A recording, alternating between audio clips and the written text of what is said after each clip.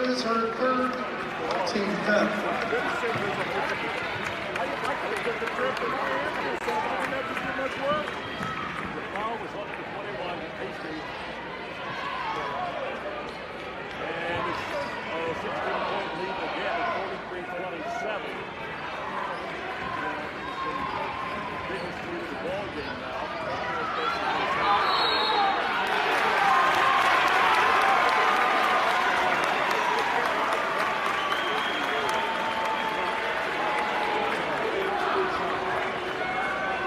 Cougar foul, number 10, Sydney Freeman, her third, team sixth.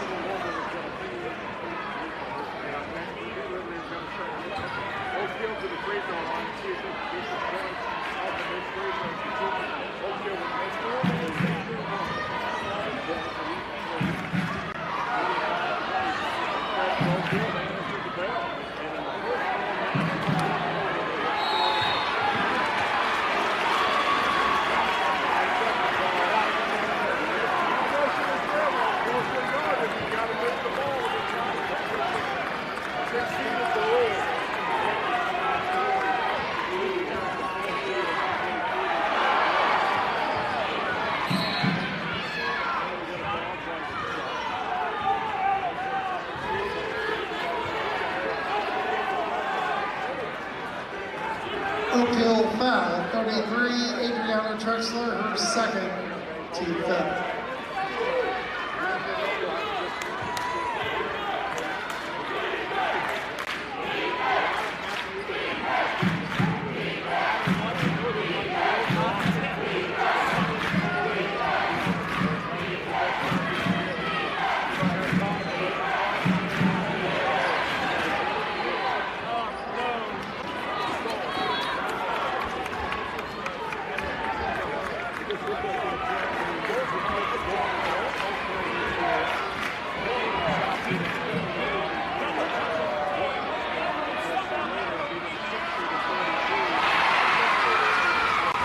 Rebound bucket.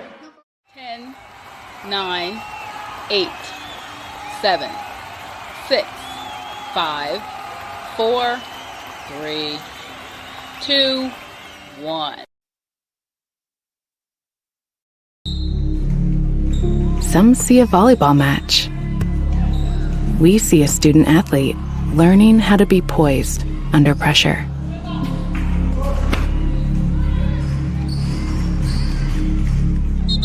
Some see a high school football stadium. We see the one place where the whole community comes together. Proud to keep education in front of athletics since 1903. Some see a student athlete working hard in the weight room. We see a future leader learning there are no shortcuts to success. Proud to keep education in front of athletics since 1903.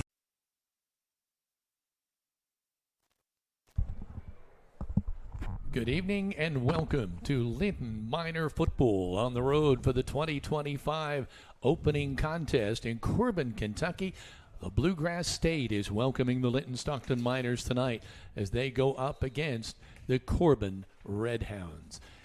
Welcome to Rader Media Sports. Kevin Rader, Heather Rader, Big D, Dan Phillips. We're all back again for another year of Linton Minor Football, and we're certainly tickled to be back. Heather? We want to say thank you to Athletic Director at Corbin High School, Tackett Wilson, who's been nothing but short of phenomenal since the end of May when we were approved as the official live stream audio team for Linton-Stockton. What that means is what you see on the screen is what you're going to see, similar to that at the state finals. You're going to see sponsor ads in rotation at the bottom, a running scoreboard, and a number of graphics will rotate in tonight's broadcast. But we should mention we have lots of surprises in store for all of you, not only during pregame, but the entire game as well. Kevin? You know, we've seen a lot of really nice facilities that the Linton Miners have played at over the years, but Big D, you were starting your 26th year. Amazing doing this. Have you ever seen anything for a high school stadium better than this $20 million facility? It's just phenomenal. It's there's a little bit of Booneville look to it, around, but gosh, they have a future Red Hounds field, which is to our right, which is all AstroTurf and laid out all around the place are people in tents pre-gaming and fences. I think that's a nice touch, and the facilities up here, the booth-wise, is awesome. So, yeah, you don't get a chance to see much of this. Is this what winning does? Evidently I mean, so. I know you're going to go over all this later, but they've had 5 state titles here. And I think 6 runner-up titles as well. So they're a very storied program coming off a great year and getting ready to open up. Is this the first year for this Yes, facility? they just had the ribbon cutting yesterday. So this is the opening game, and, gosh, it's really laid out. I like the end zone now. They have those seats up there as well. So that's something it's like I a haven't college seen. stadium. It really is. It is. This is better than a lot of small colleges will see. It's going to be an adventure, and it's really awesome to get to do something like this. And, these days when kids can transfer and play anywhere they want, when you see this facility, right, I could see where it could really reap some benefits with kids coming in to play here. The modern world is seeping its way down. It used to be colleges, and then it went down to big schools and bigger towns with that problem, and now I think even down to the lower levels, you're getting transfers that affect a whole season and change things out. You're right, facilities, winning records, that makes it hard on a kid to make a choice. So let's talk about why are we here, and this is something that I think we have to talk about a little bit, and that is, why are the Linton-Stockton Miners playing all the way here in Kentucky to start the season, Big D? Well, it comes down to just not being able to secure a first opening week game. And, this has been 3 years running. St. Teresa came from Decatur the first week to us. And last year, of course, the powerful Marion local came all the way from over around Dayton area. And now we're not only this week, but we're making a trip. We're hosting another Ohio team in the middle. So the schedule's getting to the point where it's tough to get area teams to play us. I know there were some teams that were available, didn't want to do it. I think that's a real shame, but the experience that the Miners gain, I mean, I know people are going, that's a long way to go. This was a package deal. I know there were some deals with it, but I tell you what, Marion not only won their state final 75-0 and really gave us a pretty good handling. But this experience, when you face this kind of quantity year after year or in the first week of the season, not only does it wake you up a bit, but, it kind of brings you down to earth right away. But you learn from that. I think the best line was when Coach said we got smacked in the mouth. How are we going to respond? And we saw how the Miners responded. But the last time the Linton-Stockton Miners suited up, they were playing in Indianapolis at the home of the Indianapolis Colts. Now in this game, they go into a $20 million facility. No kidding. Boy, you say life is good. I know. Let's take a break here because when we come back, we're going to talk a little bit more about what we know about Corbin. We've kind of teased you a little bit, but there's more. We'll have it for you when we come back. This is Rader Media Sports.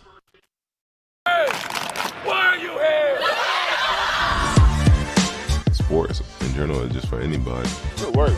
First down. Seeing, girls flag football is pretty awesome. Now there are 13 sanctioned states in high school girls flag, and then you add on that it's going to be an Olympic sport at the next Olympics, which is huge. I think it's a really exciting time to jump in and be at the forefront of this. 1, 2, 3.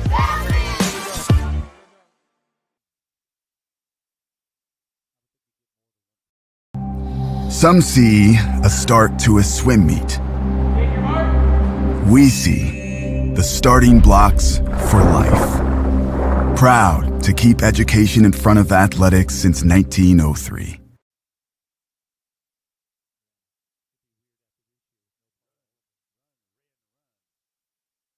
Media Sports wishes to thank all of our 2025-26 Minor Pride all year long sponsors. Linton Cycle Sales, Jordan and Vaught Insurance of Bloomfield, Walton Funeral Service, Key Associates of Linton, Tech Shack of Linton, Heritage Lumber and Supply, Linton Sporting Goods, Crane Credit Union, CAS Contracting doing business as Kramer's Tree Service, Alicia Cornelius at Indiana Farm Bureau, Audrey Sparks at Richard Brown Insurance, Bob Walters at Linton Motors, Skinner's Towing Service, Corey Motter at Century 21 Chief, Jathan Wright at Indiana Farm Bureau, The Grill Incorporated, Team Ortho, Brock Anderson Construction, and English Off-Road Line X of Bloomfield.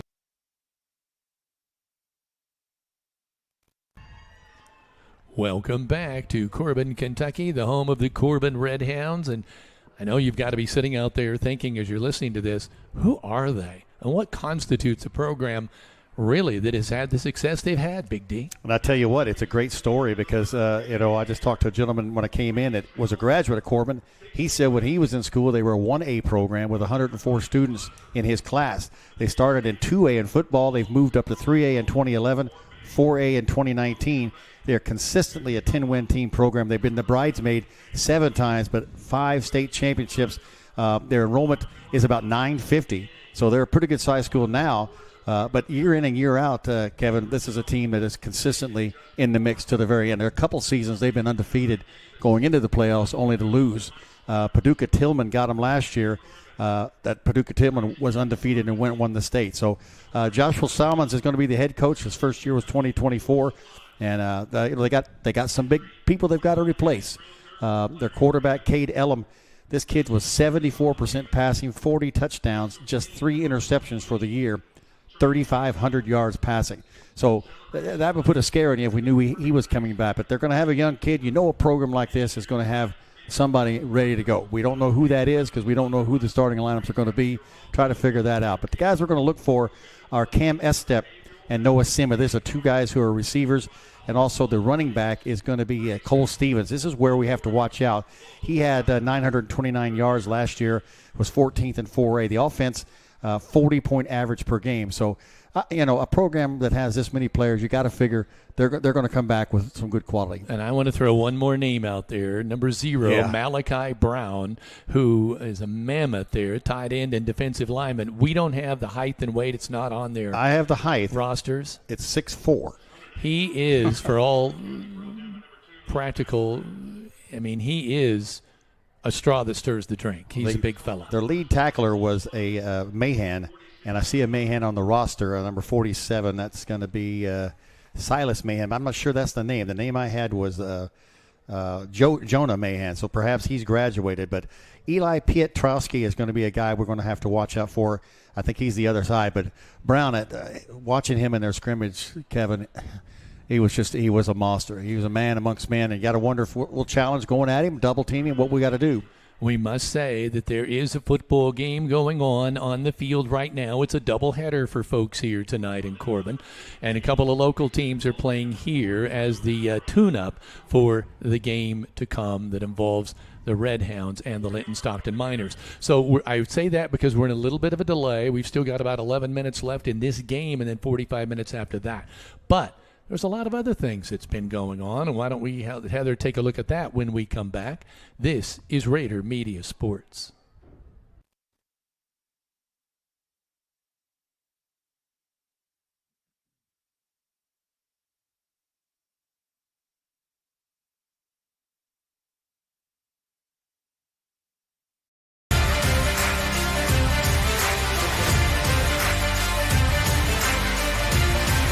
My name's Connor Daly, and I'm a senior at Linton-Stockton High School. This is my 5th year playing tennis, and I'm looking forward to winning a SWIAC title and or sectional title. And my favorite tennis memory is beating my dad for the first time.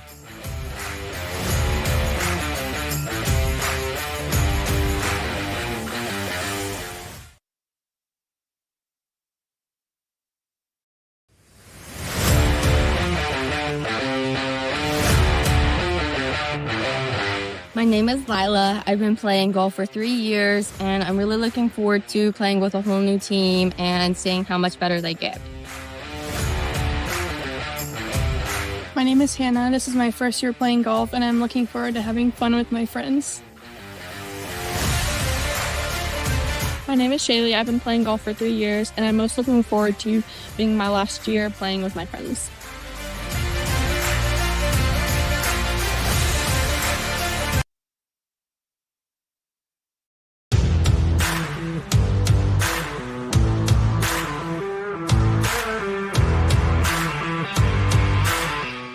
Hi, my name's Kinley Carmichael. I've been playing volleyball for 7 years, and my favorite volleyball memory was whenever we came back from a 10-point deficit against Washington last season.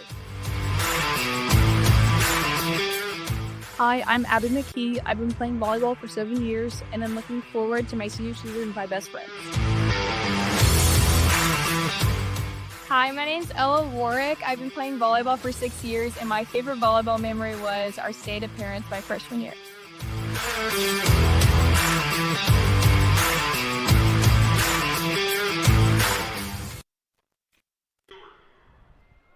Welcome back to Rader Media Sports. You saw 3 different commercials there featuring the class of 2026 senior for the high school tennis team, Connor Daly, as well as the golf team seniors, Lila Adams, Hannah Breadaway, and Shaylee Killian, who you will also see tonight in the football feature as well. And then our 3 volleyball seniors, Kinley Carmichael, Abby McKee, and Ella Warwick. And we want to make sure that you stay tuned a little bit later because we are debuting the senior video that has the 15 seniors for the Linton Miners. And we had the opportunity to do a little interview with each one of them about their favorite football memory, Kevin. Yeah, those are always great. I love watching those no matter what the sport is, to hear from the Linton-Stockton athletes that participate in these great sports and entertain us every year.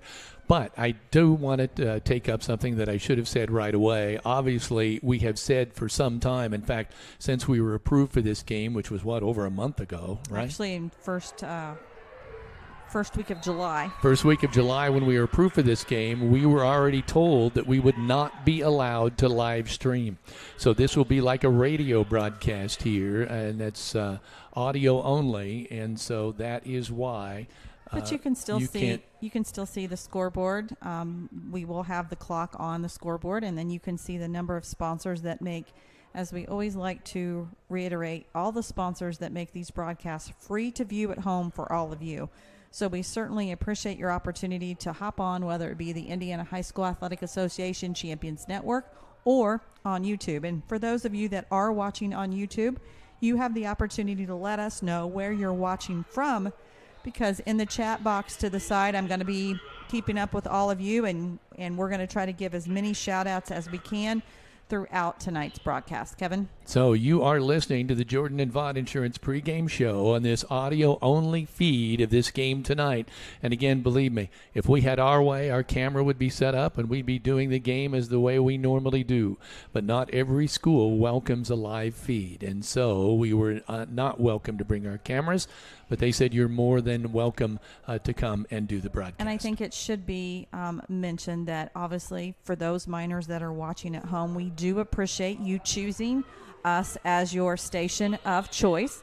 And Kevin, you and I made the trip down yesterday morning early, left Linton about 6 a.m., arrived here in Corbin around 11:30, 12, had the opportunity to meet with the Corbin athletic director and be able to take a tour of the facility and meet with him, and then do some shots so we could provide some information to all of you, such as where you would enter, where you would park, where you would visit the restroom, and then the concession stands, which we should mention, these concessions are phenomenal.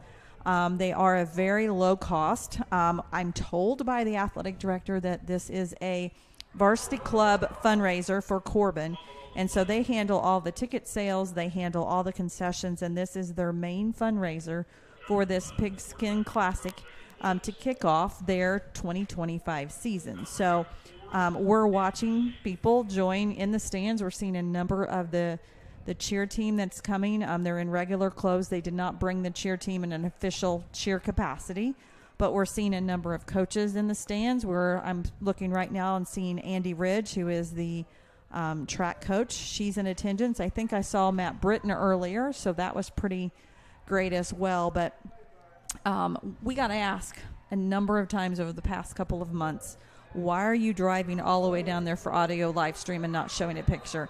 And our response is, why not? We're dedicated to our sponsors, we're dedicated to the team, and we're dedicated to the Linton-Stockton School Corporation to broadcast every game we most certainly have approval for. And so, Kevin, you and I have been working on this broadcast for what feels like the entire summer, and we're here. So thank you to all the loyal fans who are hanging with us. And I'm just going to mention a couple of you right now. Bob Spears says, listening at home here in Linton. Tyler Moore says, go Miners. I'm watching from Kenosha, Wisconsin. Kenosha. Ooh. So thank you so much for tuning in. Also, we have a YouTube handle here saying that they're watching from work. His son, who is freshman Ivan Montgomery, and says, go Miners. So we're very excited for all of you to check in with us. Let us know where you're watching from. If you have a son, a grandson, a nephew, or a family friend that is playing, let us know, and we'll do everything we can to make sure you're mentioned in tonight's broadcast. And speaking of broadcast, this broadcast will be available only through essentially 10 p.m. tomorrow night, which is Sunday night. It will go into the archives, both for YouTube and the Indiana High School Athletic Association Champions Network, per the request of Coach Oliver. So do everything you can to watch it now, watch it on the replay, watch it on the buses home tomorrow before it heads to the archives until the end of the season. I also want to say, Margaret Ann Simon checking in saying, you're all sounding fabulous as usual. Let's go Miners. Let's go get a win tonight. And I want to say, Margaret, we knew you'd be online. We knew you would have words of encouragement. And we also want to say thank you for supporting your Linton Miners day in and day out. Also, Stacy Llewellyn, listening from home in Linton. Shout out to our kids. Grace is a senior football manager, and Eli a freshman on the team. So I know that you're watching with double duty, listening with double duty for both of your children here, both a senior and a freshman. Kevin? You know, we're talking sports and football in particular and the success here, but believe it or not, Corbin is actually known for something else, and it's actually something a lot more than $20 million. And in fact, it's something that most all of you who listening right now have had. It is the home of Kentucky Fried Chicken. That's Colonel right. Sanders has a museum. Well, the company has a Colonel Sanders museum here, and Heather and I stopped and visited the Colonel. Have you? Well, I'm going to do that tomorrow. It's on my list. Is this not the original cafe that he had Yes. right on US 25? And you used to have a hotel connected with it, Sanders, right? Sanders I mean, Court. yes. And so it's really fun. I mean, I'll tell you, I have never had bigger pieces of chicken. My eyeballs changed sockets when they gave me the plate because I thought there's no way I can eat both of those, and I didn't. But it's just tremendous. Well, I have to give a personal reflection here. Growing up, obviously there was a Kentucky Fried Chicken in Linton. Now they are on Highway 54. And many of you know where I'm referencing. And when I was younger, my grandmother and my grandfather used to, after Sunday school and church on Sundays, we would always go to Linton for lunch. And we always went to Kentucky Fried Chicken because I said I wanted to go to the Chickie place. Now, I love Kentucky Fried Chicken, maybe for a little different reason than the chicken. I love their coleslaw. Yeah. I love their mashed potatoes. I've made pounds and pounds of that coleslaw in that very building myself as an assistant manager. So, my. Yes, indeed. Big D. I was there when I got off the road playing music. See, we learn things. Yeah, that's where I got a job at. When I order the mashed potatoes with no gravy, I usually always get the same response. Are you nuts? Yeah. I'm not a gravy fan, so I always used to order them plain. Against the grain. But yesterday, walking through this museum and seeing all of the Colonel Sanders history and seeing all of the different types, there's a wall that is dedicated to the history of the bucket, which has all of the different buckets. I really was taken back to my childhood and the great memories that I had with my grandparents who have been my constant, so to speak, since day one. And missing her a little bit extra this weekend for a number of reasons. And it was just really good to be able to see the museum, the spinning bucket on Highway 25. You don't see that anymore. Well, no, it's actually spinning. Is it here, though? But It other spins, places. And then you can see statuettes. You can even sit down and have your picture taken with Colonel Sanders. Well, that's on my agenda. You know, like I said, I was an employee. I knew I mixed it all up. Those early morning biscuits with double butter on it. Oh, yeah. Part of his story I found really interesting. And that's the part that he lost his father at a very young age, and his mom kind of took him into the kitchen and taught him how to cook. Well, and so he had other things, occupations. He was a senator. He was a state senator, I believe, and other things. But he fell back on that, what his mother had taught him. And he had to adapt because the interstate came through and wiped out the traffic on 25. So that was pretty impressive as well. But I don't even like fried chicken. So what I ate there, Heather, was the chicken littles, which I was a big fan of, and of course barbecue on the fries. When you're the cook in the morning, you can always make a little bit extra for yourself. So. You know, I will say you're going to get a picture of of yourself standing, but you've got to, by the Colonel, but he's only going to come up to about. Yeah, he wasn't a big man, was he? And you're kind of lanky. White suit. They may be scared to let me in there, but yeah, I saw it. It's impressive. That's the first thing I thought of when we had Corbin on the schedule was, oh my goodness, the home of KFC. So that's going to be awesome. It's fantastic. Well, we obviously did a little behind-the-scenes video and photo look, so that is on our Rader Media Sports Facebook page. So for those of you that did not have the opportunity to make the trip and you'd like to see some behind the scenes, please feel free to do so. And speaking of our Facebook page, we're hoping that all of you will continue to like, share, and follow as much as you can during the entire year for all things Linton sports. We're not just covering football and basketball. We cover high school volleyball as well as high school baseball and softball, in addition to high school girls and boys basketball. So we will say, too, that Facebook is blocked here in this facility. So for those of you that are trying to correspond with us on Facebook, it is going a little slower, but we will, as always, respond to your comments as quickly as we possibly can. We'd also like to say hello to Martha and Hadley, who are watching from home, says, "Go Miners." As well as Trevor Sparks says, Trevor and Summer Sparks have to give our freshman Rader Ward a shout-out. He's out with an injured hamstring, but he's there to root on his team, Go Miners. And I know, guys, you've been so supportive of Rader Media Sports since the beginning of time, so we want to say thank you to that. Also, Joan says, listening on our drive home from watching Illinois grandkids in cross-country soccer and flag football. And that she says, "Go Miners." And we want to say thank you to Tim and Joan for your sponsorship.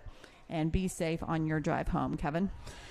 Well, why don't we turn Big D loose? But let's have a commercial break. You are listening to the Jordan and Vaught Insurance Pregame Show of the Linton-Stockton Miners. This is Rader Media Sports.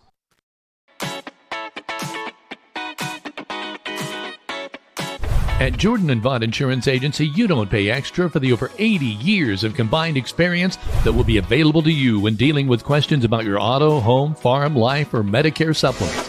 They're always there to help from 8:30 to 5 p.m. on weekdays at 123 South Franklin Street, the very same Bloomfield location since 1972. You may not realize the value of experience until you need it the most. Call Jordan and Vaught Insurance, your friends with experience, at 812-384-3535.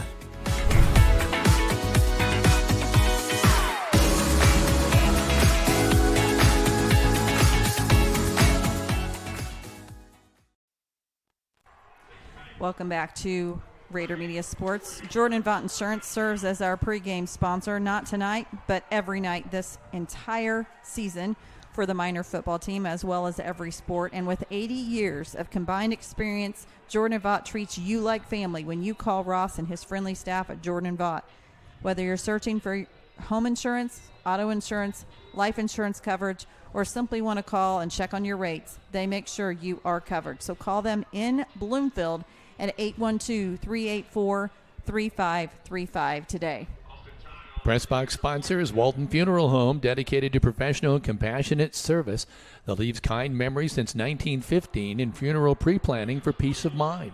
From one generation to the next, from one family to another, Todd and Cindy Walton are proud of their funeral home's heritage. Our families have been there for this community for over a century and look forward to serving for many more years to come. Your lamp of hope when you need us the very most.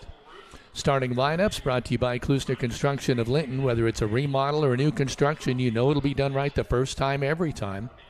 When you choose Klusner Construction. Tony Klusner, Bart Wade of Linton today.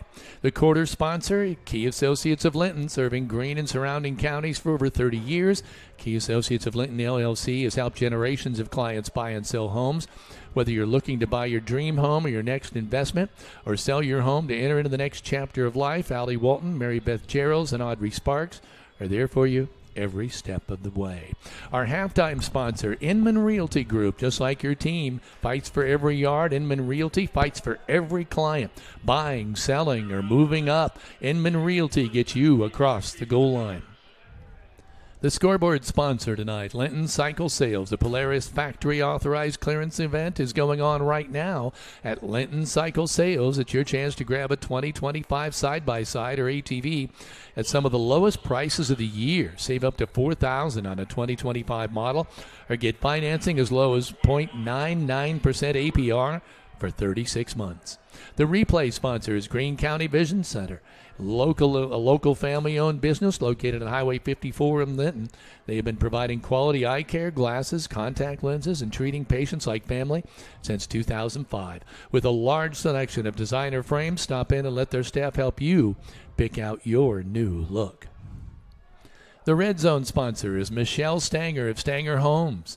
It's more than a roof or the walls, your home. It's where life happens, where families grow, memories are made, and futures begin. Whether you're buying, selling, or investing, real estate is the foundation of your dreams, and we're here to help you build them.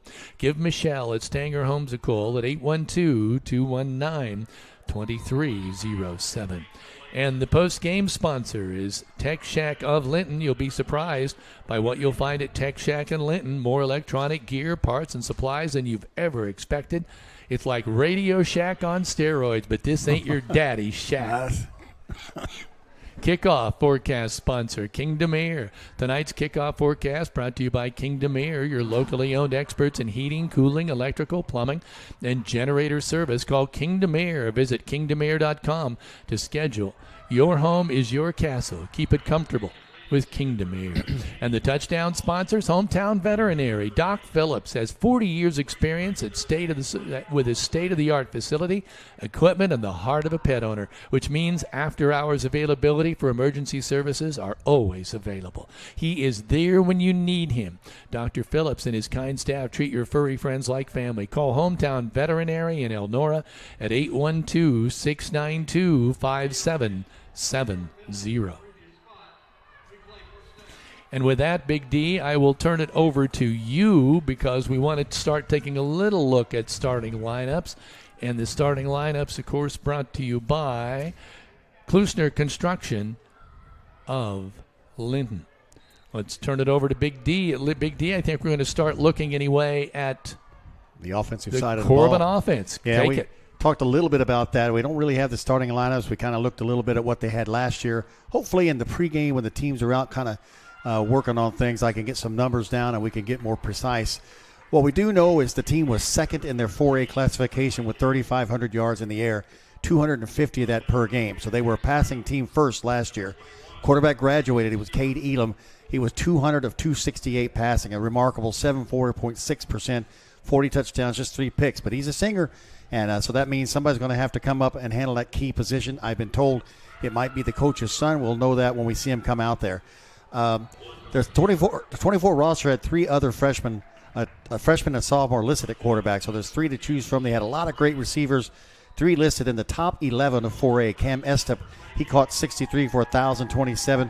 Noah Sema, 38 for 967. And Colton Creekmore, 48 catches, 852. Only Estep was a junior, so we don't have to worry too much about 3 of them. We got 1 of them coming back. Sema was 6'4". Creekmore graduated. Like I mentioned, though, there are a couple of 6'4" kids listed at wide receiver. One's going to be a senior and one's going to be a junior. And like I say, a program like this, you've got to figure these younger kids, this is their opportunity to step up. They are 23rd in 4A in rushing last year, 137 yards per game. Cole Stevens will he be the main guy with 929 yards, 10 touchdowns on 161 carries. He was 14th in all of 4A in Kentucky. He'll be back his senior year. The offense as a total, Kevin, was 5th in 4A with a total scoring average of 40.9 yards. So, we're going to find out. We don't really know much about it. It looked to me like there's a few seniors coming back at that offensive line, which is a key position. But until we see them out here kind of doing what they do, we'll try to get some more information so we know what's going on. Yeah, we should say we put in, both Big D and I have put in requests for starting lineups and the like, and I'll tell you, they are as tight-lipped as possible. Yeah, the roster didn't even give you the heights or the weights. And kind of wiped out last year's stats off of max steps, so max prep. So kind of having to wing it a little bit, and we'll see how we go from there. Let's take a break. We're going to take a quick timeout to hear from our scoreboard sponsor, Linton Cycle Sales. We'll be back with you in just a moment. This is a production of Rader Media Sports. In over 50 years of business, two things have never changed at Linton Cycle Sales: honesty and fun. When you're shopping for Polaris or Kawasaki, this family-owned operation that offers 5-star service and accessories is a great place to start. In fact, they offer on-the-spot financing. You want to do business with a place that has your back not only when you buy, but also after you leave. So if you're in the market for Polaris or Kawasaki off-road vehicles, come to Linton Cycle Sales, doing business the small-town way since 1973.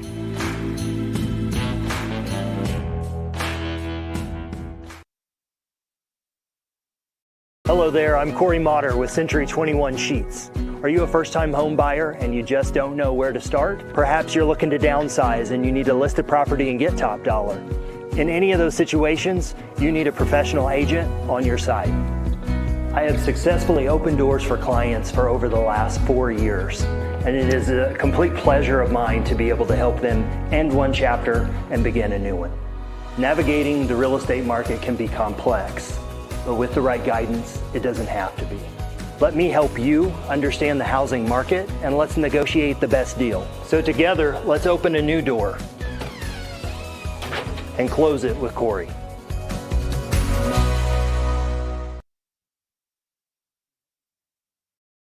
Three specialty clinics with 3 top-notch providers right here close to home. Greene County General Hospital's Team Ortho Foot and Ankle, and Surge Care are the area's go-tos when it comes to your care. Team Ortho is home to the county's only board-certified orthopedic surgeon, Dr. John Hammerstein. Dr. Matthew Parmenter is a board-certified foot and ankle surgeon with more than 35 years' experience. And board-certified general surgeon Dr. Cam Gabrielson is trained to diagnose a wide range of diseases that may require surgery. Team Ortho Foot and Ankle, and Surge Care, the trio you can trust. They're all part of the Greene County General Hospital family. Our family, caring for yours.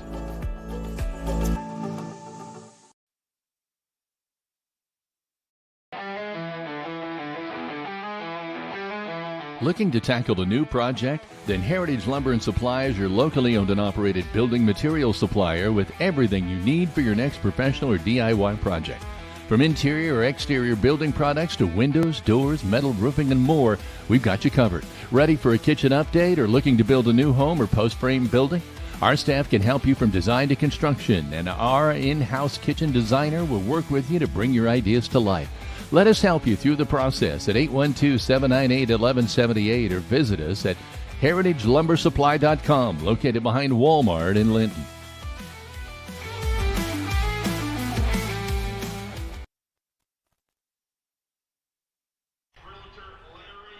Welcome back to Corbin, Kentucky. I almost said Corbin, Indiana, because I'm just on. You think you're in Indiana. But it's Corbin, Kentucky, home of the Red Hounds. The first football game has just concluded, so now we're about 45 minutes roughly away from the start of the next football game. But I want to turn back to Big D here because he's going to take a look a little bit at the information he's been able to garner on Corbin's defense. And so, Big D, I'll turn it back to you. Yeah, the defense was super solid. They were number 5 in defensive scoring at 16.9 per game. That's points they've given up. They've had a 23-point winning margin, so they won convincingly. They're 5th in the 4A with interceptions with Estep, who's back. He had 5 of them. A couple other guys had 4 each. They were tied for 6th in the 4A. The Red Hounds were led by Jonah Mahan. He was 30th in the 4A in tackles with 109, 8 tackles for loss. The team was 3rd in 4A in sacks with 31, led by the guy we've been talking about, Malachi Malachin. Is it Malachin or Malachi? Malachi Brown, misprint there. He had 8 sacks himself. Jace Hatfield is a name that's going to be back, and Eli Pietrowski each had 4. The bad news is sophomore is what Brown is. He's 6'4". Luke Hatfield is 6'3". Pietrowski is a junior at 6'4". The defense allowed just 132 yards per game on the ground and only 95 in the air. They had a kicker who was 76 of 77 in extra points, but he has graduated. But, they have 72 kids on their roster, Kevin, and 12 of those are seniors. They had a whopping 31 kids as freshmen on that roster. So the program is obviously going to be in good hands. 24, like I said, they meet the semifinal and had 3 blowout wins before they lost to Paducah Tillman. 2023 saw Corbin all the way get to a loss to Boyle County In the semi-state, the 22, they had their best season ever. They won 4 tourney games, including a 35-21 win over Johnston Central and over Franklin County, only to lose a heartbreaker to Boyle County, the only loss in a 15-win season that didn't give them the championship. So this team has a rich history. Obviously, this is a year I think that they lost a lot of key players, and a lot of people are looking at this year to see who's going to step up. We've been in that position before, where the Miners have graduated a big class, and you got the kids behind them. So it's a chance. It's a chance for these kids who've been behind maybe a 3-year sport starter to get the opportunity to shine. The interesting thing at the Miners, and something that always has been, I think underestimated, or people kind of look past it, is how physical the Miners can be. Right. And Corbin, it'll be interesting to see if they're going to have their shoes tied on tight tonight if they play the same brand of ball. Well, I would wonder, strictly looking from the outside, as they know nothing about Linton Miners. Anybody would do like we would do, immediately go to the internet and check it out and see what it is. And what they're going to see is a small school, a small enrollment. They're going to look at 40-some kids on the roster and probably think this may not be of course, then we could be completely wrong. Their coaches could be the type that tell them, hey, every game full out. Kentucky high school football is pretty intensely physical, so I would think they're going to be ready. But if there's ever a lingering doubt, you can look at numbers like that and wonder. Linton did finish the season 12-3, did go to the state final last year. So it's not like we're just a team that doesn't have a reputation of our own. And I'm sure they look at the roster and see, 15 seniors? Yeah, this is so they've got to know this is an experienced squad coming in. This is a senior-laden squad at just about at every position, or guys that aren't just 2-year starters. Some of these guys are 3-year starters. We got some key guys in here that are going to get a shot senior year that didn't see much action last year, and then we've got, as we always have at Linton, some younger kids are going to have to step up. Of course, we're going to talk more about Linton a little bit later. That's exactly right. In fact, we're going to go to break now, but when we come back, you're going to hear from Coach Brian Oliver himself as we sat down for a conversation about tonight's ball game that we'll have for you when we return. You're listening to the Jordan Vaught Insurance Pregame Show. This is Rader Media Sports.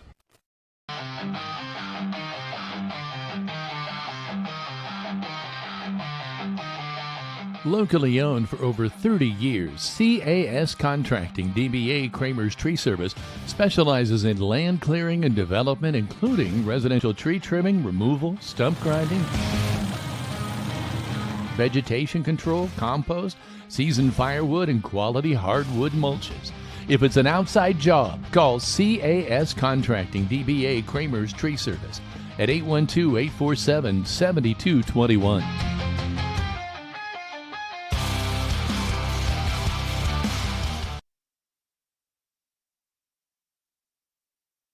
Coach Oliver, first of all, thank you for joining us. Mm-hmm. Tell me a little bit about, normally when you go into a year, you always say, well, you've got some goals set, but you hit a lot of goals last year. Yeah. So how do you motivate them again now? Oh, motivation's probably not a problem. Yeah. But how do you address that when you think you've been all the way to a championship game? There's only one way to top that, Coach. Well, yeah. Well, that's the thing. Our goals will never change no matter what. I mean, we were able to achieve a lot of goals, and we were one goal shy, but that's your motivation, is to continue to have those same goals. I mean, every year our goal is to win championships, and that's our standard that we have set. Our kids understand that, so that's what we strive for, and that's what motivates the kids to continue to keep working hard every day. In my time here, and I know I said this to you last year, I thought that was maybe your finest coaching job last year. You've got challenges in front of you again this year, different, but some challenges this year. People obviously will always look at quarterback, but I'd like to hear a little bit about offensive line, defensive lines, just how you see this team. Well, yeah, like last year, I mean, we had some challenges throughout the year. We was able to learn from that. We made our adjustments, and then we started playing good football. I mean, my staff worked extremely hard, and the kids bought in. They trusted the process, and we was able to make a good run.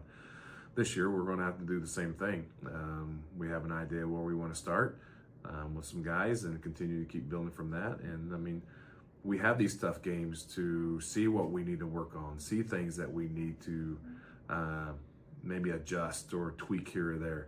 I mean, our philosophy is still going to be the same. We're going to try to run the ball, but throw it also. I mean, we were able to do that a little bit more last year. So we're always going to evaluate, and these games that we have on our schedule is going to help us evaluate it, because they're going to be tough games. We're going to have to play pretty well to win a lot of these games. And so we get to learn a lot about ourselves and make those adjustments throughout the year, so it gets us ready for the playoff run that we hope to make. Tell me about the challenge of going, first of all, out of state as a high school team, and maybe into the Lions' Den with a team that's supposed to be pretty good. Well, yeah, I mean, there's some excitement there. You get to go and play a different team from another state.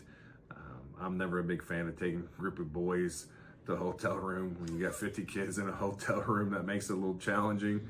The logistics of it all and the financial part, but I mean, they're helping with some of that, so that makes it nicer, but it's also creating excitement. I mean, it's a really good team, and but also I think we got a pretty solid team as well, and so we're going to be able to go down there and come out swinging and see what can happen, and learn a lot about ourselves in week 1. Did I hear that they run the wishbone, Coach? They do not. They do not. Okay, I misunderstood. Week 3 does. Week 3 does. Maybe that's where I heard Week 3, the team from team from Ohio, they will. This team here is more of a spread concept team. Now, if you hadn't played where the Colts play last year, I would have said you're playing in probably the finest facility maybe you've played in a while. Obviously, that's not true because you played in a pro stadium, but it's supposed to be quite a facility here. Yeah, I mean, I've talked to their AD several different times and been able to look at their stuff on YouTube and watch the film and things like that. I mean, they got a brand new facility that's built recently, and they're continuing to keep making upgrades. So we're looking forward to experience that atmosphere and see their facilities. I mean, we're going to be able to go down Saturday and morning and get a workout on their facility, and then use their brand new weight room and get a workout in there as well. So we're going to make the best of it, and then maybe we can get some ideas from them that they have down there. Does turf present any challenges, Coach? Yeah, because our kids hate it. Our kids don't like turf. They prefer the grass, which I'm all for as well. The turf, I mean, depending on the turf that people have, it gets a little slick. They get the burns and then things like that. And plus, it just makes it another 15, 20 degrees hotter than it needs to be. And so, I don't know, maybe because we play on grass all the time and practice on grass, but turf is nice for weather stuff, but also kids like to play in the mud sometimes too. So, I mean, the kids are okay with it, but they're not in all of it. They most of the boys just don't like the turf just for the fact that it is a little more slick. You get the floor burns kind of things, stuff like that. But also, it's nice to just be able to. And it looks soft, but it's not as soft as what a good grass field would be either. Now, you said something earlier this week, or maybe last week, when you were interviewed in Terre Haute about possibly, you said, well, we have to play these out-of-state games once in a while to fill the schedule, but you would rather maybe see joining a conference. How do you feel about that? Well, I mean, we've been independent for a long time, and we've looked and joined in some different conferences. I mean, the WIC, we entertained that idea a couple different times. We tried to get in several years ago, football only, and they didn't want to do that. So there's things like that we always look at. I'm never opposed to joining a conference because it's just another way to be able to recognize our kids and really help with the schedule. I mean, I was just told this morning that we had another team from around the area that's we're not going to be able to play anymore next year. So it just creates a challenge, but a conference is always good. But also with our other teams being in SWAC, it makes it a challenge for us. But independent, we get to go around and play these teams from Kentucky and Ohio and things like that, and Illinois. And it just adds a different aspect, but it also allows us to be on the road more than what we prefer also.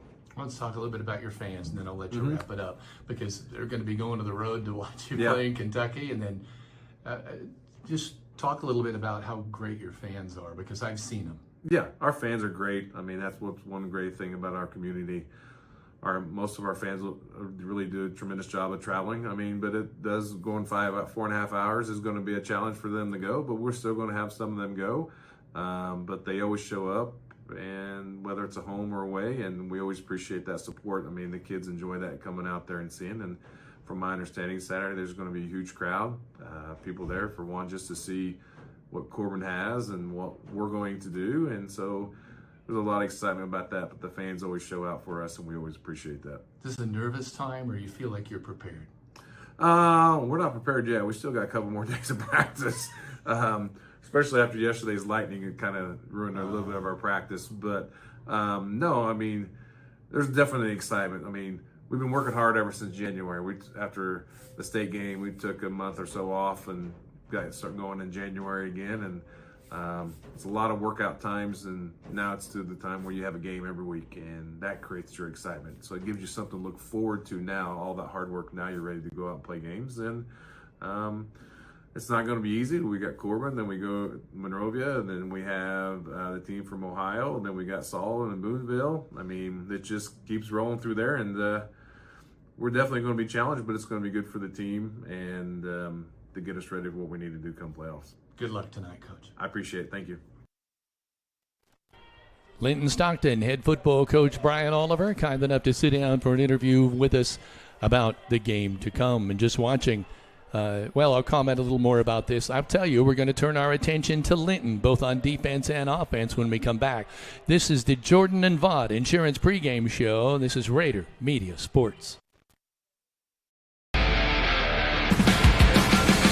Whether you would like to add emergency lighting, tint your windows, replace old floor mats with WeatherTech floor mats, lift your truck, cover your truck bed, customize your truck bed, or accessorize your vehicle, English Off-Road Line X of Bloomfield has a professionally trained staff to help you make important decisions and make your dreams a reality. Call them in Bloomfield at 812-384-5060 or visit them on the web at www.englishoffroad.com.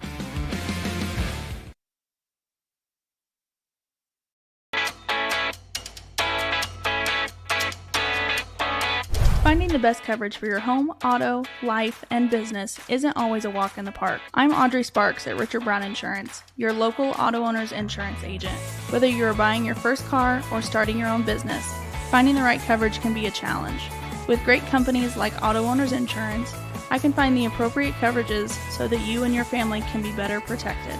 Come see me, Audrey Sparks, to discuss what coverages are right for you, or give me a call at 812-847-4798.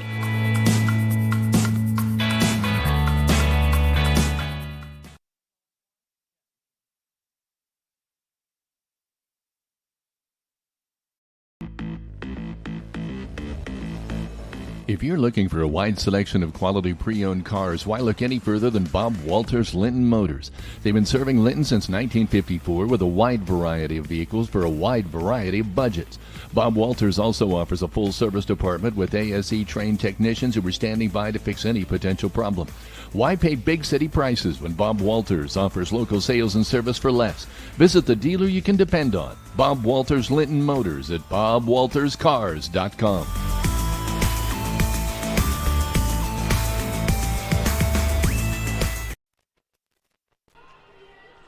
Welcome back to the Jordan and Vaught Insurance Pregame Show. Kevin Rader, Heather Rader, and Big D, Dan Phillips in the press box for the call of the opening here of the 2025 football season as the Miners find themselves on the road at Corbin, Kentucky to face the Red Hounds, who've come out in their red jerseys, gray pants, kind of silver helmets, look a lot like Ohio State. But let's turn this over to Big D as we talk about Linton defense. And, you know, Big D and I have already noticed something in just the warm-ups. You notice right away that they have a lot of speed. Oh, yeah. The Red Hounds have a lot of speed and are able to throw the long ball. We saw it in the in the warm-up. So we talked earlier about how Linton's physical. I can see the differences already between these two teams just in warm-ups. But Big D, I'll let you turn it over to the defense. You can kind of imagine what they're going to look at is, the one area that Linton probably is a glaring area is the defensive backfield, graduating so many. In fact, all four guys other than Harrison James played a lot last year. Cooper Smith has moved back into the free safety. That's a position he was familiar with as a younger player. But there are a lot of new faces and a lot of key positions, and I'm telling you, Fins, to be that defensive back that's one-on-one against one of these 6'4", speedy Corbin receivers, which we've been watching him here in the warm-up. Looks like the quarterback is going to be the Salmons kid, as we talked about it. He is launching passes 40 and 50 yards on the nose. So as Kevin pointed out to me on the break, we're going to have to get pressure and containment on the quarterback. And, of course, we've got an experienced front line that's going to be there. I do have starters from Linton. I forgot all about that. Up front, of course, we all know about Corey Andrews. Broke the Miners' record last year in total tackles, 195 of those. He comes back at an inside position. And something we haven't mentioned the whole game is Jimmy Wright coming back to his hometown of Linton. A great thing for him, a great thing for the program. He was a starter as a sophomore went to Terre Haute North, was a starter there, and now he's back. He's at the other inside linebacker position. What that means is that Russell Goodman can now move over to one of the outside positions, and Paul Oliver at the other side. These two guys, Russell Goodman doesn't get a lot of talk about because he had 135 tackles as a freshman, 100 tackles last year. So this kid has put over 200 tackles, and he's still got a year to go. I do notice in the scrimmage that I think they're going to try to give Russell some rest, and I also think when you have a quarterback on the sideline on his defense, you can kind of coach him up a little bit at what needs to be done. And when that happens, we're going to see Tate Gamble. This is a miracle kid. He came out the first week, broke his leg, came back, and started the last 2 games as a freshman at inside linebacker, and he made some plays. He ended up with 36 tackles on the year, so it wasn't like he wasn't able to do it. That's going to give us a little bit of extra at all the positions. Number 0 right in front of us. Oh, Big yeah. D Good here. Lord, would you look at that kid. Oh, my goodness. Now, we did get some notification that he is getting some looks. Tennessee has supposedly one of the schools that have come after him, D1 schools. I can sure see why. And we don't run normally a tight end, so you got to wonder, is a wingback going to have to handle that guy? I think defense, he's going to be a terror. Yeah, he's led a lot of stuff. Up front for the Miners is going to be Tyler Franklin. This is a junior kid who got some action last year as a sophomore. This is another area, you got to replace Hank Jennings. You got to replace T-Bone Howard. Up front, Aiden Sparks, he was a starter from last year. Should give the sizes, and the Miners aren't little. 6'2", 250, 6', 225, 6'3", 210, 6'4", 225. That's the linebacking core up front. Not a giant size, 6', 220, 6'1", 225. And here's where we're going to have some new faces. Oliver Stevens impressed us last year as a junior coming in late in games. He's moved out now to cornerback along with Ren Cottingham, one of 2 sophomores that's going to start tonight. Colton Andrews, a freshman, which is pretty impressive with a senior lineup. He's going to be one of the strong safeties along with Cooper Smith. Like I mentioned, the ones that, most everybody is back. It's just there are some spots that if you're attacking Linton, you're going to circle those areas and try to see what you can do, and that's what's going to happen. When we come back, we're going to talk about the offensive side of the football for the Linton-Stockton Miners. Heather? Before we do, we want to say hello to Michelle Hollingsworth, listening from home, says, let's go Miners. White Stone says, go Miners. Also to Junior Gerald, who says, listening from home, so glad to hear your voices again. Let's get this season started, Miners. We also want to hop over to YouTube and say hello to Tammy Franklin, who says, let's go Miners. Also to Hannah's Hut, who says, tuning in from our hotel in Tennessee, as well as Tyler Moore, who says, playing other teams from out of state is a big help. It makes your team better. Brownsburg played Archbishop Spalding last night and won. It builds a state championship contender. And we agree. Obviously, Marcia Britton says, listening from Petersburg, Indiana. Marcia and Herb Britton, proud of our nephew, Ivan Montgomery, and go Miners, as well as Brad McCammon, listening at home in Medora, and says, go Miners. If you'd like to hear your name in tonight's broadcast, hop on our YouTube station and let us know you're watching and from where. As Kevin mentioned, we're going to come back in just a moment. This is a production of Rader Media Sports.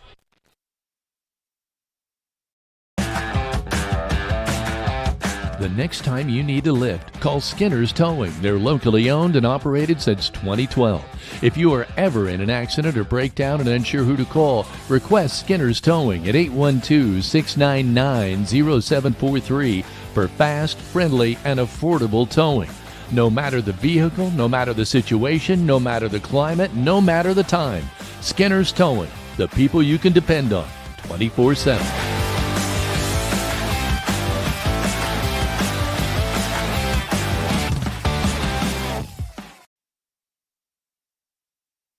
Good at a lot of things, like cheering on the Miners to victory. Indiana Farm Bureau Insurance Agent Jathan Wright is good at making sure your insurance needs are just right for you. That's why Jathan is here to help you work through any questions you might have about your auto, home, renters, business, and life insurance. Then you can get back to making sure the Miner fan section is louder than the other team. Talk to Jathan.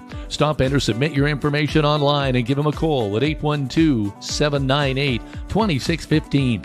Start with Indiana Farm Bureau Insurance and stop knocking on wood.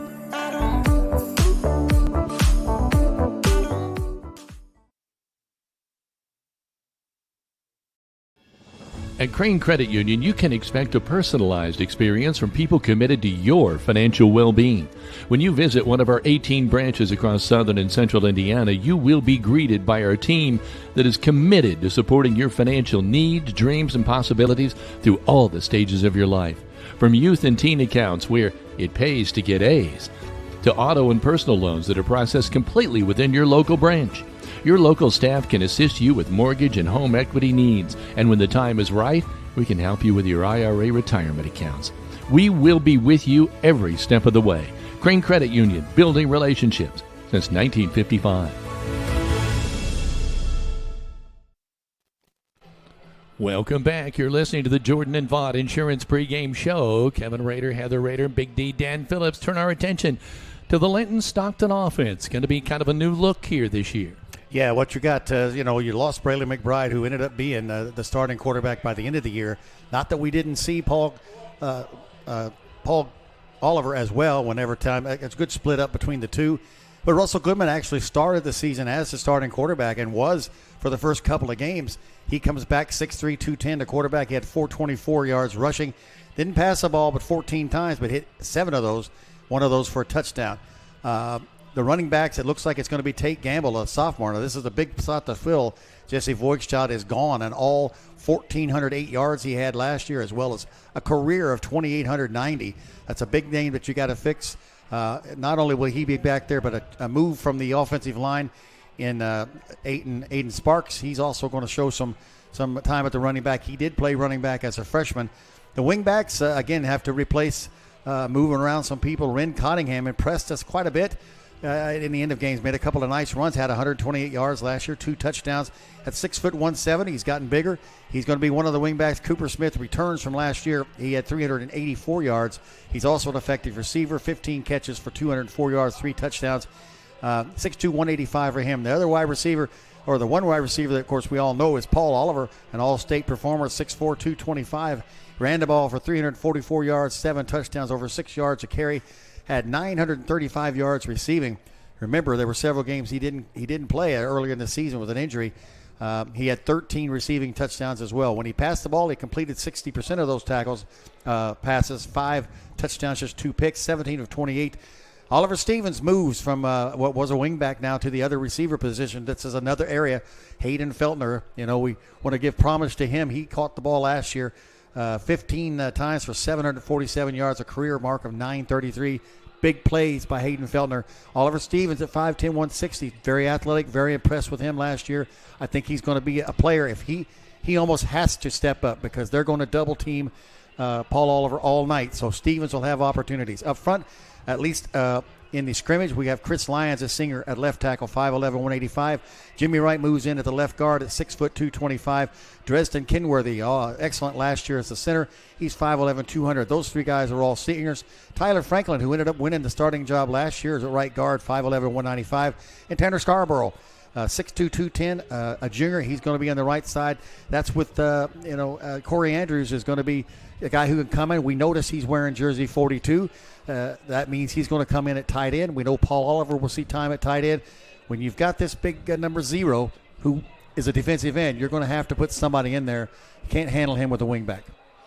Yeah, very good point. And, boy, we noticed both teams on the floor. Last thing I want to mention is Braylon McBride. This kid passed last year for 1,792 yards. He had 21 touchdowns. So those are the big 3 guys we got to watch out with.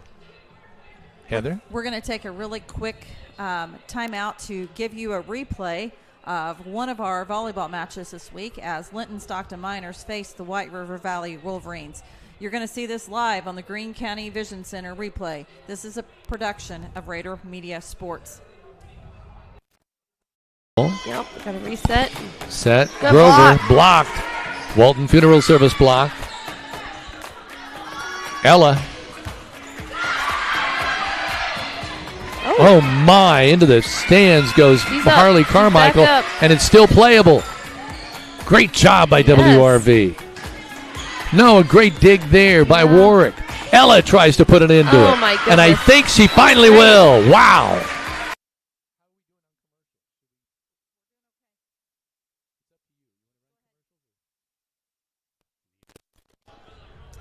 Welcome back to Rader Media Sports. We want to go ahead and do a quick check-in here on both Facebook and YouTube. First off, we'd like to say hello to Becky Young, listening from Branson, Missouri, as well as John Austin says the Austin bunch from Mooresville and Indy area are anxiously awaiting for the season to start.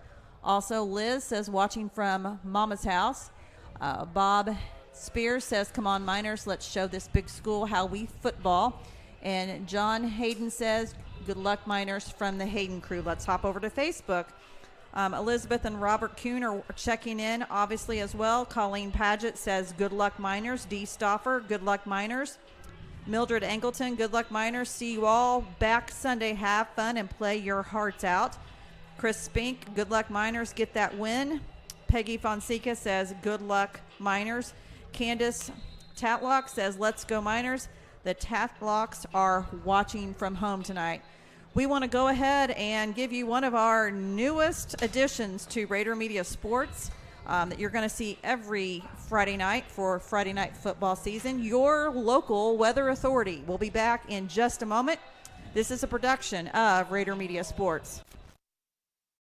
Thanks, Heather, and thanks to Rader Media Sports for including us as part of this broadcast. Listen, across the Wabash Valley at game time, 8 o'clock, we're going to have some clouds around, but as you get down into that southeastern part of Kentucky, in Corbin, Kentucky, there may be some rain for the Linton Miners coming into play for tonight's game. As we get into the day tomorrow, lots of sunshine all across our two-state area to celebrate a Miners win, and into next week as well. A lot of beautiful sunshine, and for those football practices for the Linton Miners and all area football teams, it's going to feel a lot better next week. Once again, we're going to have those daytime highs in the 70s. We're going to find those temperatures turning cooler by Sunday and into the start of next week. This cooler air in place with more of a September-like feel here in the Wabash Valley. Something we can all look forward to as far as the air temperatures go. The overnight lows will even be window open kind of weather. We'll be in the upper 40s a couple of mornings next week. Let's talk about game time, shall we? Again, the Linton Miners down in Corbin, Kentucky tonight. Game time 8:30. It's going to still be about 80 degrees, a little bit more warm and muggy down across that southeastern part of Kentucky. We are going to have that chance of showers as the Miners play tonight in Kentucky. There could be some rain as part of the game, so it's something to keep your eye on. But here in the Wabash Valley, not much rain over the next 7 days. A mostly cloudy day today we've seen, but sunshine will be back with us as we go through the start of next week. Highs in the 70s, lows in the 40s. Some temperatures back in the low 80s by the end of next week. Good luck to the Linton Miners. We look forward to a victory for you.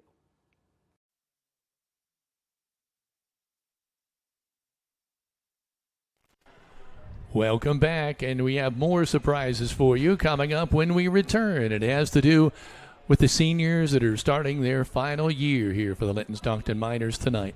This is Rader Media Sports.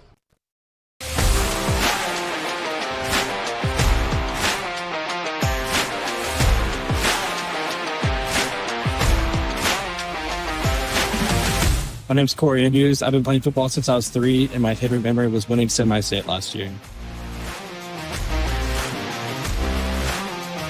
My name's Justin Kimberly. I've been playing football for 9 years, and my favorite part is football Bible studies after football.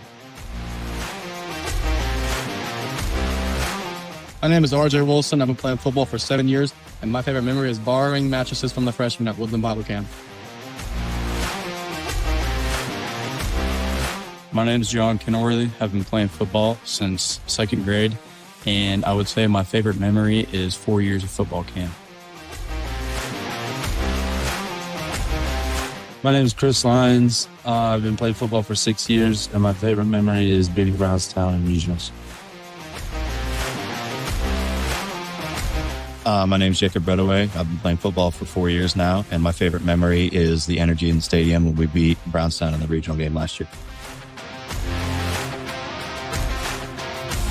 My name is Shayla Killian. This is my first year playing football, and I'm excited on making the on-field goals this year. My name's Cooper Smith. I've been playing football for 4 years, and my favorite memory is going to state my junior year. My name is Dalton Reed. I've been playing football for 5 years, and my favorite memory was the sectional championship against Greencastle last year. My name is Landon DeLue. I've been playing football for 4 years. My favorite memory was being Sullivan in the sectional championship. My name is Zane Sparks. I've been playing football for 9 years, and my favorite memory is the Pickle Bandits at Woodland Bottom Camp. My name is Oliver Stevens. I've been playing football for 2 years, and my favorite memory was going to say last year. My name is Paul Oliver. I've been playing football for 16 years, and I'm looking forward to the class I have with my brothers and all these coaches. My name is Russell Goodman. I've been playing football for 15 years, and my favorite memory is beating Lutheran in the semi-state game last year. My name is Jimmy Wright. I've been playing football for 14 years, and my favorite memory is being back with my team.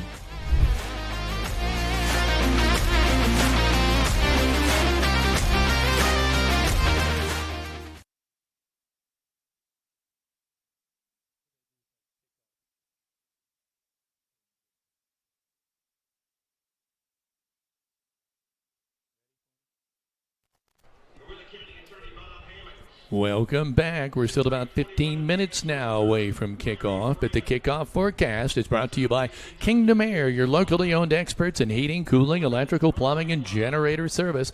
Call Kingdom Air or visit kingdomair.com to schedule.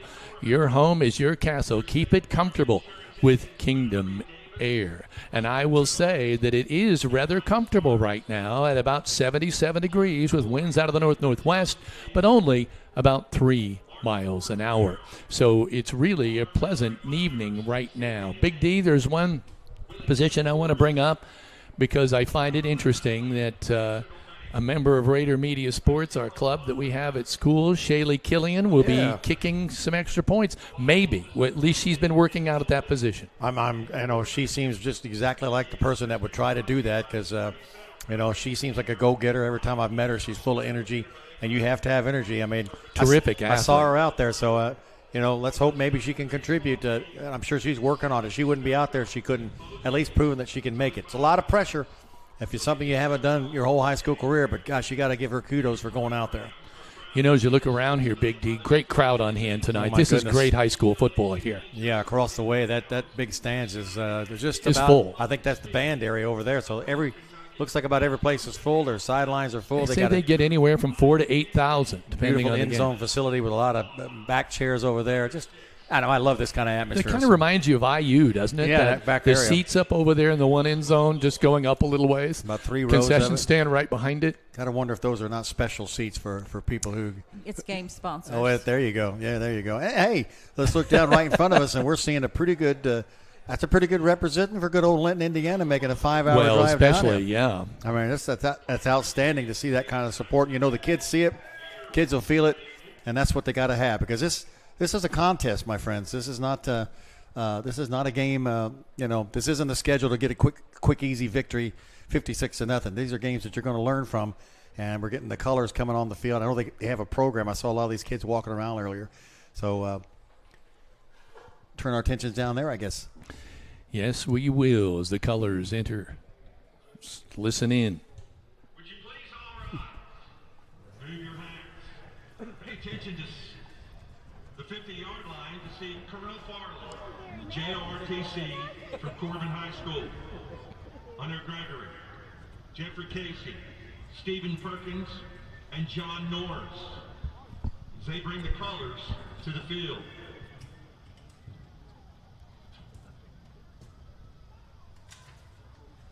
Tonight's pregame prayer will be by Dustin Wright, the youth pastor at Emmanuel Baptist Church. And right after his prayer, our very own Kentucky artist, Sydney Adams, will lead us in the national anthem.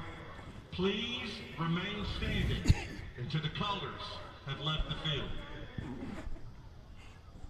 Psalm 46:10 says this, and this is God talking. Be still and know that I am God. I I will be exalted among the nations. I will be exalted in the earth. Father, we thank you for this place, these people. We thank you for the talent and traditions that are represented on this field tonight, Lord. We thank you for a great country that we can come and play the great game of football in the United States of America, God. We're so grateful for all your blessings, and we know they come from your hand. Thank you for the revival that you are doing among the teenagers in our day. God, I pray that those who know you will continue to put wood on the fire spiritually, God, and never let it burn out, so that the light would shine dark in the darkness, God, that those who don't know you would consider what a relationship with you would be like. Lord, we thank you for the great game of football, and we thank you for kettle corn in the name of Jesus. Amen.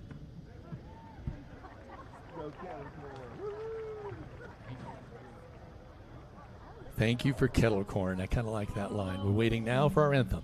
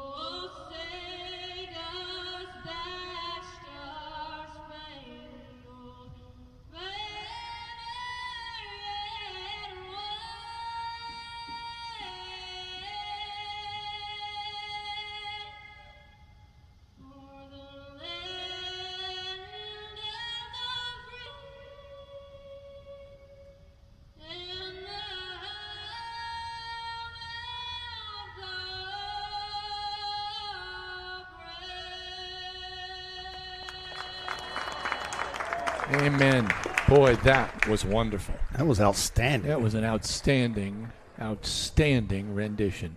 Let's listen in for more pregame festivities here. The colors now leaving the field.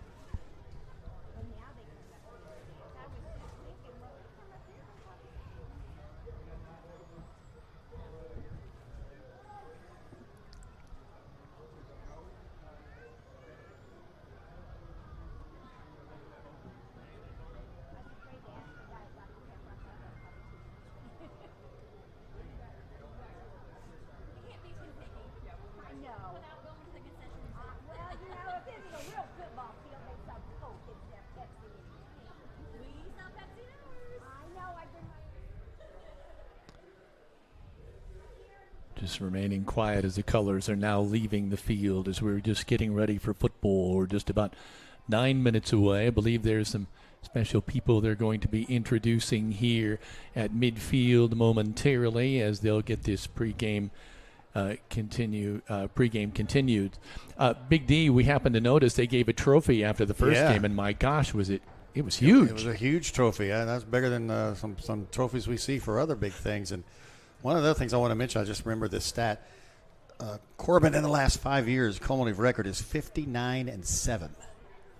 So when we talk about winning programs, this is definitely one of us. And a beautiful atmosphere, how they do this upright. Yeah, it is. Heather? We want to say thank you to all who are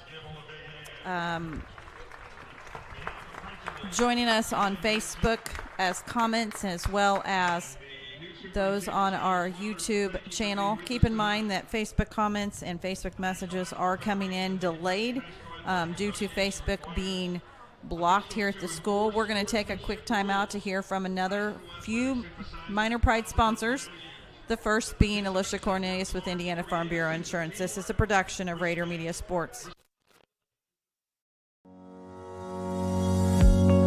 The Is your family protected? Contact me, Alicia Cornelius, your Indiana Farm Bureau insurance agent, to discuss your home, auto, farm, life, or business needs.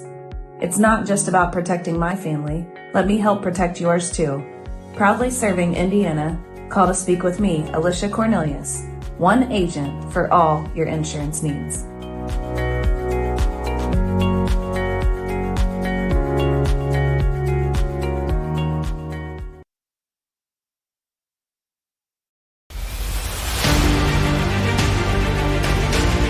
Before and after renovation reveals are all the rage these days, and no one knows that better than Brock Anderson at Brock Anderson Construction.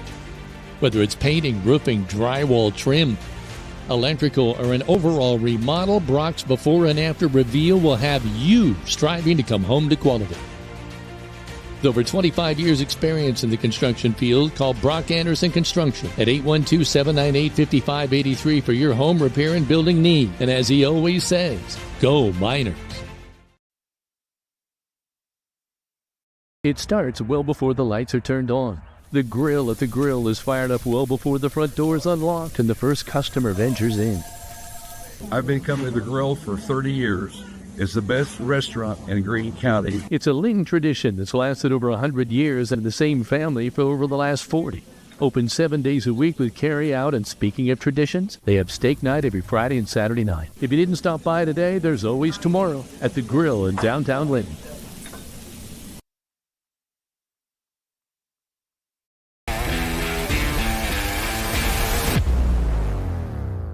Linton Sporting Goods has an over 20-year tradition of offering Hoosiers the best in sports equipment and apparel. They feature Wilson, Demarini, Louisville Slugger, Marucci, Mizuno, and much more. Get ready for any sports season by shopping at Linton Sporting Goods on Highway 54. When the winners shop.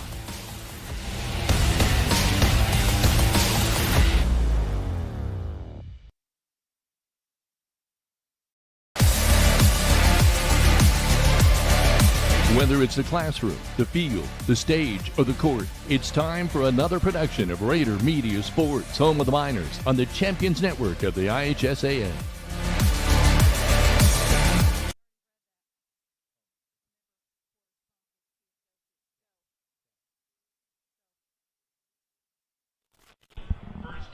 Welcome back to the press box here, the Walton Funeral press box here in Corbin, Kentucky, the Bluegrass State, getting ready to welcome the Red Hounds onto the field. The Miners have already taken the field. We've had just about all the pregame festivities except for the coin flip, and they're preparing for that now. And we want to give a special birthday wish to Katie Walton Elliott, who is Director of Finance at Linton-Stockton High School. We're hoping that you have a very happy birthday.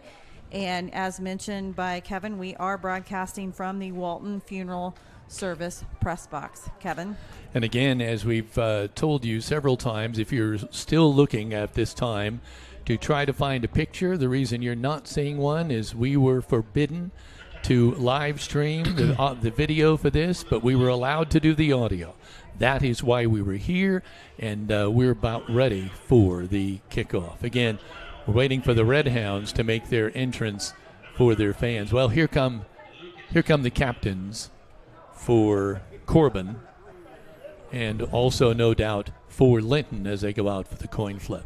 Yeah, we know Linton's is Cooper Smith, Paul Oliver,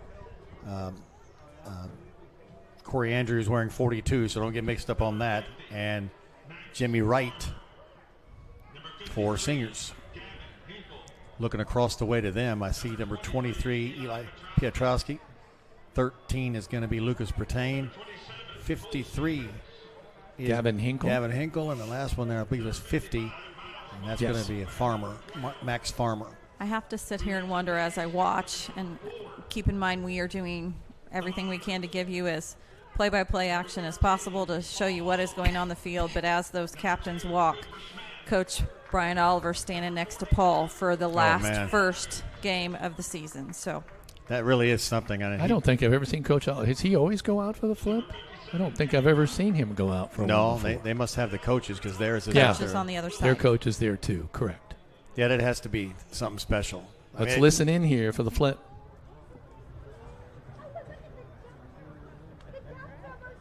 Seems like he was a freshman just yesterday.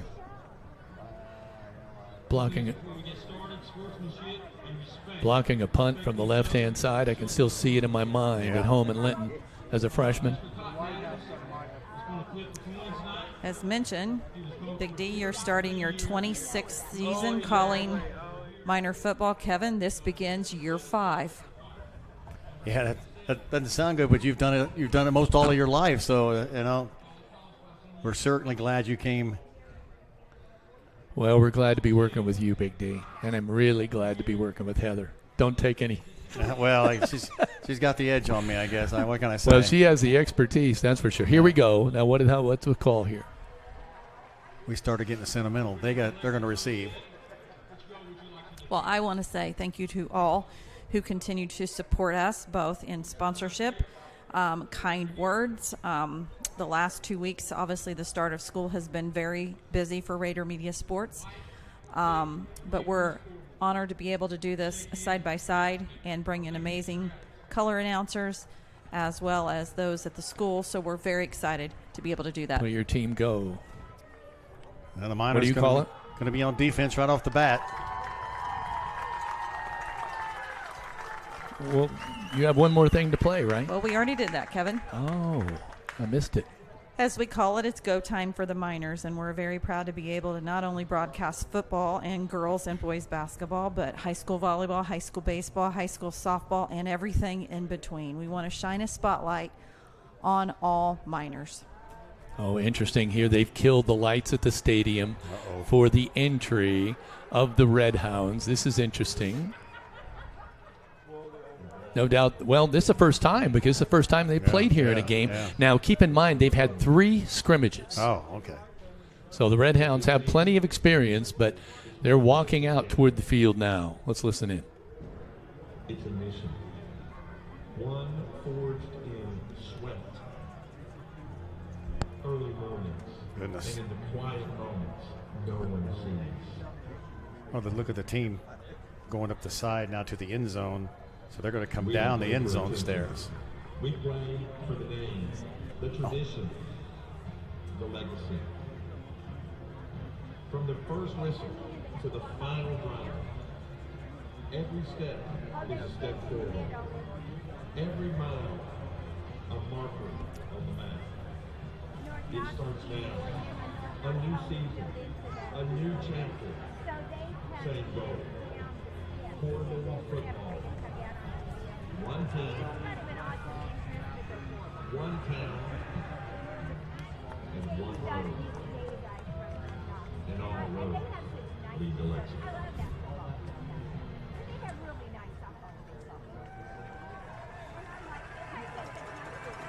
The Red Hounds now huddled in the end zone. Lights beginning to flash.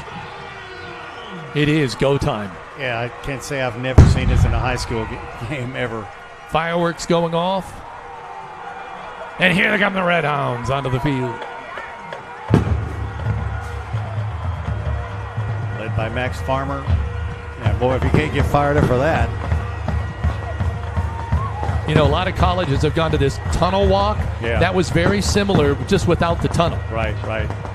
Going through the crowd, fireworks left and right. A great big giant, huge production beforehand. And what I love is they have their youth football members, just like Linton does, come running through the tunnel. With them. A couple of them wiped out, but hey, they made it, though. Can I just give a couple of comments that are coming in quickly here on our YouTube and Facebook, obviously, station as well. Mike M. says, sure sounds like our Miners have their hands full tonight. Best of luck to Miners. Chris Spink says, let's go Miners. You can get the win. Hannah's Hut says, Rader has the best play-by-play, even if it's not video. And we do thank you for those kind words, Hannah. We should also mention, too, that on our Facebook post, we showed you what the kind of the field looks like. Danny Shunk says he's checking in from Bogstown and says, good luck, Miners. And keep in mind that we are doing everything we can to keep up with comments. Bart Haynes is watching from Laramie, Wyoming, says Miner Pride. And now it's time for kickoff. It is go time. Cam Estep is back, number 12. I can't see the number right in front of us. Is that 1? Yeah, I think that's Person. Trey Person. Yeah. Number 1 is also back. Can't imagine us kicking deep to either one of those guys. Goodman kicks it deep, takes a bounce, mishandled. Now picked up. These are dangerous times. Gets around the corner, and no, he's gang tackled at about the 15. It was Estep. Cam Estep picked up that football. Eventually, he bobbled it. Could have been disastrous for the Red Hounds right out of the chute. Harrison James was but it was not in there as well. First down and 10, Red Hounds. Ball resting at about the 17. So we'll see here now as we come out. At quarterback is number 7, Mason Salmons, the junior. He has 2 wide receivers to the left, one to the right and one to the left, and 1 running back behind him. That's number 27, Cole Stevens, the senior. He retreats, runs ahead forward, and he's tackled and brought down at about the 19. Andrews, and good move by Tyler Franklin as well. The Miners, they're going to have to watch that because I think this kid's going to be able to run the ball from the backfield as well. And going to like doing it. This is Key First Quarter brought to you by Key Associates of Linton. Second down, and we're going to say they got 3, so second down 7.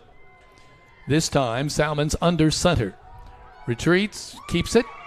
No, hands it off in the middle, but no room to run in the air for 27, Cole Stevens. Jimmy Wright, and here comes John Kinworthy, who's going to play nose tackle on some of these passing downs.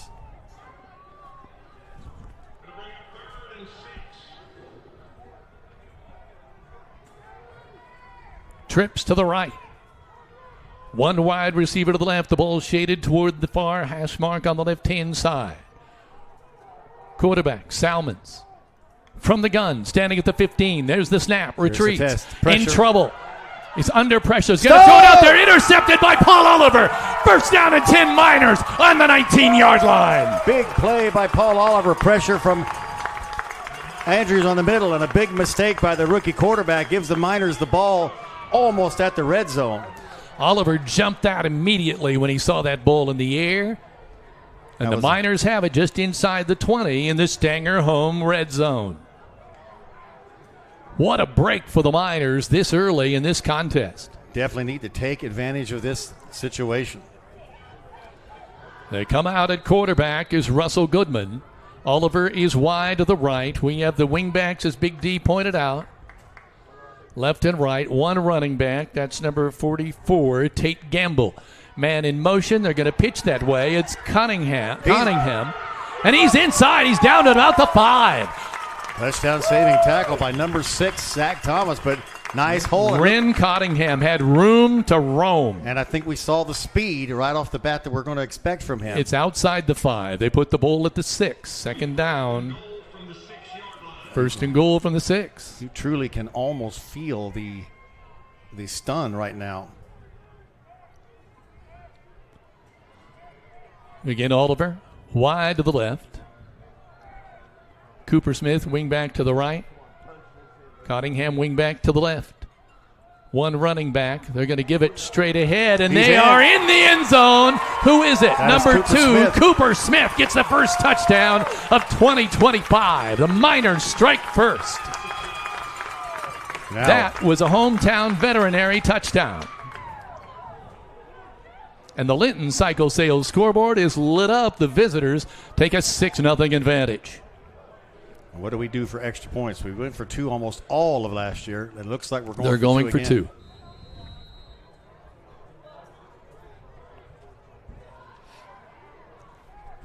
Going wide to the right is Oliver Stevens.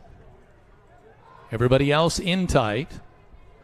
2 running backs. We got Goodman. It's Goodman. Straight ahead. He's in for the 2-point conversion. He muscles his way in. Russell Goodman going in for the 2 points. It's 8-0. Miners, can you believe it? Let's take a break. This is Rader Media Sports.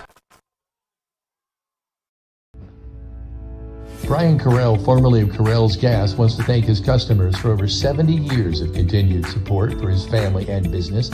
You'll see Brian at community events throughout Linton in the future, and his family thanks you for continued support. And he adds, Go Miners!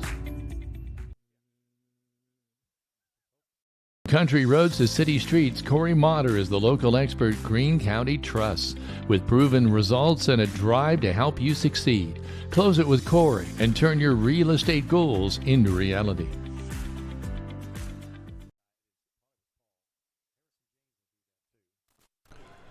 Welcome back. Miners on top, 8-0. Getting ready to kick off. Again is number 6, Russell Goodman. And let's see who's back there again. Again, it's Estep. They're going to get the ball his way. He catches it about the 22. He's across the 30. He's a speedster. He's got room to roam. He's gone. The 40, the 30, all that the 20, enthusiasm. the 10. Touchdown. He caught the ball at about the 20. It's an 80-yard run. Yeah, I tell you, that's just a killer. Miners have all the momentum. Worried about kicking it to that kid. He's super fast. He got to the sideline. And just like that, folks, 10 seconds into it. That touchdown is sponsored by Hometown Veterinary of Elnora. The first time, and the first kickoff, he bobbled it. The second time, he blazed it. Wow. And we said the speed, you could see the difference in these two teams. One has blazing speed, the other is physical. We've seen both on 2 straight possessions. Boy, just like that. Golly. Lining up for the extra point, and I'm telling you, he just sprinted down that sideline. Hagan Morgan, I have number 19, is in to kick the extra point. Waiting for the snap. There's the placement, the ball. The kick is up and good. It's number 10, so we'll have to listen. Oh, number 10. I apologize. We'll have to catch it next time. There's no 10 on the roster. 8-6 is the score. The Miners lead by 10 with 9:50 to play in quarter number 1. Boy, hold on to your hats. Points are coming fast and furious. This is Rader Media Sports. Need quality hardwood mulch, compost, tree removal, or stump grinding? Contact CAS Contracting, DBA Kramer's Tree Service, who has been locally owned for over 30 years. They also specialize in land clearing and development. If it's an outside job, call 812-847-7221.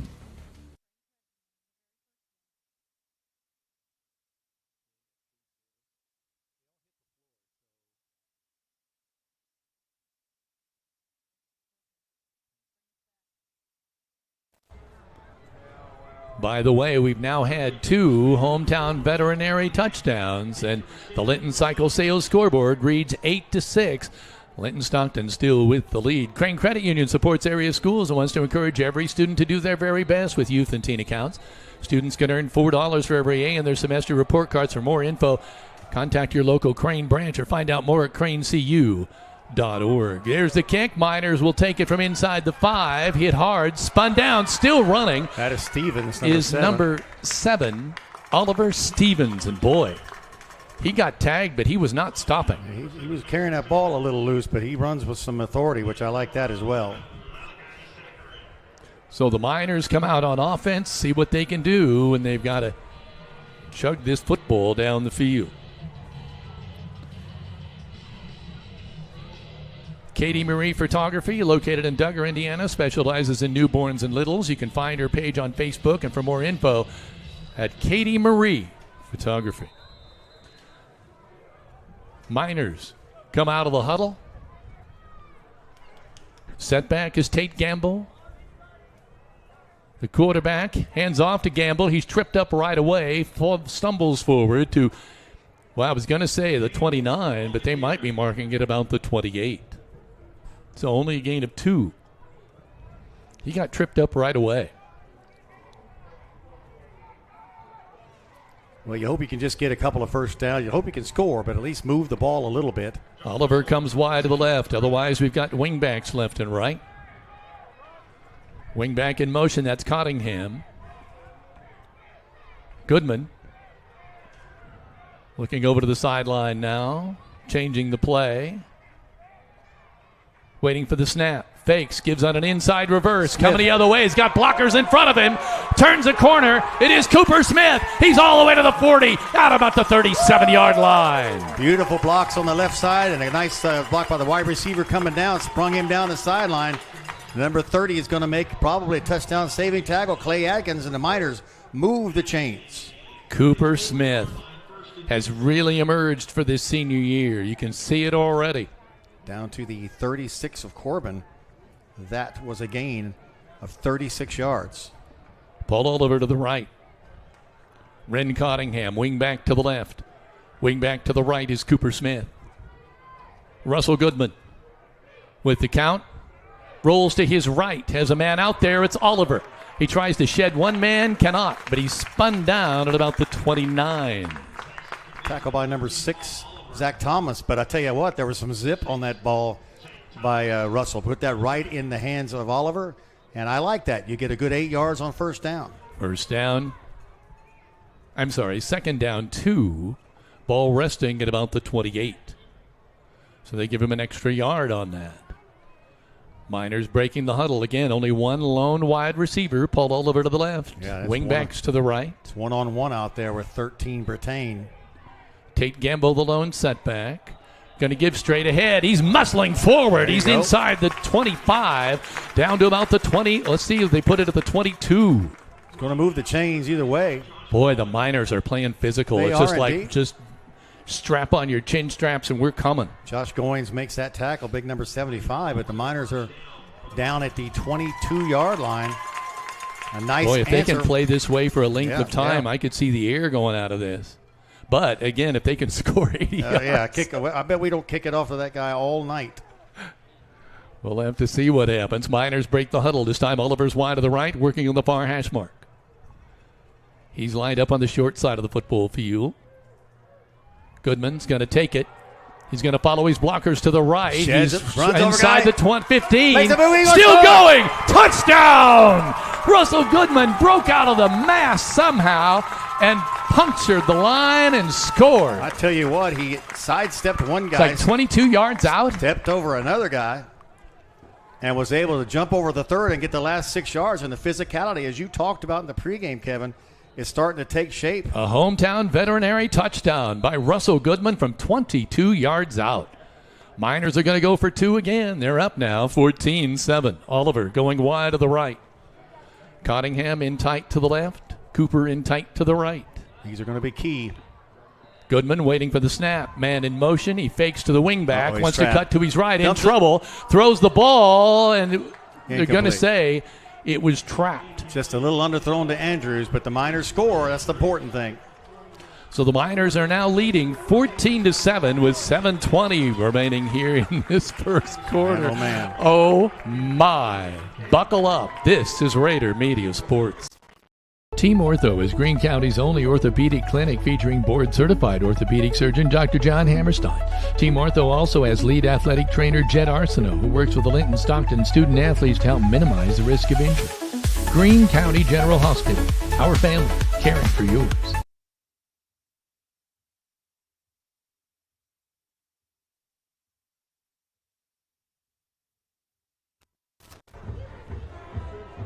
Let your Indiana Farm Bureau insurance agent, Jathan Wright, help you think about insurance. Stop by the office, submit your information online, or give them a call. 812-798-2615. Fish Monuments located at 289 A Street Northeast in Linton. They'll meet with you to design your special cemetery monument. Whether you're pre-planning or have experienced the death of a loved one, contact Fish Monuments in Linton or reach them by phone at 930-236-3002.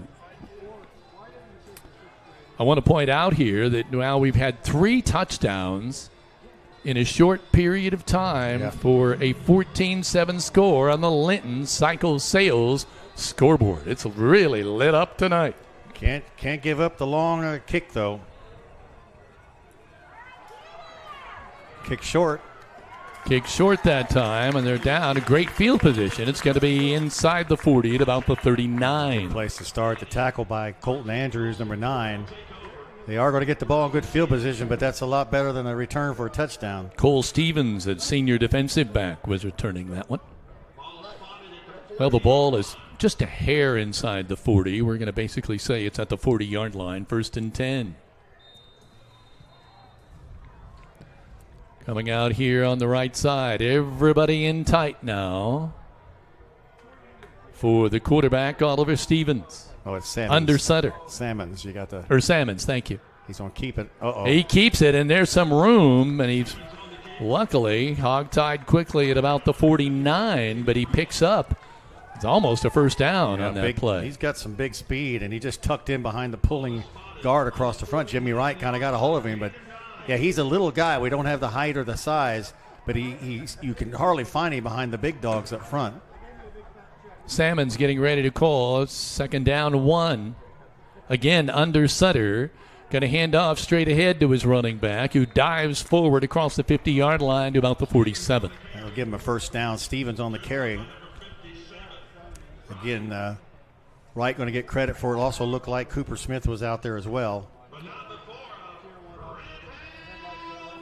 Red first down. Love it. Kevin, I don't think it's going to be 14 points going to be enough to win a ball game. No, Salmon's under Sutter. Going to give straight ahead. Trying to see what they can get there. They muscle their way down to about the 45.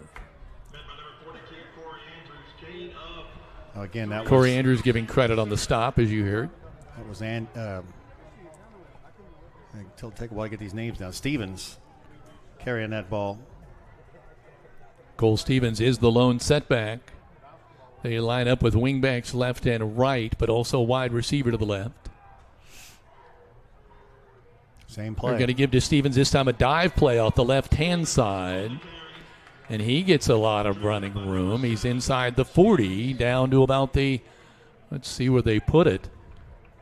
Just inside. We'll say call it the 40 or the 39. Stevens going to make that tackle from cornerback.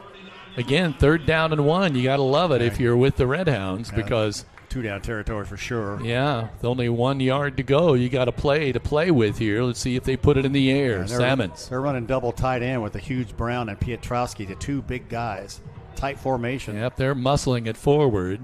They're trying to hand out the quarterback. Keeps it. He pulls it from the running back at the last minute when he was getting tackled, and Salmons is down to about the 33. Colton Andrews with the tackle. And I tell you what. Gain of 6. First down. That reminded me a lot of the Jennings days at quarterback. Just put the ball in the guy's belly, and neither one of them took it, and we tackled the running back. It's going to be a tough thing, but Linton has faced this a lot because we run it in practice.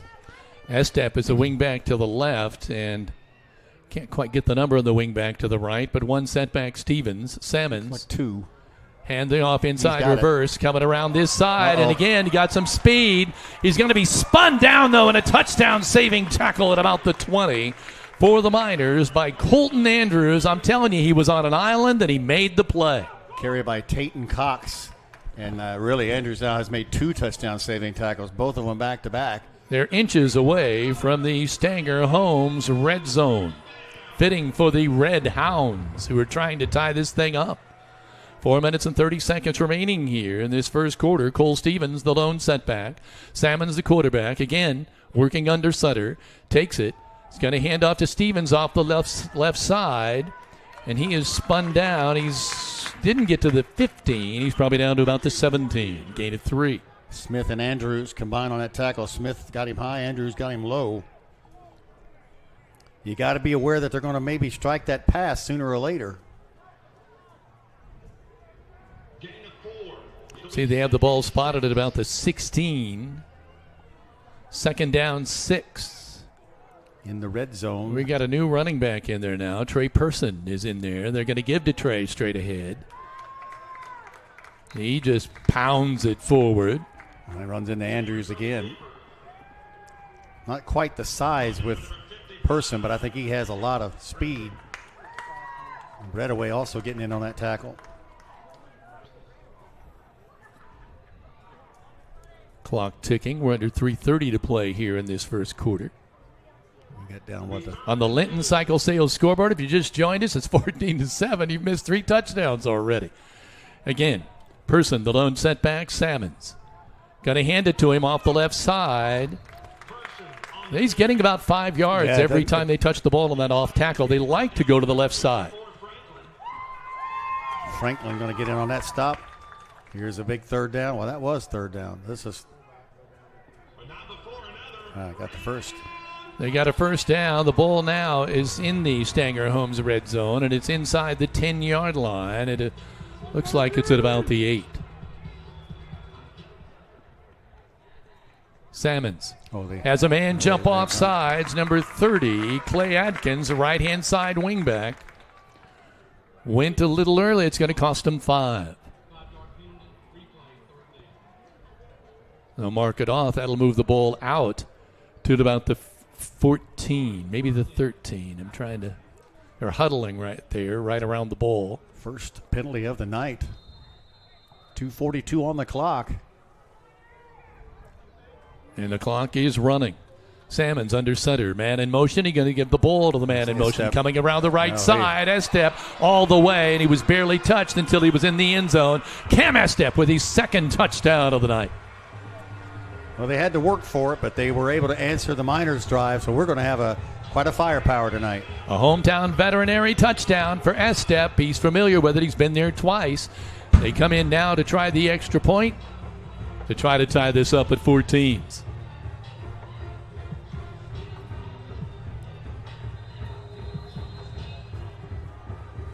Again, this is number 10, but we don't have a number 10 on our roster. I'm never hearing him say a name either. Yeah. Frustrating, but it's 14-14 right now.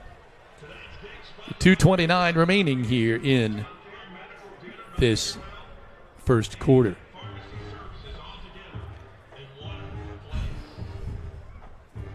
We're going to we're going to do some live reads here for just a moment. Team Ortho Foot and Ankle Center's home to board certified foot and ankle surgeon Dr. Matthew Parmenter, who has more than 35 years of experience treating patients across southern Indiana. For more information, call Team Ortho at 812-847-3381. Our family, caring for yours. Violet & Company is located in downtown Linton with flowers for all occasions. Find them on Facebook at Violet & Company to stay up to date with new gift arrivals and upcoming specials. Whether you're looking to brighten someone's day with a simple bouquet or celebrate a birthday, wedding, or special occasion, they encourage you to live life in full bloom. And finally, life moves fast, car rides, chaos, and cuddles by protecting your family with life insurance. That's worth slowing down for. Call Alicia Cornelius at Indiana Farm Bureau because love plans ahead. 812-582-8941. Kick down to the 5-yard line where it's returned, I believe, by looks like Reed. Well, down by number 48. That's going to be Luke Foudy. Took about the 5, got out to a right at the 20-yard line where the Miners will take over. Score tied 14-all, 2:23 in the first quarter. What an exciting first quarter. Thank you, Big D, for that. Ball resting at the 20 as the Miners will now break the huddle.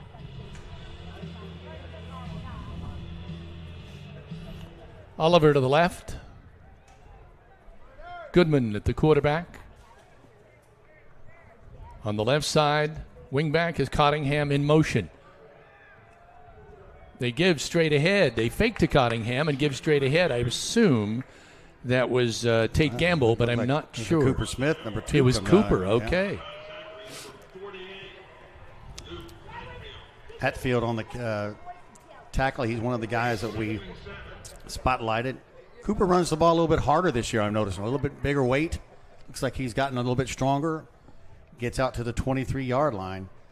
Definitely going to be a game, Kevin, where every possession is going to count. Cottingham, wing back to the left. Cooper Smith tight to the right. One lone setback. Cottingham in motion. Takes the pitch. He's got it. He's across the 25 out to about the 27.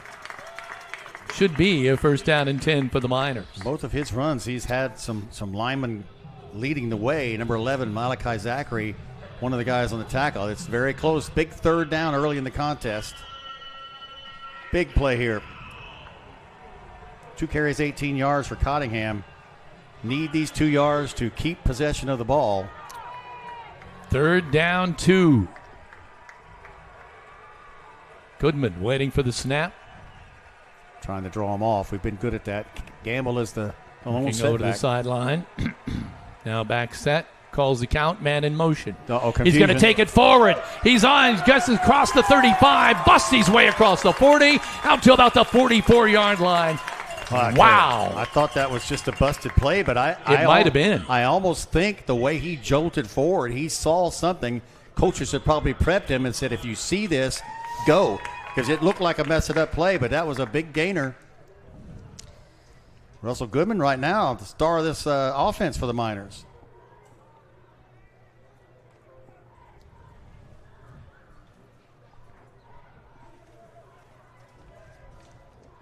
Oliver wide to the left. Wingbacks left and right again. Tate Campbell's the setback. Goodman's going to roll to his left. Oh, he's going to put it up in the air for Paul Oliver. He tries to get position. Lots of hands on. Tried to get position on number 13, Lucas Brittain. But Lucas had his hands up and said, I didn't do anything. Oliver got position on him, much like a basketball position for a rebound underneath, thinking he'd be able to get the ball. But no flag. He wanted a flag. Nothing called. Brittain clapping his hands as he walks back. There's a flag on the Miners either way you look. So plays would have come back anyway. Let me look at something. Brittain, we don't know, but he looks like he's about 5'10". Yeah. Paul Oliver's 6'3", 6'4", isn't he? So I didn't see what the flag was called for. But it's back to the 34-yard line. I think they had Oliver where they wanted him. Yeah, it was there. They just did not quite connect. Got a feeling that was a holding penalty. Wingbacks left and right. Goodman. Man in motion. Fakes the pitch. Gives it on the inside reverse. Coming back the other way. And there's a loose ball on the carpet. They're going to give it to them. And the Miners, I thought they fell on it and came up with it, but no. Not sure who got the ball or who made the tackle, but there's a big turnover. He was almost down, trying to get a little bit more. Miners aren't arguing the call. Coach Oliver talking to the referee. And Coach Oliver thought he was down when that ball popped up. It looked like he popped out of 2 tackles, but he could have been down there. That is. So this is kind of a dangerous time. Now we got a flag already. They're going to call it on. They call it on Coach Oliver? I don't know. They threw a flag right in front of the sideline. Unless they're going to give a sideline warning. Yeah. Good gosh. Sideline warning on the Miners. Wow. That's pretty early in the game for that. I looked down there, I don't see. I guess you're 1 foot on that line. That's pretty iffy. 40-yard line of the Miners. 1st and 10, just 4 ticks in this first quarter. And number 7, Salmons, breaks the huddle. And we saw Salmons is only a junior. Saw him pass the ball real well in the warm-ups. He's going to keep it. Going to run out the right side and keep it. He's down to about the 35. Jimmy K. right. And that's going to be the end of the first quarter of play. It's 14-14 as we break before quarter number 2. This is Rader Media Sports.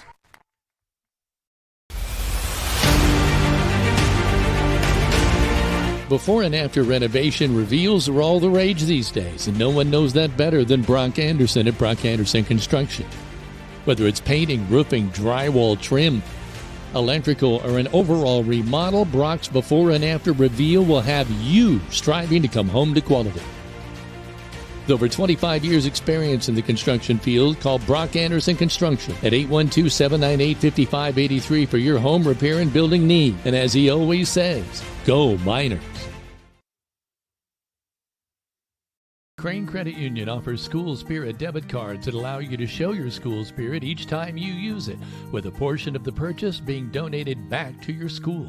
If you'd like a Spirit card or for more information, visit your local branch of cranecu.org today.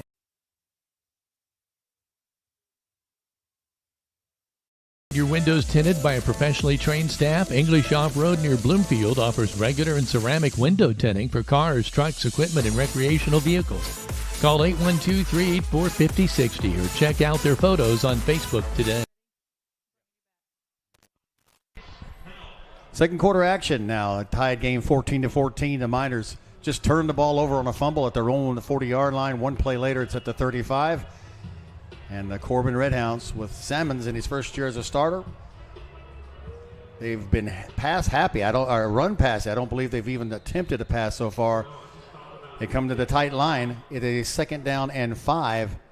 He's going to hand it off to Estep, who's had nothing but success, and he has success again all the way down the sideline. A pretty good size gain for Estep. He's got speed I don't think we're used to seeing. All the way down inside the Miner red zone.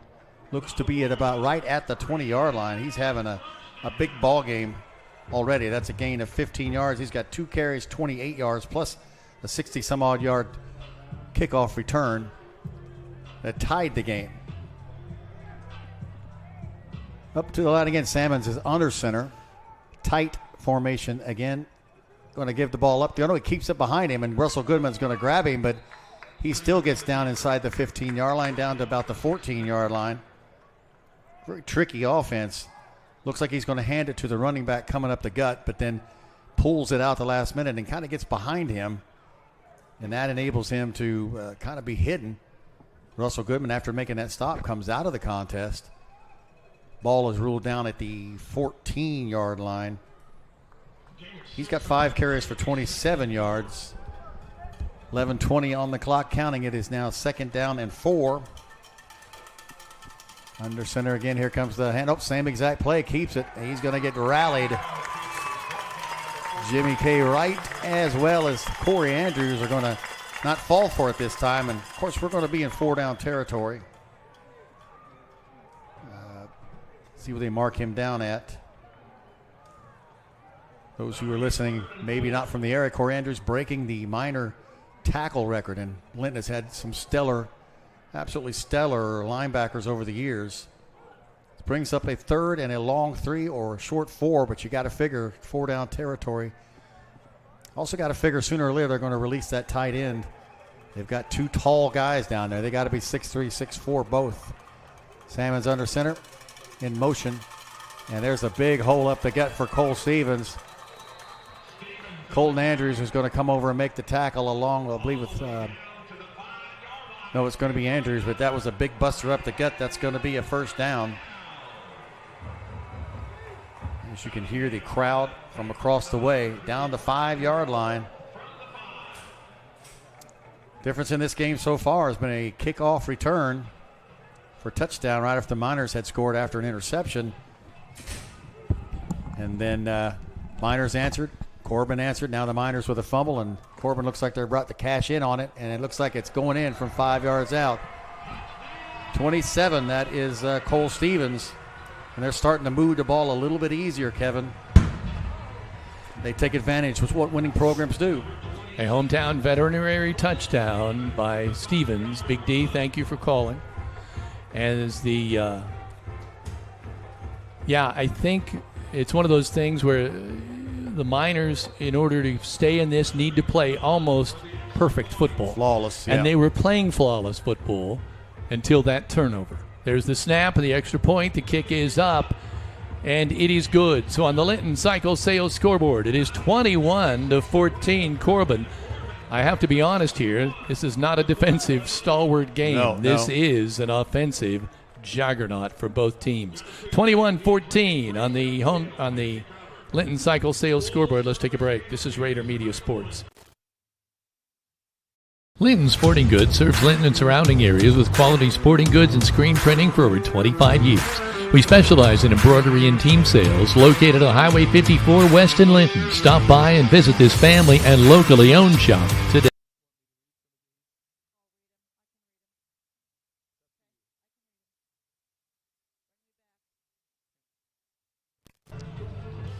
Is your roof ready for the next storm? Whether it's a leak, a replacement, or brand new look, Bumpkin Valley Roofing has you covered.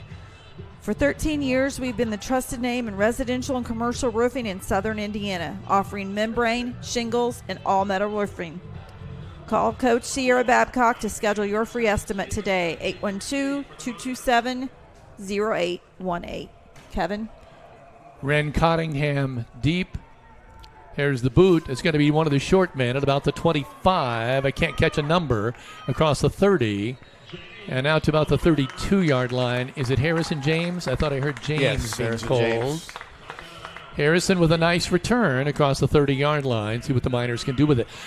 Big D, I get the feeling the Miners can still do well in this game if they can thump and ball control it down. I don't think this defense is used to that. Yeah, we've moved the ball. I mean, Cooper Smith's fumble down there. He was getting close to the first down marker. Just have to not shoot ourselves in the foot. You kind of hate to say anything because Cooper really was making an effort to try to get a few more extra yards, and it was close to being down, but it wasn't. But the thing is, the defense has got to find out what to do to make the stops because they've been able to move the ball other than their first drive pretty effectively. Waiting for the snap. Goodman takes the snap. He's going to tuck it under. He's going to go straight ahead across the 35. Muscles his way to about the 36. Well, Russell's having a really solid game running the ball. He's not going down on the first tackle and really seeming to make something out of nothing. He gets out to the 36-yard line. Russell now 22 yards on just 3 carries. One of those a 20-yard score. But 5 yards on first down, Kevin. I'll take that. Oliver is still being guarded one-on-one by number 13, Lucas Brittain. And again, huge height difference there, not to mention physicality. See if the Miners can take advantage of that. Going to hand off straight ahead. Not a lot of room there. Maybe just a yard or two. Yeah. At the most. I'm assuming it's Gamble, but yes, Tate. Gamble. To give credit to Hatfield, but there were a whole host of Red Hounds on that tackle. Now here it is again. Third and very short. Can't do 3 and out. Can't take a loss. I have to also wonder if it comes down to 4th and 1 or 4th and less than 1 if Coach Ollie doesn't go for it. He historically has done that. 8:35. Now, we got wide receivers both left and right. Wingbacks left and right. One lone setback from the gun. Oh, he's got it. He's going to run straight ahead. Russell Goodman calls his number, and there's plenty of room. He's out to about the 44. Yeah, he had all sorts of room there. He had Gamble in front of him. He had 2 other backs back there as well, Cottingham perhaps. And we're out to the 44. So, first down and 10 Miners. With the ball at the 44. Let's see how we're coming out here. Number 7, Oliver Stevens. He's wide to the left. Oliver wide to the right. Wingbacks left and right again. Lone setback. There's a second pass. Back. They're going to go to Oliver again, and it's to the wrong man. They threw it right to Brittain. Goodman did not look when he put that ball up. I think he just put it up thinking Oliver could make a play, but he overthrew Oliver to Brittain. That's brutal because that's a self-inflicted error at the 7:55 mark. The second error one of this first half they had to pay dearly for the first one, and they'll see what happens now. Well, this would be crucial. The Miner defense really, really has to make they got to make a play here. Have to make a play because if they go straight down the field and score, there's just enough time for them easily to do that. I'm still waiting for the pass, and here they come. Ball at the 29, 2 wide receivers to the right. And shotgun, they've not done that all game. 1 wide receiver to the left, working from the gun. This could be quarterback's going to run to the right, fake his handoff, and he is pummeled at about the 31. He paid for that cut up field. Yeah, Tyler Franklin put a good shoulder hit on him. New offensive set, though. And here's the thing I've been waiting for all night is how are we going to handle this defensive against this passing. Clay Adkins, wide receiver, comes in on the right-hand side. Switching over to the right side now is Tayton Cox is going out.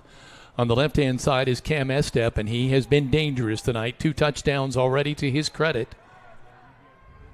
He's the wingback to the left.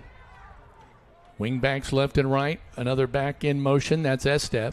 Keeps it. But they're going to go straight ahead with the quarterback. Out to about the 34. And that's Aiden Sparks. Makes the night grab. That sets up a big 3rd down. 3rd down and 4. Can the Miners stop them? Neither defense has done a lot of that tonight. Well, yeah, because the 2 stops on the Miners have been basically a fumble and an interception. Now, it's interesting because Russell Goodman just came in on defense at the linebacker on the right side. I think he replaces Gamble. Big play here for Linton football.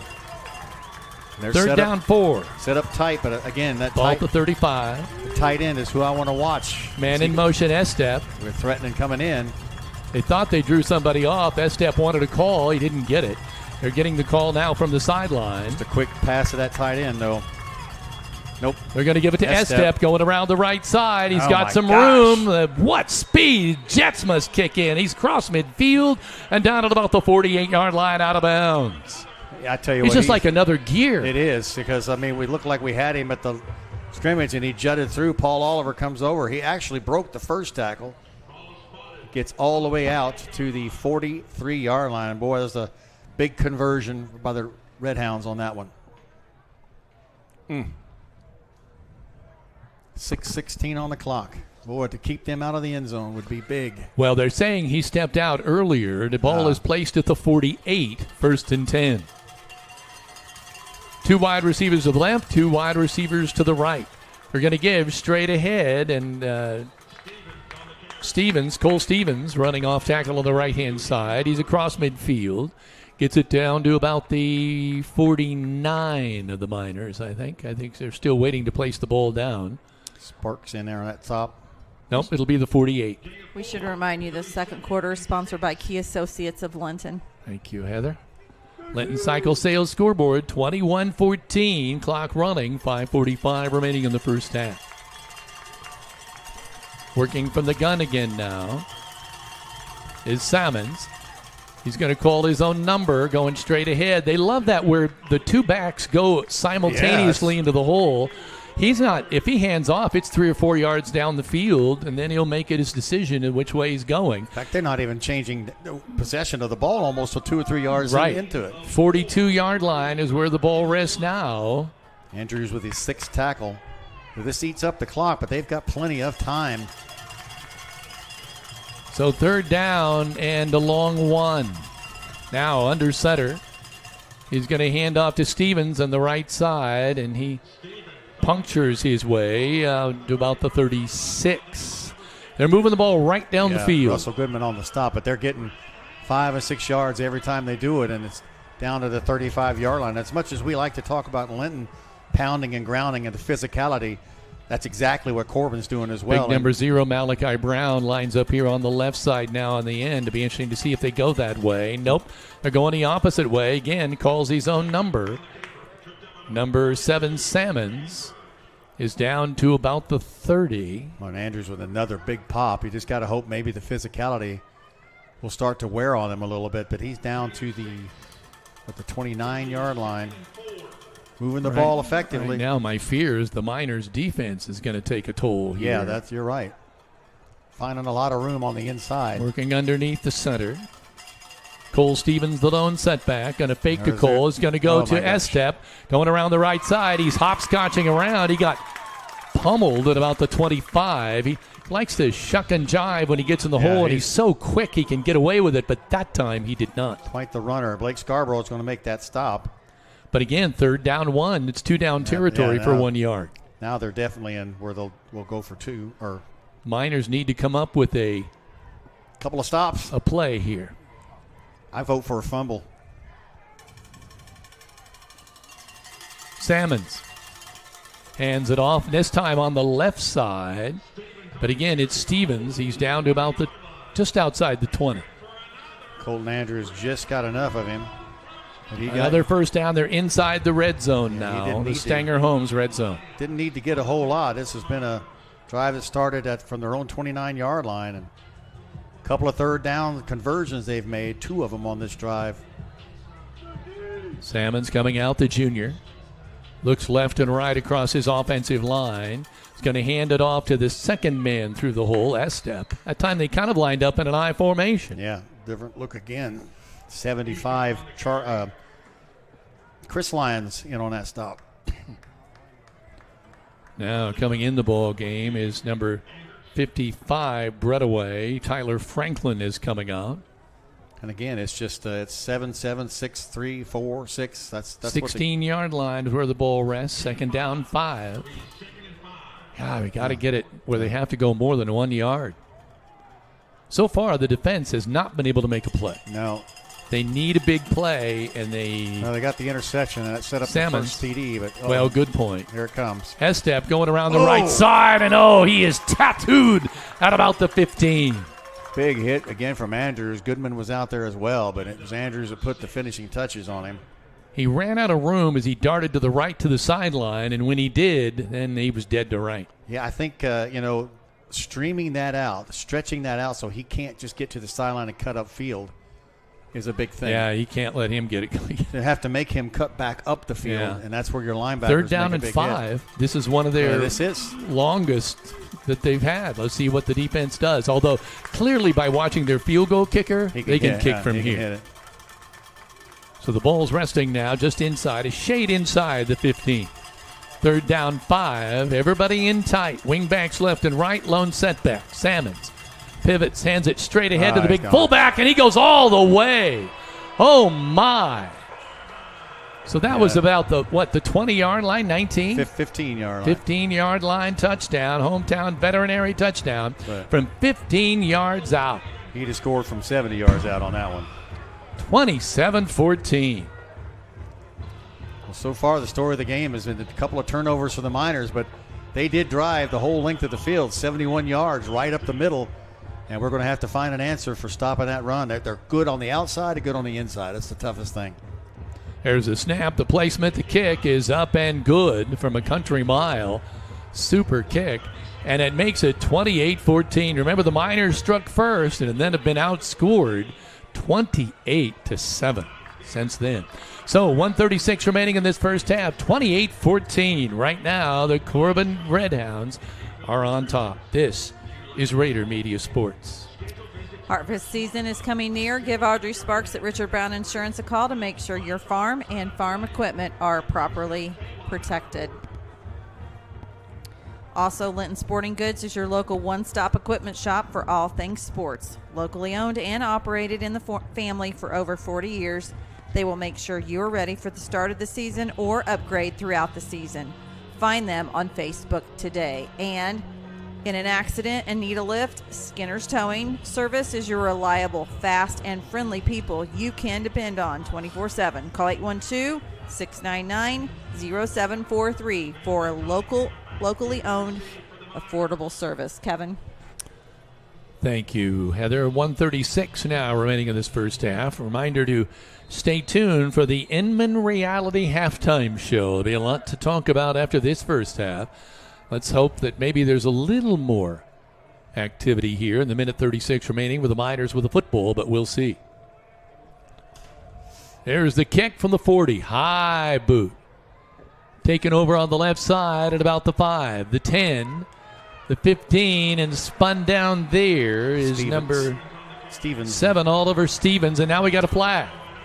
And a little bit of celebrating. Maybe a couple of flags. We'll see.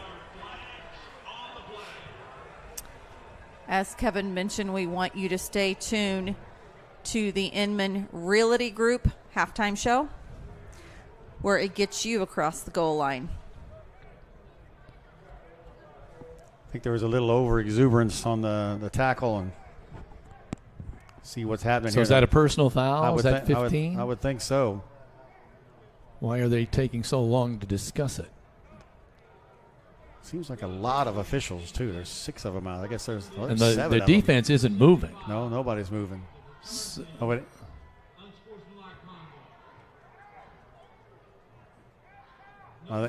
Okay, they did both sides. Oh. Offsetting penalties, ball resting at the 18. Doggone it. I was hoping they'd get a break there. 1:28 remaining here. Ball at the 18. 1st and 10 Miners. Well, you don't want to make a mistake and give them the ball here. You know, person we haven't heard from so far in this first half is Paul Oliver. No, one pass that looked like it was a verifiable play that could have been made, and that last one was just overthrown.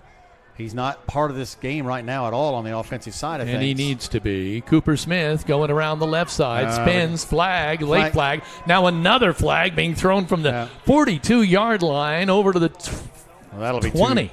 This official threw his flag well after the play was already passing. That will be a hold, and they got another one on the far sideline. So all of a sudden, flags are cropping up against the Miners.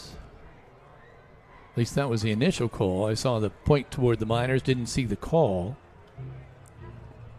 Yeah, you're going to have 118 now remaining in this first half. Going to have to find a way to get Paul Oliver involved. He's perhaps your most showcased player, and we've tried 2 deep passes. We've not tried any short passes. And they're just guarding him with Brittain one guy, again, who is you would think with the almost height, half his size. You would think with the height you could just throw the ball out 5, 6, 7 and hit him where he can catch it. And just let him use his physical attributes to free himself from Brittain, but they've not done that. That ball's going way back to the 9-yard line. Now here's where you just don't want to make a mistake.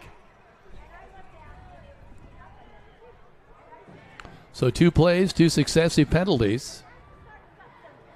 And the Miners are going the wrong way. 118 to play here in the first half. And it just takes 1 strike to Paul, though, across the middle. First down and 18. I'm thinking Lutheran from last year. Nope. Nice move. Goodman with the quarterback keeper outside, coming out to about the 14. Gives him a little bit of breathing room, but not much. Coming in now to the game is Dalton Reed, number 5. And coming out of the ball game is Ren Cottingham for the Miners. Goodman in the gun. Rolling to his right. There you go. Got his man, Oliver. Cross at about the 25-yard line. Now we got another flag. Paul pushed him, and that's going to be 15 after he, unless they're going to call 12 for saying something, 47. But there was a big hit that came in on Paul right at the end of that. You just hope the official saw that and not the Let's next see part what of it. happens here. And if it's the second time against someone for the Red Hounds. That's true. Because they're going to the tablet to see. Let's see what the call is here.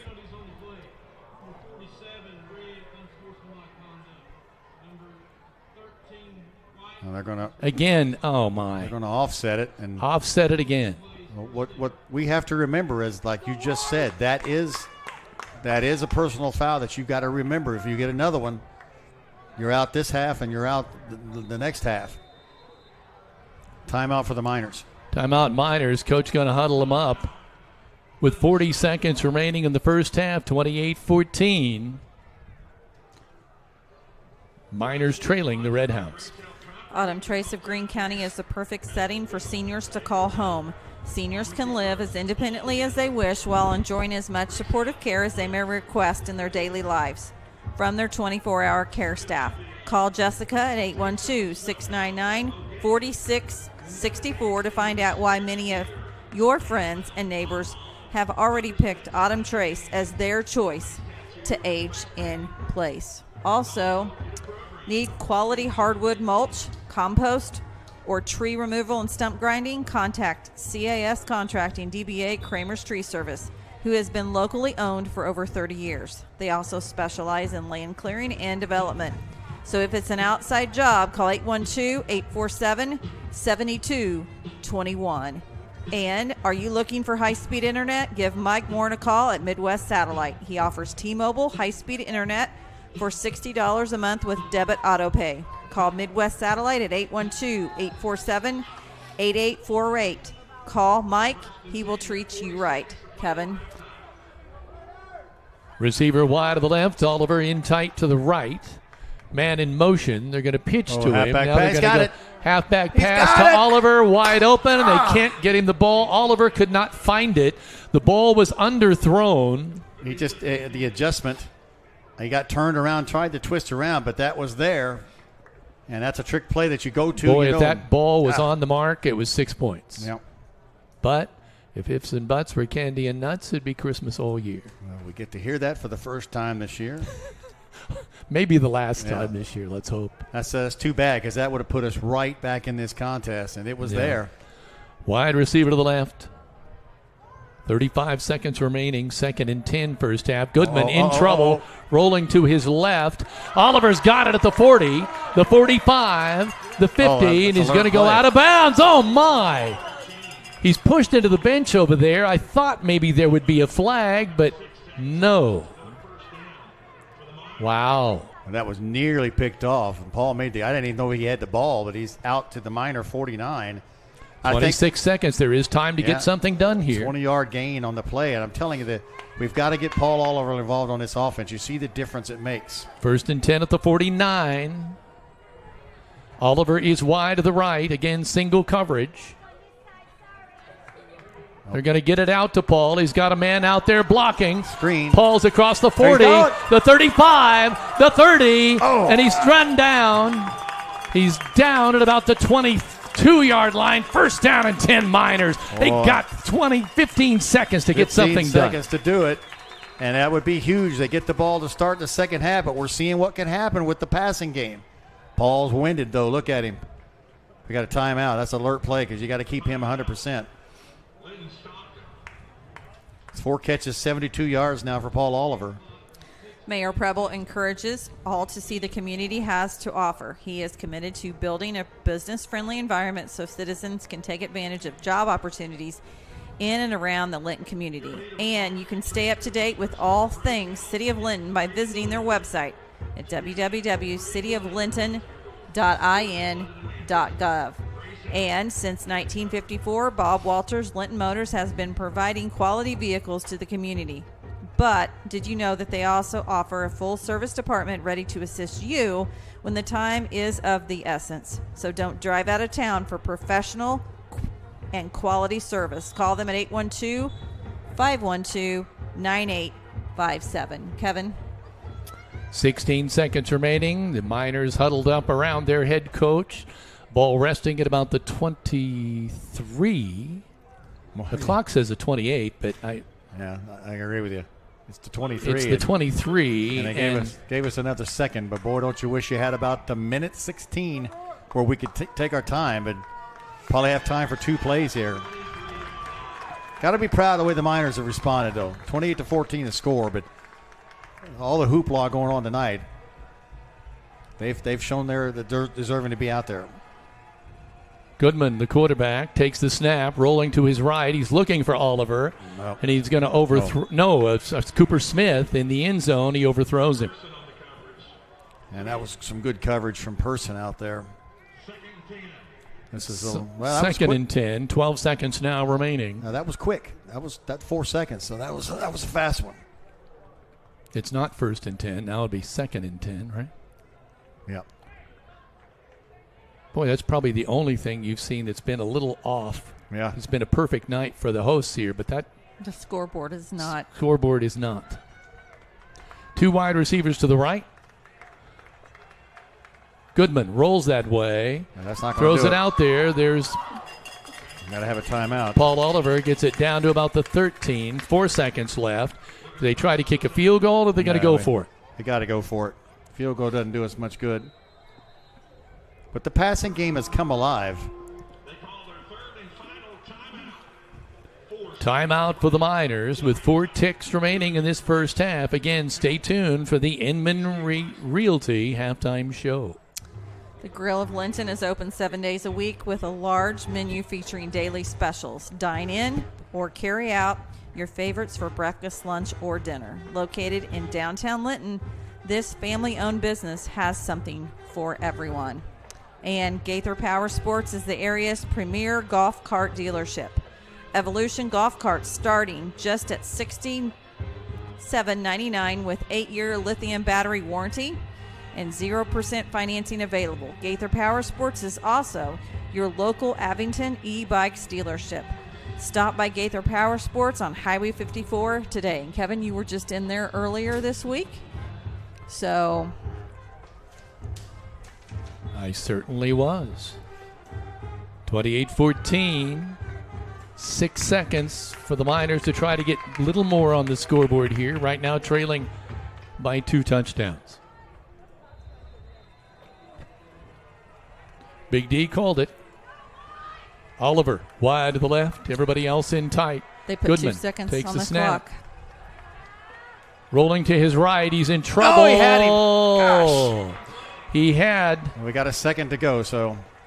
He had Tate Gamble free, but he couldn't get the ball to him. He was rolling to his left. He had a rush of at least 2 red hounds on him. He had to fire that out quickly, but we got a break because that 1 second gives us another shot from the 14-yard line. 42. Was that Corey Andrews they were trying to pass to? Well, I'm sorry, I said Gamble. I thought it was Gamble, too, out of the backfield. I don't see Andrews out there. He just came out. Okay. Big play, Miners. Can you just do it? There it is. Jump ball. Nope. They're all over that. They double-teamed Oliver that time. Knew that was coming. I mean, they knew that was coming a mile away, so...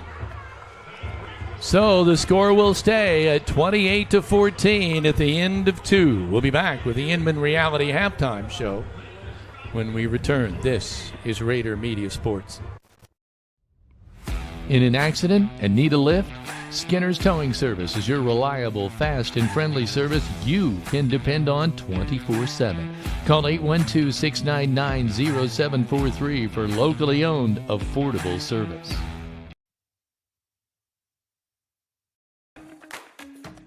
It's the perfect season for camping. Give Audrey Sparks at Richard Brown Insurance a call to get the best protection for your camper. Walters Linton Motors has been providing quality vehicles to the community since 1954. But did you know they offer a full-service department staffed and equipped to handle any automotive issue and scheduled maintenance as well? From oil changes, alignments, transmission repair, and even major engine repair. Don't drive out of town for quality professional service. Just call 812-512-9857. Fumbles the ball, gets it, fires it deep again. It's there's interference. He still what a makes the catch. catch. He made the Cooper catch. Smith with an unbelievable catch. We're so used to calling Paul Oliver, but my goodness, that was an incredible catch by Cooper Smith.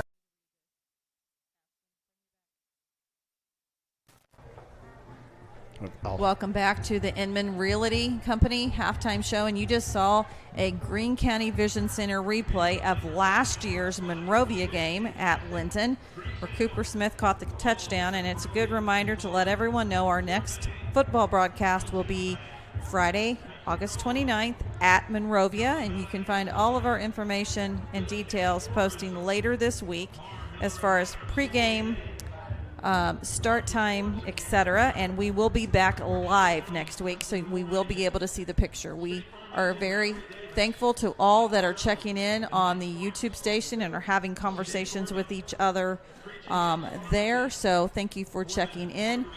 And we'd also like to say that come home to quality with Brock Anderson Construction. Call 812-798-5583 for all of your construction needs. And we're going to turn it over to Big D for halftime stats. Well, it's been a crazy game, Kevin. Started off with the bat with Corbin turning the ball over on an interception by Paul Oliver. The Miners looked physical, put the ball in the end zone, score from 6 yards out on a Cooper Smith run. We're all celebrating. Goodman gets the 2-point conversion. It is 8-0 Miners. Kind of a shocked home crowd, but that went away super quick as Cam Espett took the next kickoff. I'm not sure how far it was, 71 yards, 68. I thought it was 80. 80, a lot longer yard. Went down the sideline, put it in, kickoff at the 9:39 mark, and it was back to 8-7. But the Miners did answer. They went right down the field, a nice long drive. Let me see if I can give you how long that drive was. Maybe I can't. I can. Well, I can't. 5 plays, 54 yards. And Goodman scored on a powerful 20-yard run. Miners did not get the extra point, but it's 14-7 in front of the Miners. Since then, 3 touchdowns from the Corbin Redhounds, but 2 costly turnovers for the Miners. 1 an interception, 1 a fumble. And, the Miners could have shoved that in right at the end. They get down to the close to the end zone, can't put it in, had more time, maybe could have worked on it. Take a quick look at the stats so far. For the Miners, they have 5 carries, 32 yards from Russell Goodman. He's really been the offensive weapon for the Miners. 3 carries, 11 yards for Tate Gamble, 2 for 18 for Ren Cottingham, 3 for 15 for Cooper Smith. The Miners with 76 yards rushing on 13 carries. Let me go back and double check that. I think that's off. 13 carries, 76 yards for the Miner rushing attack. Passing attack was pretty well non-existent for most of that first quarter, but there towards that last drive, we showed we could pass the ball. and that moves the ball. I think we're going to have to pass the ball to even open up the running game. 5 of 9 was Russell Goodman passing, 80 yards on that, 1 interception. Cooper Smith did try the halfback pass, and that's another one with a star by it because it was there. It was going to be 6 had it gotten there, but ball a little short, and Paul got a little turned around on it, tried to get back to it, and didn't get there. So the Miners with 80 yards passing, 76 yards rushing. That's 156 yards for the Miners. The receptions have all been Paul Oliver, 5 for 80 there. You really kind of hope we also see Oliver Stevens get involved or anybody else, because if you don't, teams are going to do nothing but lay on Paul all night long. So for the Red Hounds, a very powerful rushing attack. 11 carries by the quarterback, Mason Salmons, 50 yards, averaging 4.5 a carry. Cole Stevens, their big returning running back from last year, 11 carries as well, 64 yards. He's over 5 per carry. Dayton Cox, he has 1 carry for 12 yards, and Cam Estep has been lightning in the bottle. 5 carries, 46 yards. Trey Person adds another 2 yards, 2 carries, 8 yards. They have a 180 on the ground, averaging 6 per carry. They got 3 rushing touchdowns. They've done nothing in the air, and I'm telling you, we watched this kid throw the ball in warm-ups and was lighting it up. So you got to figure that weapon's there. They only went to the shotgun once late in that first half. He's 0 for 1 passing. So if we look at both teams side by side, really, the total yardage isn't that terrible. It's terrible. Can't even think of the word I'm trying to say. And I don't have that number, but it's been pretty even for the most part there. The Miners with 176. I think Corbin with 180. It's just been a difference of turnovers. Tackle-wise, we've got 8 from Corey Andrews, 5 Jimmy Wright, 4 from Colton Andrews. And I don't for sure have what they've got because we don't know who they even are yet. But, you know, Kevin, the Miners are showing that they're in this game. You just take a couple of plays away, a kickoff return touchdown, and then one of these passes connect down here, and we score at the end of the half.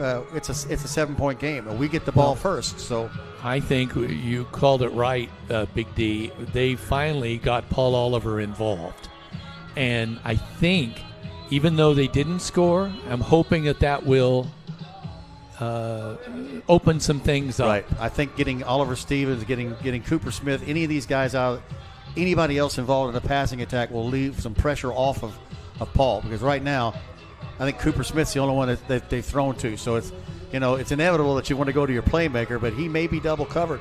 May have to use him as a decoy. I think the Miners have run the ball fairly good. We've moved it, but right now the 2 turnovers are costly, and that kickoff return touchdown could be the difference in the game. 28-14 is our score on the Linton Cycle Sales scoreboard. You are listening to the Enman Realty halftime show. We're going to go ahead and show you again the 15 seniors for the Linton-Stockton Miners. This is a production of Rader Media Sports.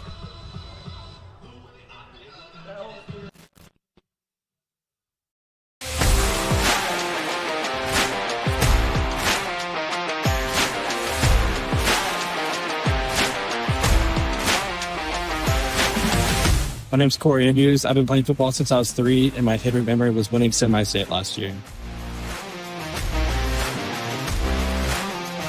My name's Justin Kimberly. I've been playing football for 9 years, and my favorite part is football Bible studies after football. My name is RJ Wilson. I've been playing football for 7 years, and my favorite memory is borrowing mattresses from the freshmen at Woodland Bible Camp. My name is John Kenworthy. I've been playing football since 2nd grade, and I would say my favorite memory is 4 years of football camp.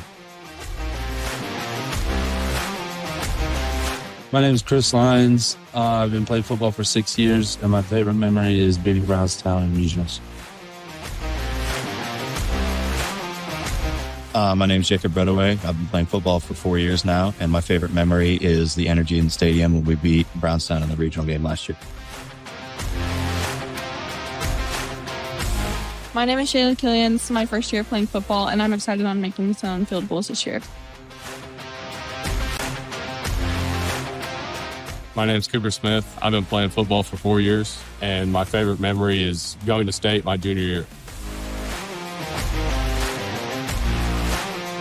My name is Dalton Reed.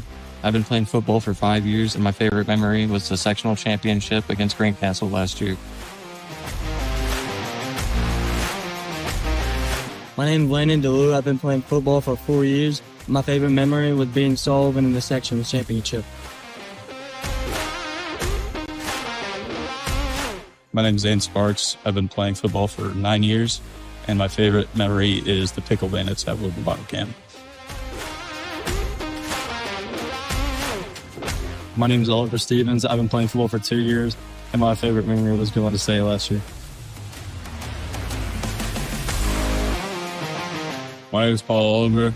I've been playing football for 16 years, and I'm looking forward to the class I have with my brothers and all these coaches.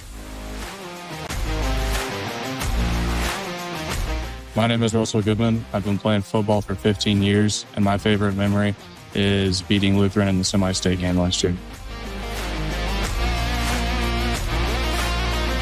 My name is Jimmy Rye. I've been playing football for 14 years, and my favorite memory is being back with my team.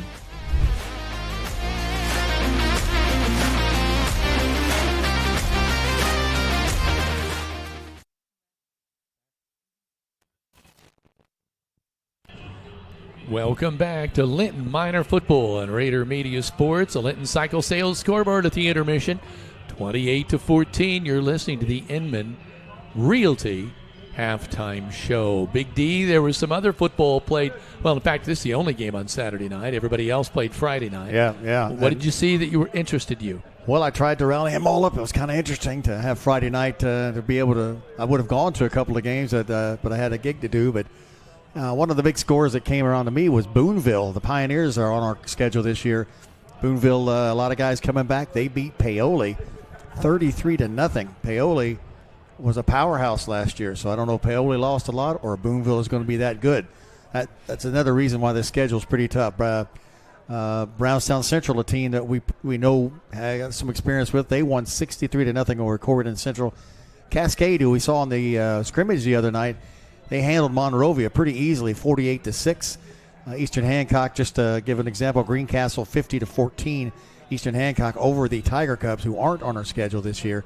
The Marion local team that came and has the longest winning streak in the nation, we played them week 1 last year. They picked up South Adams, a single A powerhouse as well up north around Fort Wayne, 46-0 in favor of Marion local in that one. North Davies in the Battle of Highway 57, they defeat Washington 22-10. The North Central Farmersburg Thunderbirds, they handle North Vermilion 29-7. Here's kind of a big one as well. North Posey defeated Southridge 28-27, a big rivalry down there. Seeger, here's another one of interest to Minor fans, 31-13 over Lafayette Central Catholic. It's been a while since Seeger has beaten LCC. The Battle of Putnam County was a 53-33 North. Putnam lost to South Putnam. South Vermilion, another team we handled last year, they lost a lot, including all their coaches. They defeat West Vigo 20-19. Springs Valley over Eastern Green 58-7. And the Sullivan and Golden Arrows defeat North Knox 42-7. Vincent's Lincoln with a big win over Evansville Bossy. So kind of give us a little bit as we look down the future. I think Boonville's going to be a tough opponent. Tough opponents everywhere this year, Kevin. Well, why don't we take a break? We'll talk about what we think the Miners have to do in the second half to come to stay in this one. When we return, this is Rader Media Sports. The Grill of Linton is a 100-year tradition and in the same family for the last 40. Open 7 days a week with steak night every Friday and Saturday night. You can dine in or carry out at this eatery located in the heart of downtown Linton.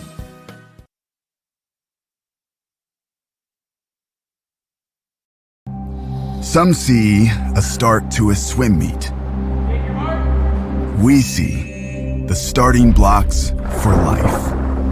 Proud to keep education in front of athletics since 1903.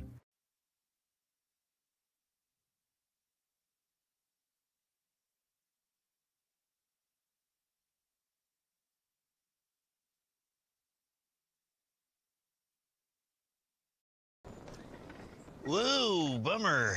Well, at least you get to see your insurance agent, right? Yeah,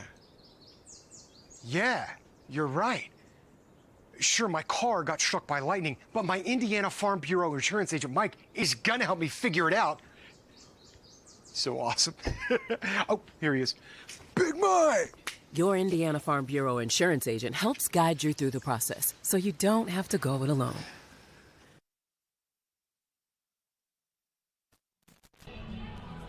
Welcome back to the Inman Realty halftime show. Big D, you think of what do the Miners have to do? Maybe I think ball control would be a key. Ball control and obviously points when you combine that to put pressure on making, obviously they have a 14-point cushion right now. So you've got to do some scoring, and the defense has got to step up and create some turnovers. Yeah, the defense, that's probably the biggest thing. Is so far we've seen Corbin be able to really, other than their first drive or the interception, they've been able to move the ball, and they've only passed the ball one time. They've been able to go up the middle successfully. They're getting 5 or 6 yards every play. And we make that sound super easy, but the linebackers, gosh, who do you know has the ball? I mean, either Stevens keeps it up the middle, or Sammons keeps it, or Estep takes the pitch out on the outside. And whoever makes that hit has got to make the stick, got to make the stop. We got to get them off on third down. We've got third down and 5 a couple times. They've been able to get it. And we really got to watch out because that pass game is going to come out sooner or later. And I think offensively, we showed we can move the ball on them, but we can't rely on that running game all night long. I think they're big and physical. They got depth that we are not going to have. They're going to be able to run guys in. I didn't really take account on how many one-way players they've got, but they've got to have more than we got. And then I think we saw at the end of the half, we've got to get Paul in order. Short passes, wide receiver screens like we saw. We got to be careful with the ball. The 2 turnovers, who knows what those drives might have ended up. We've only stopped ourselves. And I hate to say it because I know we said that Paul needs to get involved. He got involved. But Paul can't do it himself. No. But if Paul gets involved, that hopefully will free up somebody else. Yeah. But we need somebody else to step up. Right. And I think the passing game always opens up the running game. But they're going to, just like the touchdown attempted pass in the end zone, there 2 guys were blanketing Paul. And usually you throw that ball, jump ball, Paul pulls it down. But these guys are athletic. They knew it was coming. Last year Hayden. Well, they double teamed him. Right. Hayden Feltner was out there last year. If you double teamed Paul, Hayden was going to make the catch, and Cooper out of the backfield. So we got to get Oliver Stevens. Got to get his hands wet. Get his hands wet a little bit. Throw the ball to him. Get him involved. Yeah, I couldn't agree more. We're still about 2.5 minutes away from the start of the second half. Let's take a break. This is Rader Media Sports. More so a movement than a moment, 100%. Pretty step back, hits a three. Grow with our team in order to help us accomplish our ultimate goal, which is to win championship. Boston with the block. Outlet pass, Mitchell. I think as a team, too, we've just continued to build that chemistry, and it looks a lot better on the court. And what you're seeing this year, I think, is only really the beginning. From here on out, it's only going to get better and better.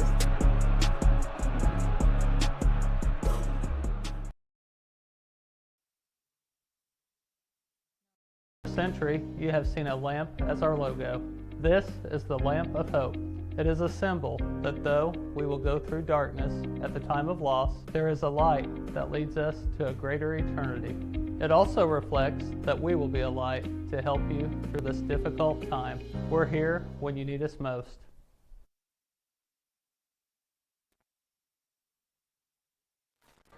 Welcome back to the Walton Funeral Press Box as we get set now for quarter number 3, brought to you by Key Associates of Linton. Just a minute away now from the start of the second half, and we'll see what the Miners will try to do here. Now, I believe the Miners should be receiving this kick. And I think Linton has to, there's no reason to panic. I think you've shown you can move the ball. And you've shown you've had some opportunities, both in long passes to Paul. Both of them could have been huge plays. So you can do it. You have to be kind of methodical about it because I think we've seen the speed. You're not going to outrun these guys to the end zone. You just have to power and muscle your way in. And the Miners did that for 2 touchdowns. So, like you said, they can do it. It's just that you can't make any more mistakes, any more interceptions, any more balls left on the carpet. Because you can guarantee that the Corbin's coaching staff is going to take note of that Cooper Smith threw that halfback pass. So they will watch for that next time it happens. The up and go that Paul had, that he had a step on the kid and the ball got knocked away. They're not going. Those things are only you only get an opportunity, once to really run that and hope that it works. I'm amazed they've been running man on man with Paul out there with the shoulder retained. but he's done a good job. I'm not so sure that's all Paul's fault or Bertain's quality of defense as much as it is the passes have not quite been where they need to be. Yeah, he can't make the miraculous catch if he doesn't have an opportunity to get a hand on the ball. I think there's a little bit of everything mixed in there that has caused a problem. And, we have said that this is going to be something that we knew that Russell Goodman can run the ball. He's an amazing athlete.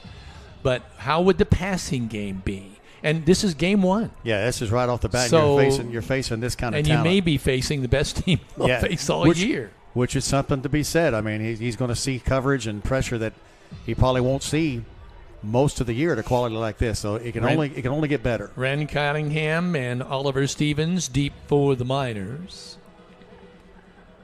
The Red Hounds getting ready to tee it up here. I'm listening. See who.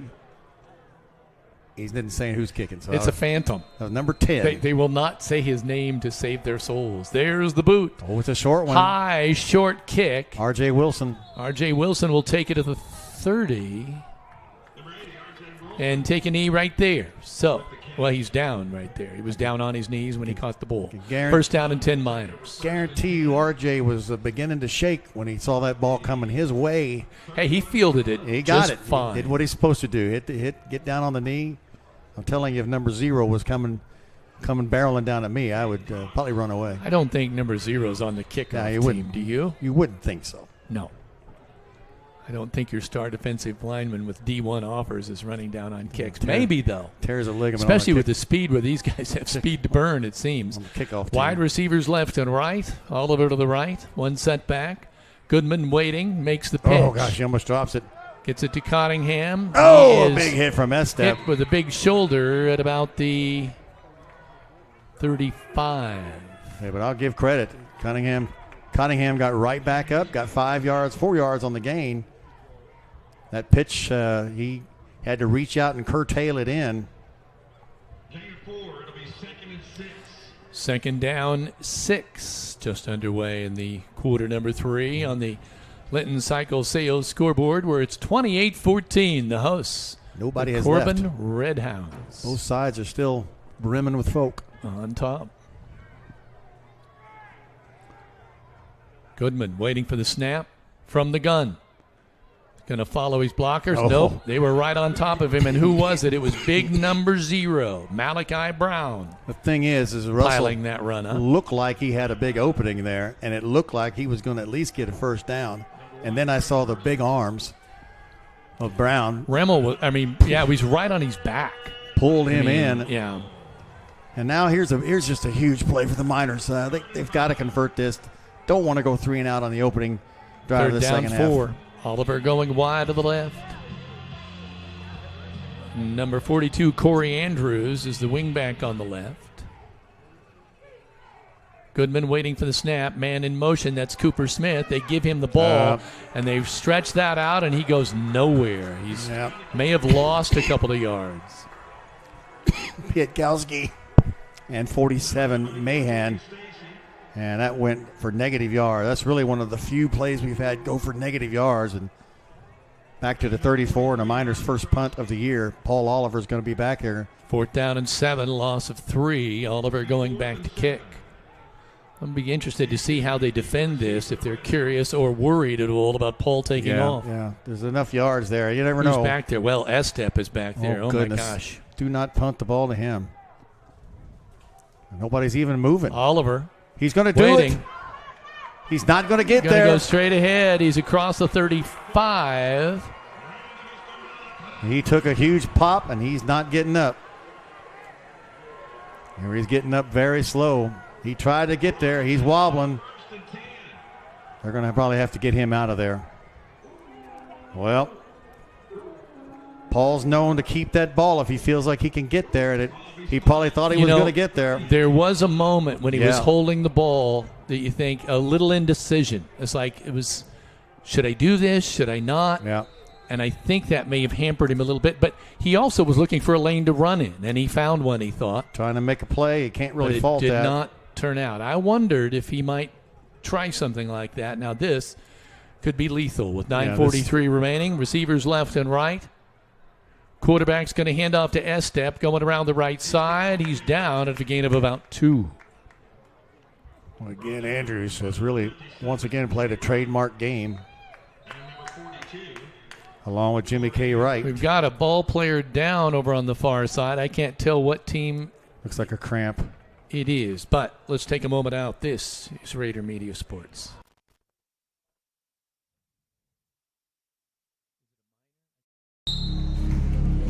Some see a volleyball match. We see a student athlete learning how to be poised under pressure. Proud to keep education in front of athletics since 1903.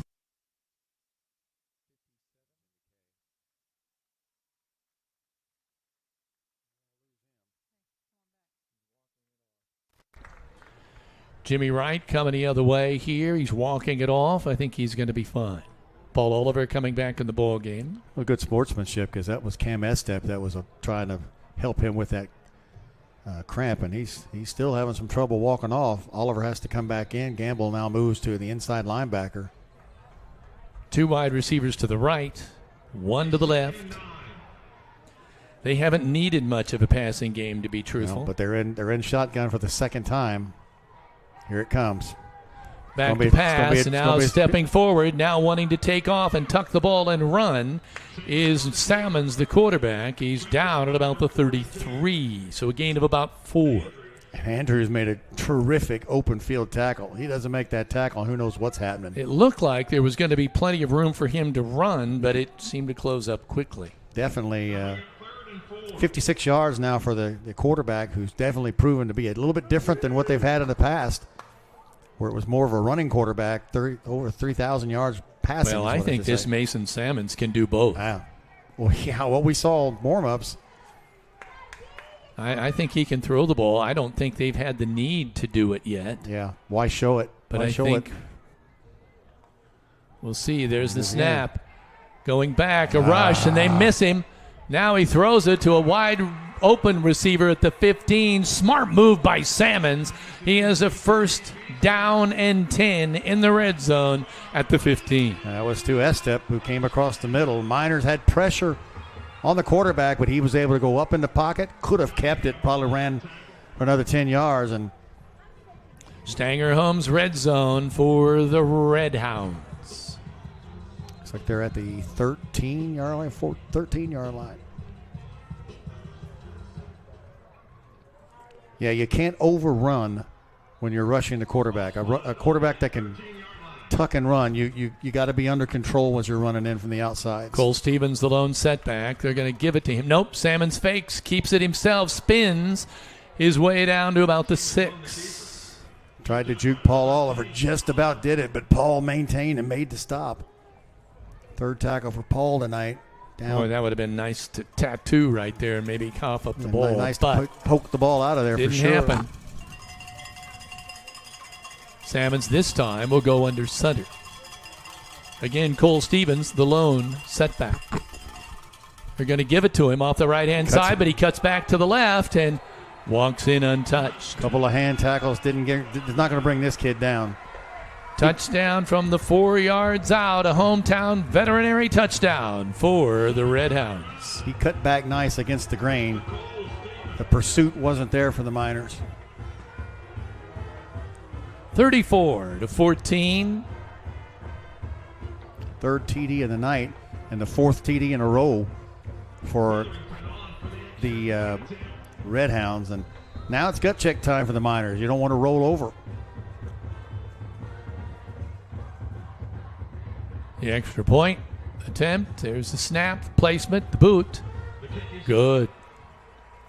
So it's now 35-14 with 7:20 remaining in quarter number 3. The host Red Hounds feasting on the Miners so far tonight. Let's take a break. That's the score on the Linton-Stockton scoreboard. This is Rader Media Sports.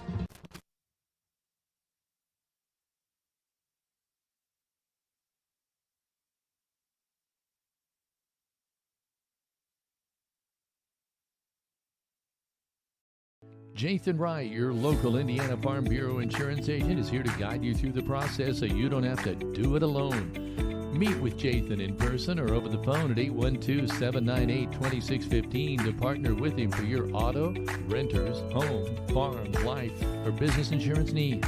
Jathan says, go Miners. Let's insurance together.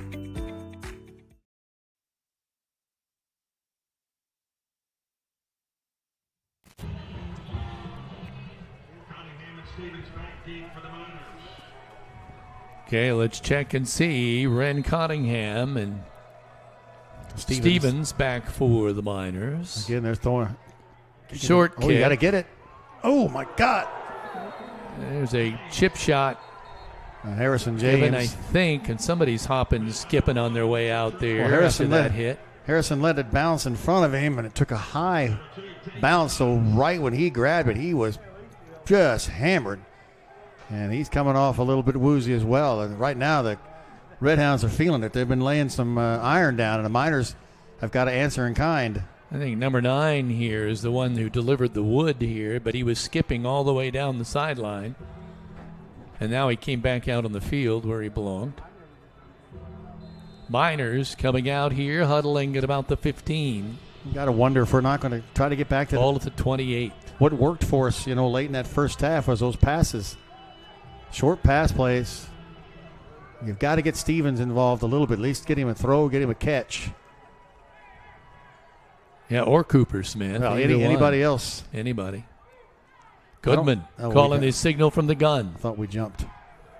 Going straight ahead, So no room there. They're waiting for this play now. Mahan again on another stop. He's been effective now, as well. What lineman there is getting up and shaking a little bit. I'd like they might be cramping up. It's 61. That's Scarborough. We know he's had some leg issues with something that's not cramp related, but it's got something to do with fluid. Glad to see him. I know he had a lot of trouble last year with that, having to sit sometimes. Miners are at the 30 now. Paul again out Receivers there. left and right. Cottingham to the left. Oliver to the right. Cottingham in motion. Going to give to Cooper Smith on a reverse.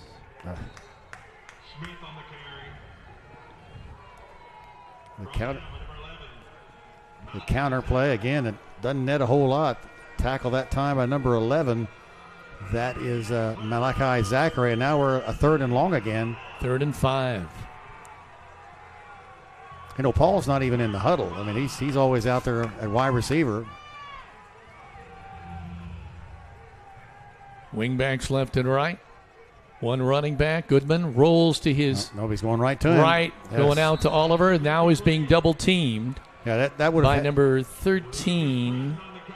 That would have had Lucas Brittain. I'm sorry, and number 1, Trey Person. Yeah, they had him completely hemmed in. That pass would have had to have been so perfect. It's just, I hate to say it, but it's predictable. I think the referee talking to number 13, Brittain, and Brittain's acting like he doesn't know what he's talking about. I think it's getting probably chippy, and I think that's probably what the referee was referring to. 5:53 remaining in the third quarter. Oliver back to kick. Deep here for the Redhounds. I can't see his number. Oh, my goodness, look at that. Oliver's boot is going to roll all the way back to the 10-yard line. Estep with the ball. He's got a wide open field now. If he gets open, he's at the 30, the 40, the 50. He's going to go all the way. The 35. It's going to come back. The 30, the 20, the 10, and he's in the end zone. And Oliver tries to run through Brown and you say it's coming back? Oh, yeah. Flag is at the 25. There was a minor flying. But the point is, this kid just took the ball 90 yards. He's unstoppable. I hate to say this because there's a flag. There's two of them. Another flag. Things are starting to get chippy between the two teams. I think Paul might have got another personal foul. And if that's the case, we could be without him. Although... What are you pointing at, Heather? Well, R.J. Wilson came kind of stumbling off the I think sideline. He's the one who got the hit down here. That And we'll bring they've it back. They've got him set down and get him some water and checking on him right now, Jed. So Arsenault. That whole run was for show then. The flag is at the 25. Yeah, but there were 2 flags thrown here simultaneously by the official, threw both of them up. And I know Paul had his hands out, but Paul's the one that took the hit from Brown. Paul pleading his case here. I don't know, because the first flag might take priority, or he's tucking him back in. Yeah, I don't know what. So let's see. Miners have got to get control of their emotions right now, because you have a whole season ahead of you. Whole season ahead of you. You don't take one game. But if we learned a lesson from last year, we know that you learn and live to play another game. But they're getting a little frustrated tonight. Yeah. Yeah. Several penalties on the play.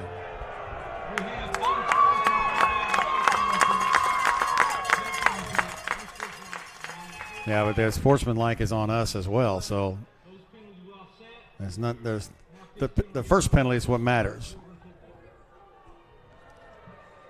Ball at the 25. So they've just automatically, on every personal foul, have thrown 2 flags. Yeah. But the thing is, as you said, that's a personal foul. You get another one, then you're ejected not only for this game, but at least I think it's 4 quarters. Coach Oliver talking to Paul down on the sideline now. Well, we'll see. Is he out of the game? I think he is. I truly think that was the second. I don't know. He's getting a drink of water. We'll see. Well, let's hope not, because that'll affect next week's ball game. 5:28. Key is now the Miners. You're playing for pride now. You looked good that first half. Second half has been a little ugly.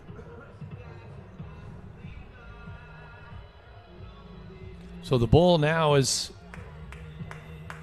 at the 15-yard line. And the Red Hounds break the huddle.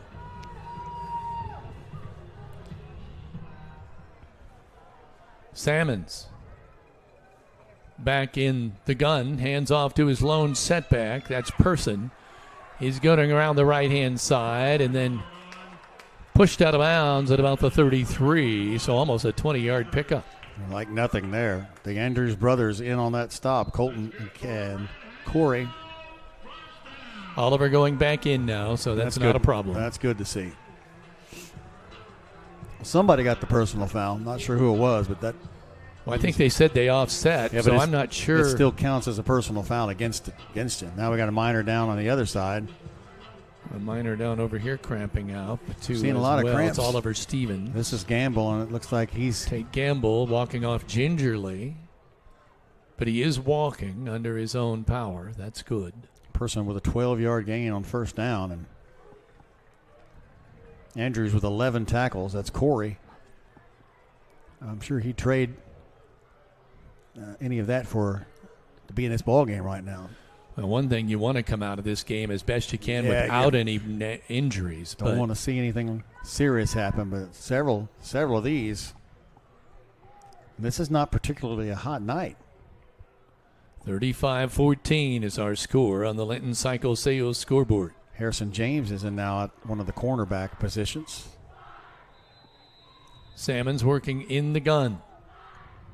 One setback, I believe, still Person. He's going to hand it off to him. There's Andrews. And he is downed right away at about the 24. Corey Andrews again fighting through from the linebacker spot. Nowhere for Person to go. And that's one of the few losses, a 5-yard loss. That's what you like to see. Played at the end of the game.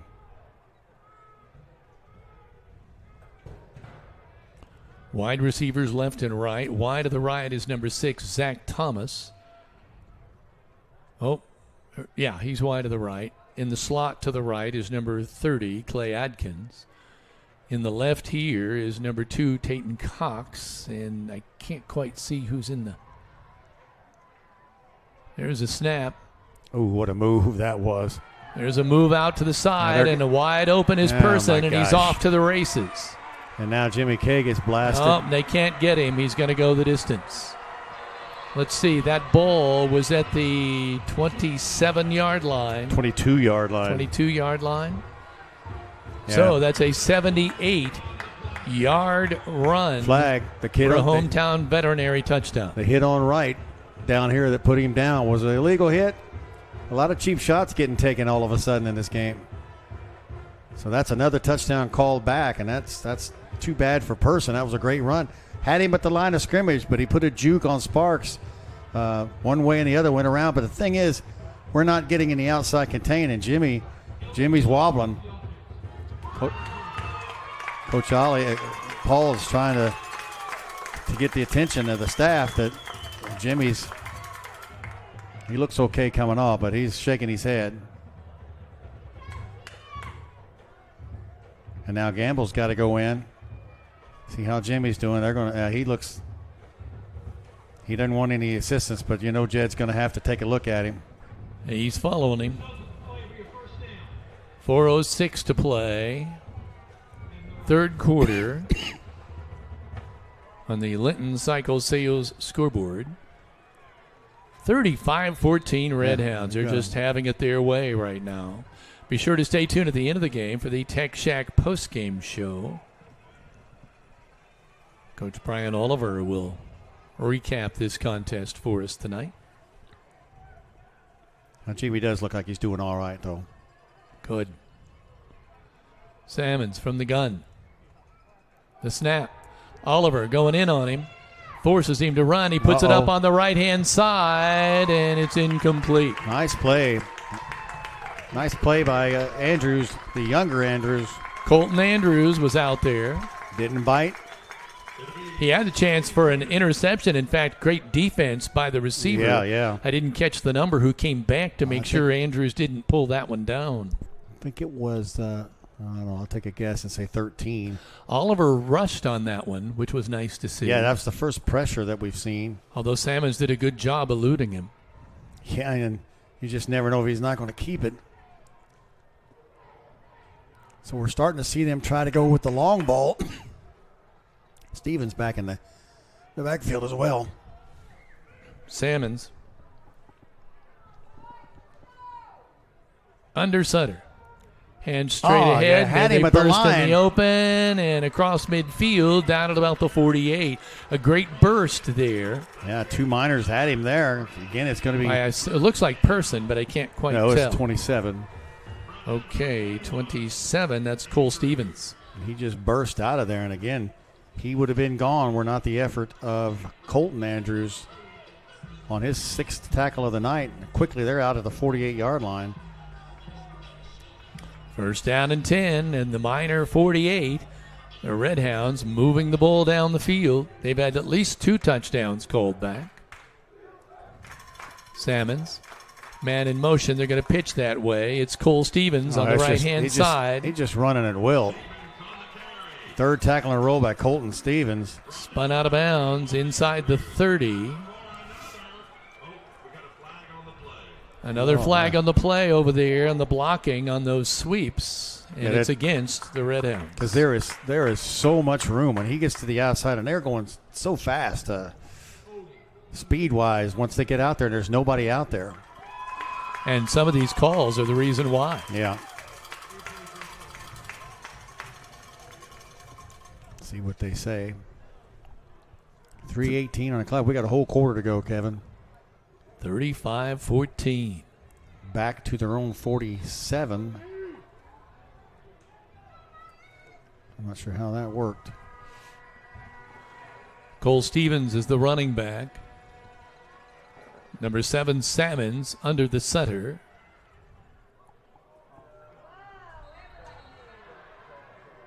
It's a finger pointing. They're going to call procedure. Looks like procedure on the offense.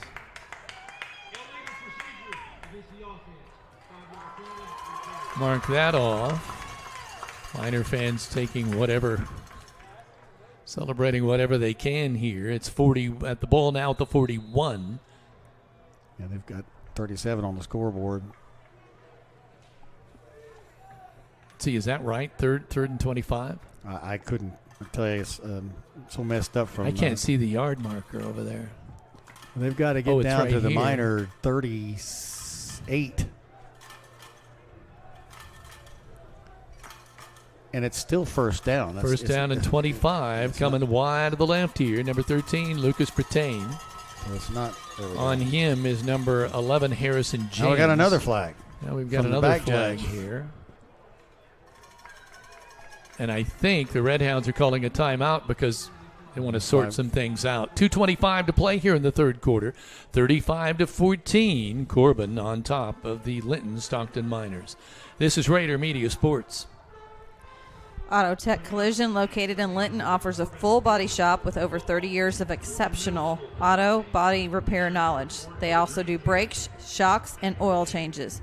Visit them at 345 14th Street Northwest. Stop in for a free estimate today. Line-X spray and bed liners and undercoating are now offered in addition to lifts, wheels, tires, emergency lighting, and more at English Off-Road, your one-stop shop for all your vehicle accessories. Visit them on Facebook today.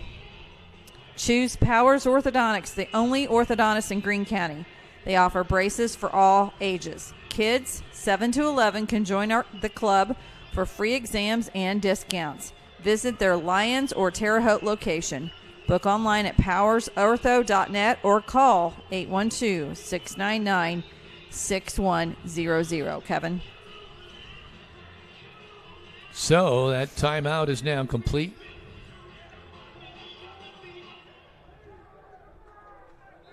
Minor coaches trying to get things going here by saying defense with a chant.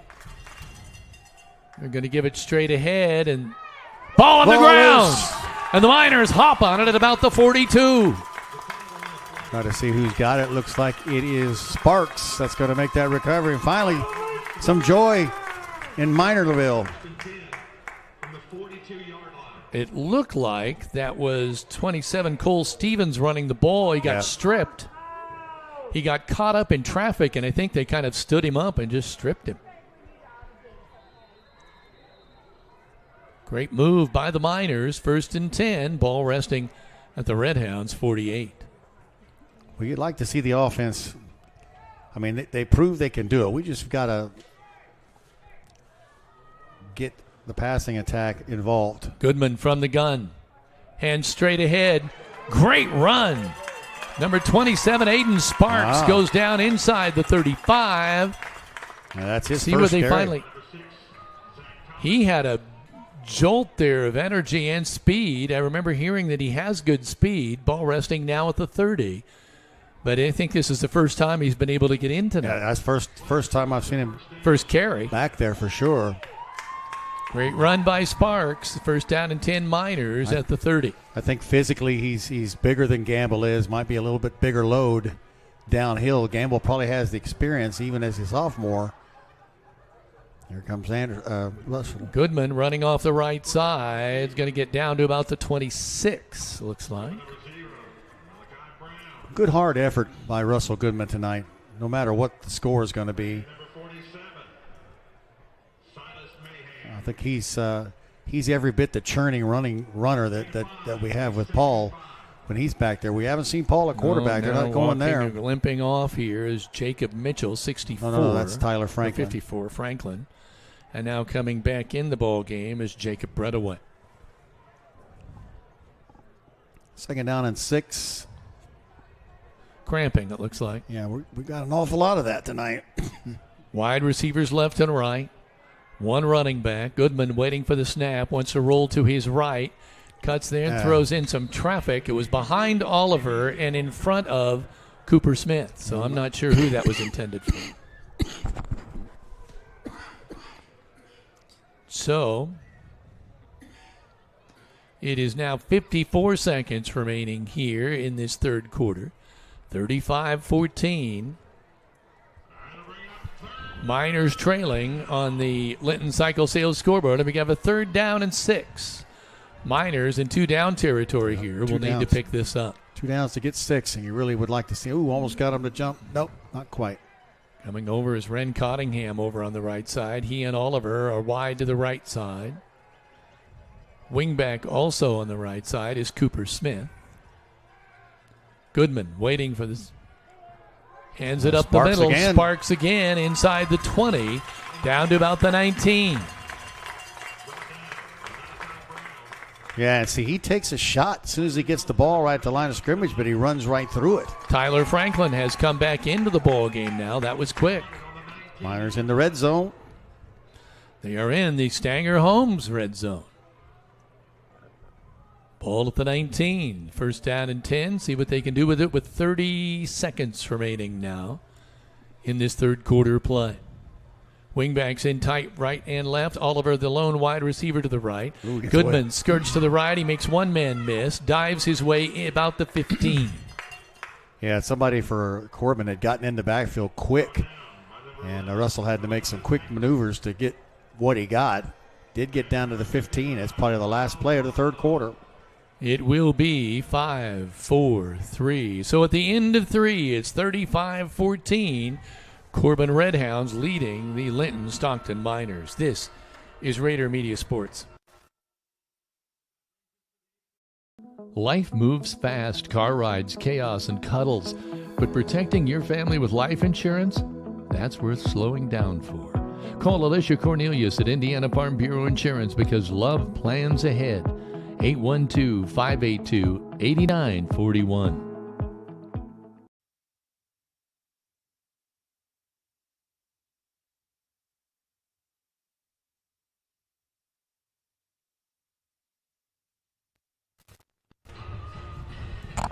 Welcome back to Rader Media Sports. Fall is full of opportunity in Greene County real estate. Trust Corey Motter, your local market expert, to help you make the right moves before the year ends. Close it with Corey and turn over a new leaf in your real estate journey. Also, our scoreboard sponsor tonight, Linton Cycle Sales, is Southern Indiana's most preferred power sports dealer since 1973 and has been proudly serving the community for over 50 years. Dane and his staff offer sales, service, and parts, so come see them for the best deals in the area. And Heritage Lumber and Supply is your local source for lumber and quality building products for your next project. Whether it is a small weekend project or a large-scale project, they have everything you need. Kevin? So we are starting the fourth and final quarter, brought to you by Key Associates of Linton. And we are broadcasting from the Walton Funeral Service press box. Quick note for those listening, just to ease your mind, R.J. Wilson's up running around the sideline. He's doing all right. Jamie Wright's back in the contest where he is. Who was the other guy that was a bit banged up? He's fine as well. Nobody looks to be getting any attention. So Miners line up. Ball at the 15, second down and 6. Man in motion. They're going to go around the left side. It's Cooper Smith. Cooper Smith with the ball. I think on kind of a jet sweep. He's inside the 15. I don't think he got much. No, he got inside the trenches, and it didn't take long for Redhounds to be all over him.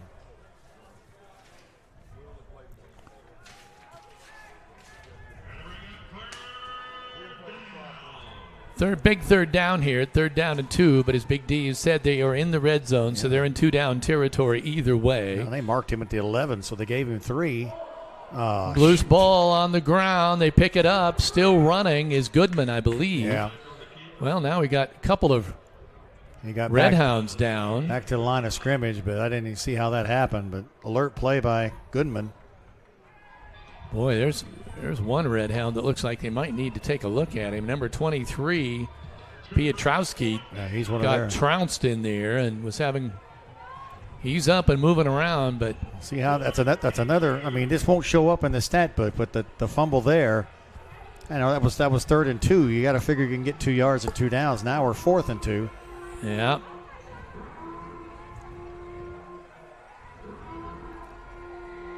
Gamble in the backfield.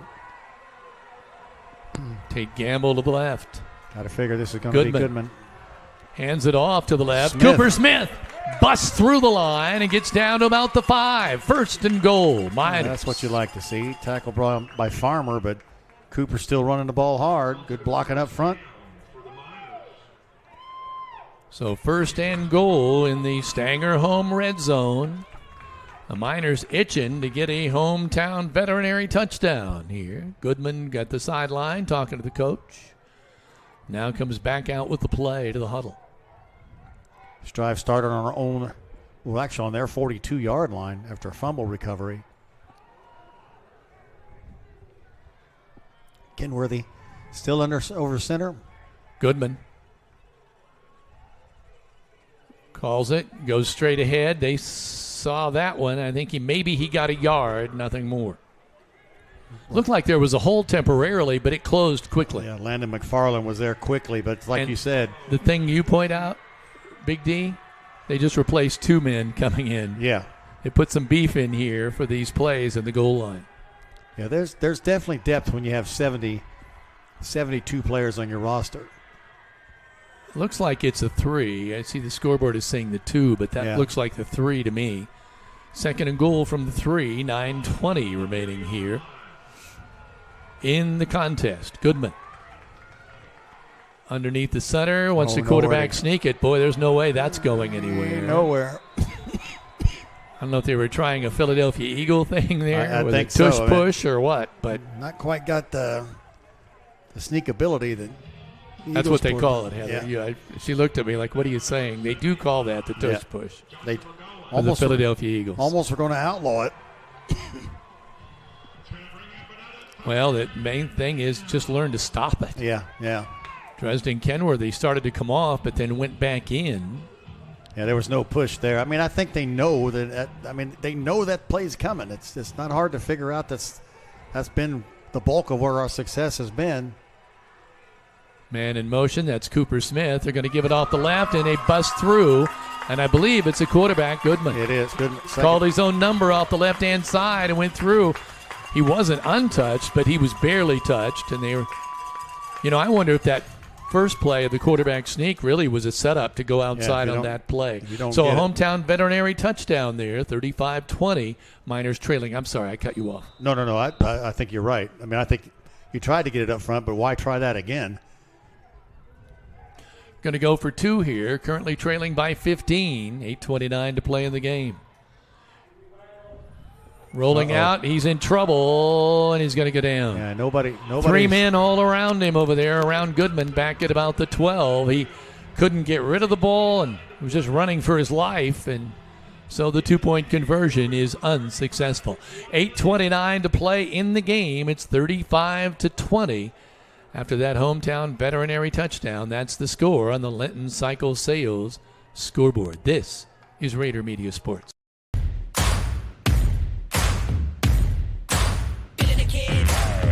There's a new kind of tech store in town, and it's not playing by your old rules. Welcome to Tech Shack in Linton, America's newest technology store for hands-on tinkerers, off-grid thinkers, and everyday problem solvers. Need two-way radios? Got them. Electronic parts? Stop. Survival gear? Ready to roll. It's like Radio Shack on steroids. Tech Shack in Linton. This ain't your daddy's shack.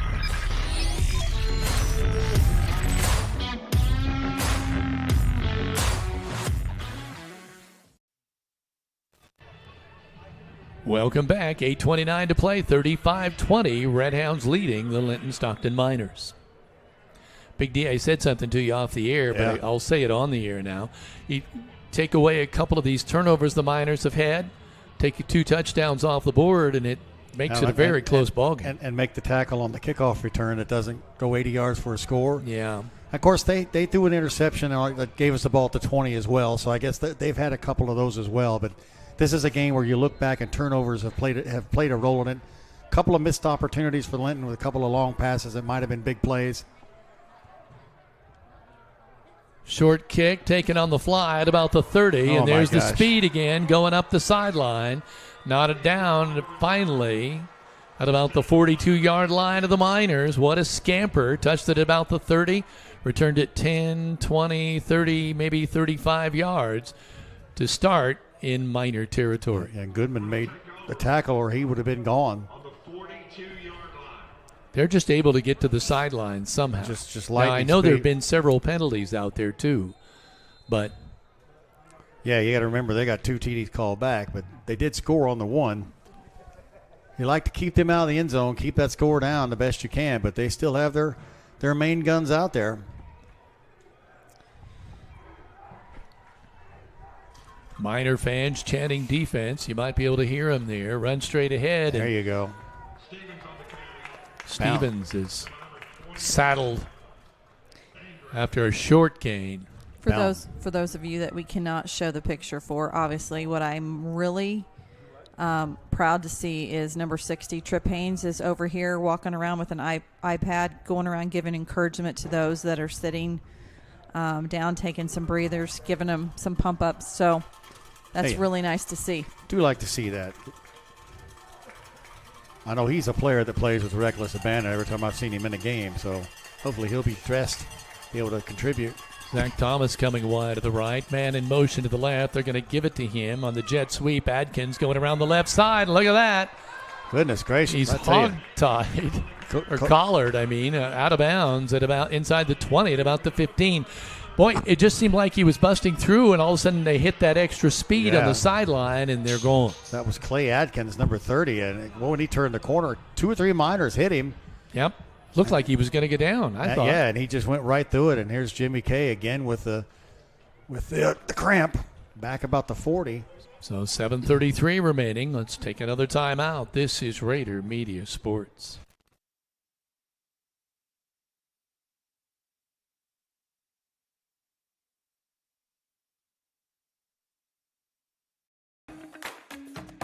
It's the perfect season for camping. Give Audrey Sparks at Richard Brown Insurance a call to get the best protection for your camper.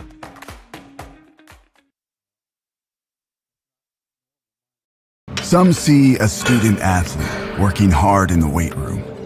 We see a future leader learning there are no shortcuts to success.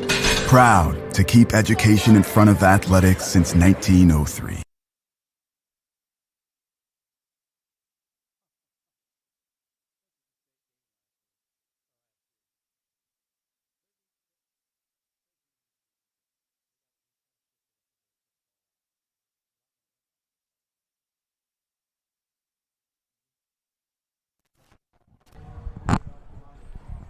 .733 remaining now in this contest. 35-20. First and 10, ball at the 20 for the Red Hounds. They're going to hand it off straight away.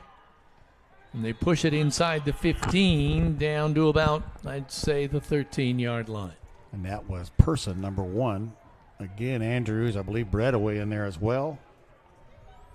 They have multiple running backs that you feel could, any of those 3. Well, they say gamble with the tackle. So they punch it in here, and it's pretty much over. Right now they have over a 2-touchdown lead. Trying for 3. Pitch here's same runner, number 30, Adkins. He twists back and is going to get. Ooh, Andrews grabs him and pulls him back before he gets in the end zone. Again, they had him. The guy, they go so fast. That's just something to see, the speed.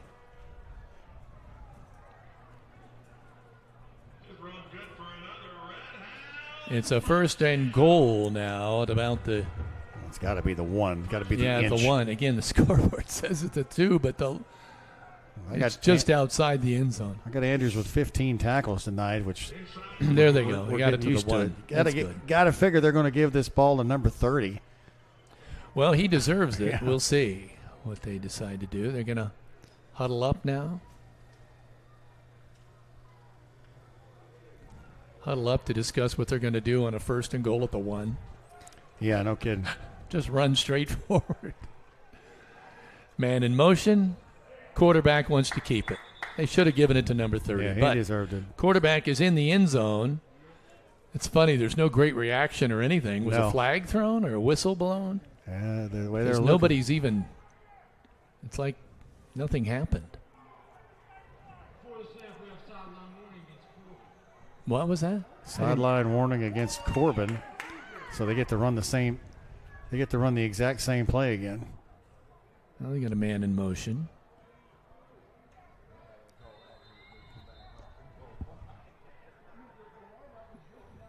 Yep. Person's the setback. Quarterback, keep it. Yep.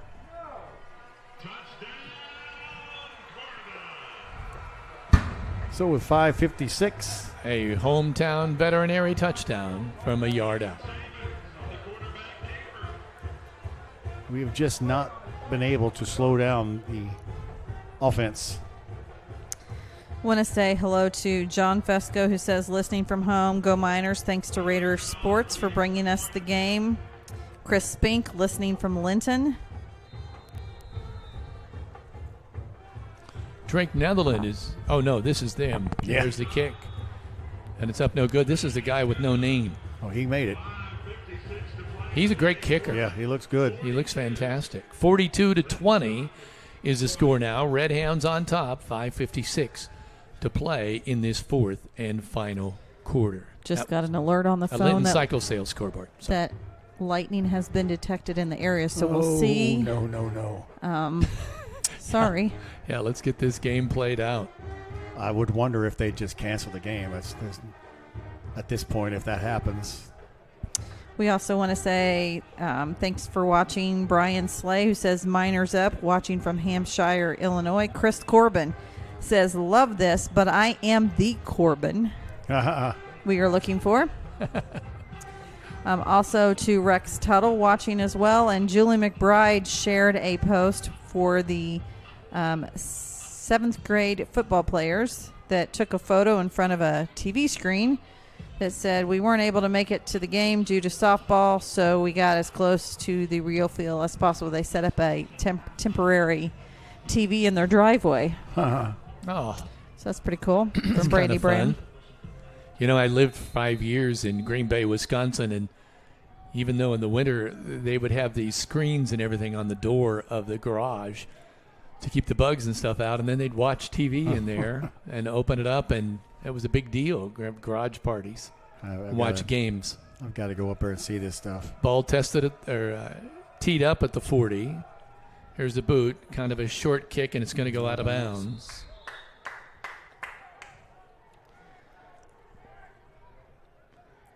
Well, so the Miners, we get a 1st and 10.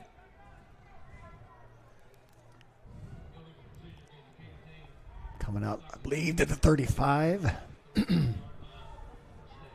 5:56.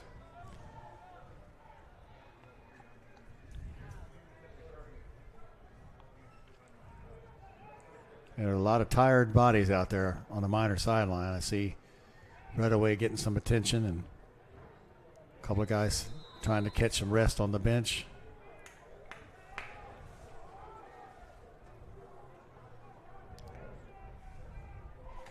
R.J. Wilson is wide to the right. We're going to the- throw over here to the left to Oliver. He's going to get hit, spun around. Helmet comes flying off.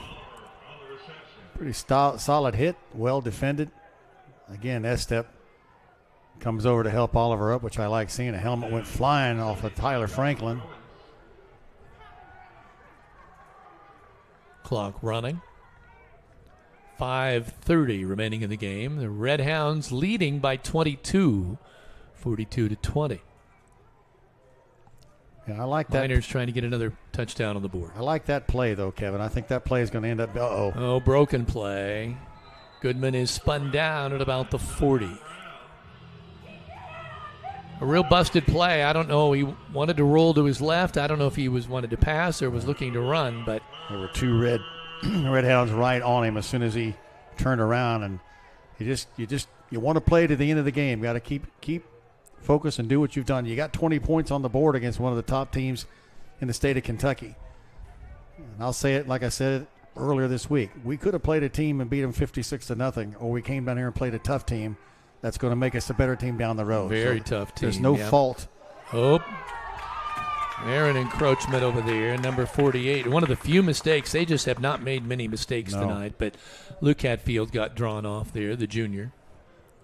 No. Oh, poor Luke's getting summoned to the sideline already. Poor guy. That'll give us a first down. And oh my gosh, poor kid. He's played well tonight.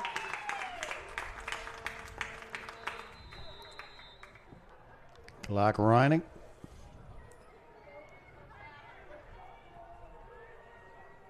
Goodman, quarterback, waiting on the snap. Gives it to the Nice inside block. of the jet sweep. Boy, if Cooper might have come wide on there, he might have had more room. Yeah. He cut up on the inside, but still a great run. He's out to the 49. Scarborough made a great pull block there. Comes up limping a little bit, but see, I mean, you'll take these. I mean, if you can gain 5 yards, 4 or 5 yards of play, you'll take it. And that's what we were doing earlier in the game, but they've shut that inside down a little bit. 2 wide receivers to the right, 1 to the left, 1 running back. Goodman's pass knocked down at the line of scrimmage, intended for Oliver. Petrosky is going to be the one that knocked that one down. And that was there, but we're going to have to get more people involved in the passing game than just Goodman. The ball seems to be going not Goodman, Oliver's way. I mean, I could tell you the targets.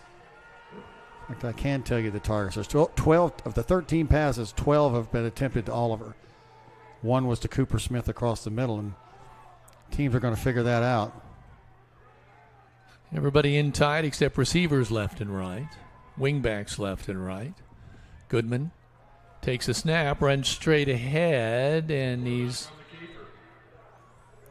run hard all night. About the 47-yard line of the Redhounds. Zachary on that tackle. It'll be 4th and very, very short. And here comes Andrews to probably do the double tight end. To the Corbin 46-yard line. You'd love to see us close out getting this first down and being able to keep the ball out of Corbin's hands, because I think anybody that touches it for Corbin turns on light green lantern speed. You know, Big D and I were talking about something, and I want to go over it again here, but this time on the air. Goodman fakes in trouble and spun down. Great defensive play by Trey Person. We're going to say that a year ago, the Miners ran up against an extremely good out-of-state team and then ended up in a state championship game. Yeah, and at one point we were 3-2 in that season, and a lot of people were going, "Oh, Linton's not the same team," and how wrong you folks were. I guess I say that, even though it's only the first game of the year, dropping this one does not mean you're not going to have a successful year. It's not the end of the world. You learn. 1st and 10 for the Redhounds here, with the ball at about the 46-yard line of the Miners, working from the gun. Clock is stopped. When they still have their starters in, so here comes Fall. Quick pass out. Get out in the wing. Nice play. Pass complete, but brought down right away. Harrison James stayed home, made a nice tackle on that play. And number 27, Cole Stevens, was the receiver. As Big D called it, he no sooner pulled that in as Harrison James was right on top of him. 2nd down 9. Well, 2nd down 10. Waiting for the snap.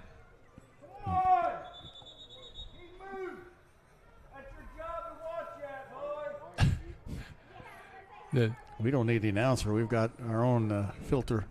I'm not sure what they're call here. Offsides on the defense. No offense. It's a legal procedure. I'm not sure. I didn't even see a flag fly. I didn't either, but they did move. Wonder if they just didn't want to take the time to throw the flag. Yeah, let's delay it as long as possible. Paul's teeing off. The quarterback running off on the right-hand side gets smashed down at about the 34. What a loss. And that was Gamble, number 44. Andrews got back there as well. That's a big loss. And, you got to wonder if it doesn't tick the Linton folks off a little bit. They're back wanting to pass with a 22-point lead with 2 minutes to go. Seems to me like they're trying to get some more points on the board. Yeah, ball resting now at the 38. The problem is they can score in one play so easily. Oh yeah, they can go the distance on this play. You got Estep and Stevens. Two backs, both back. They're going. And they're going to get it out here on the flank, and no dice there. Incomplete. Stops the clock. You're right. Why are they stopping the clock? Just run it out. Paul was there on that defense. That again, pressure from the Miners, and I don't really see much benefit in why you would be 4th down and 26. Are they going to punt, or are they just going to go for it? they'll feel bad if somebody gets injured in this last minute and a half trying to score another touchdown. They're going to go for it. Yeah.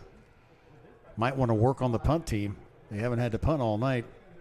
Well, they're not going to punt now either. No. The clock has stopped, so I'm not sure why it's taking so much time here for him to. Where's the? Oh, there's still 20 seconds in the play clock. 4th and 26. There's that quarterback is decked.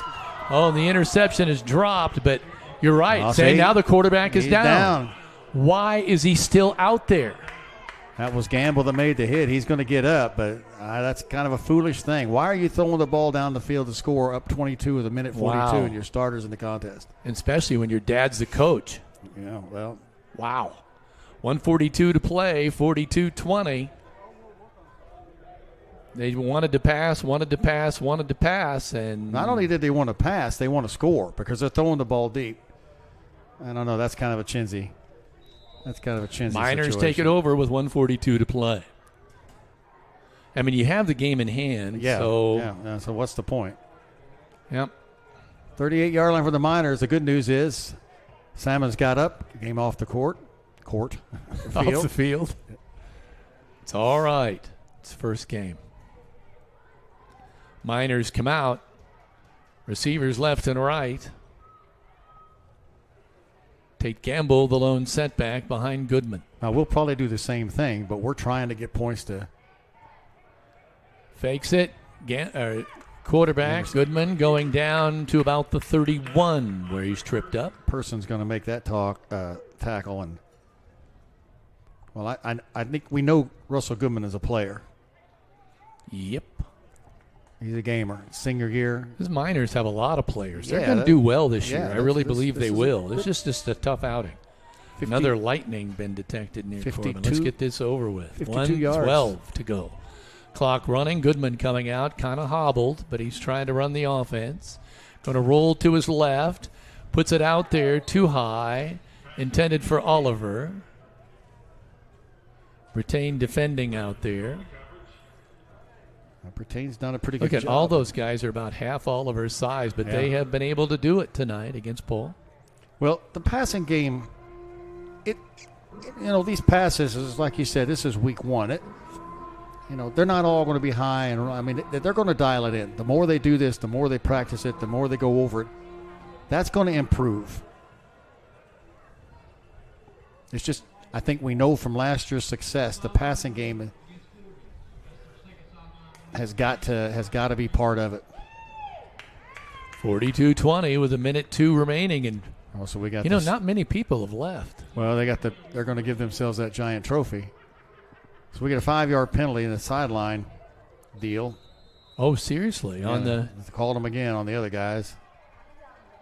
So that pushes it down, and that gives us a first down. First down and 10, ball to 26. Going to pitch it to Cooper Smith, running off the left side. He can't quite turn the corner. Great hit over there by 12. Estep. And now Cooper has to get up. He's going to have to come out. He probably got a bruise on that leg on that hit. Reed. Now coming in is Dalton Reed, yes. 39-38, clock running. 42-20 is most likely going to be our final score. Oliver to the right. Cottingham in the slot. Right.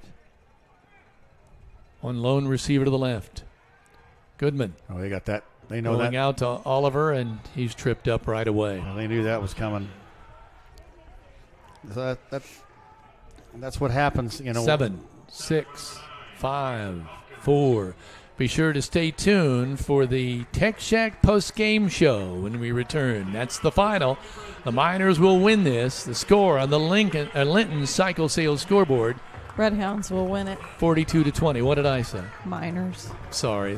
That's a wishful. Redhounds win tonight, 42-20. We'll be back for the Tech Shack post-game show when we return. This is Rader Media Sports.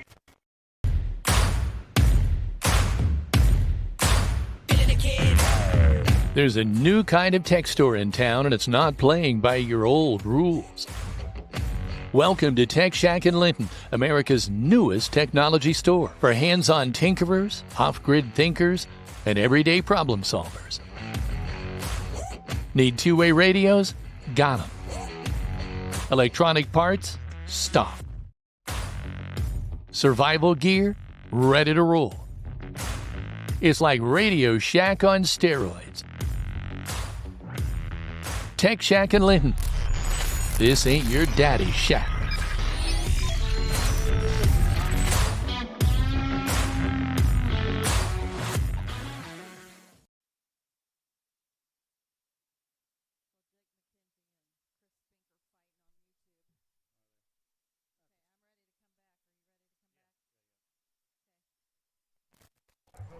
Welcome back to Corbin High School, where the Miners came down and battled hard in that first half.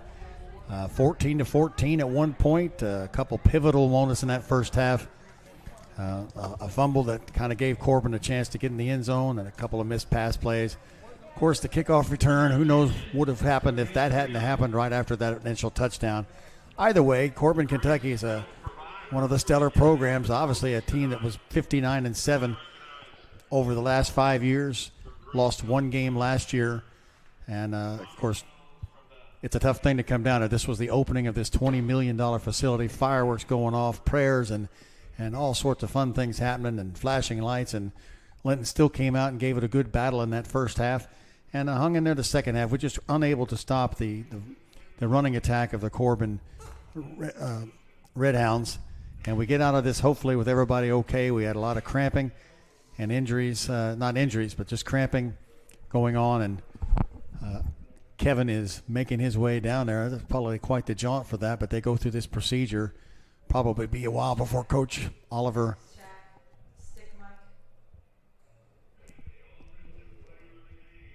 Was that? Are we all right? Okay. I'll try to get the stats in real quick so that we can get out of here quick whenever that interview happens. For the Miners tonight, looks like we had 118 yards rushing. Rushing was going to be a tough thing tonight with the stout defense, number 5 in the state. Keep that in mind when you talk about opponents. Russell Goodman, 17 tough carries. All of these carries up the gut. 52 yards. He averaged 3 yards a carry, got a touchdown out of it. I believe he had 2 touchdowns tonight.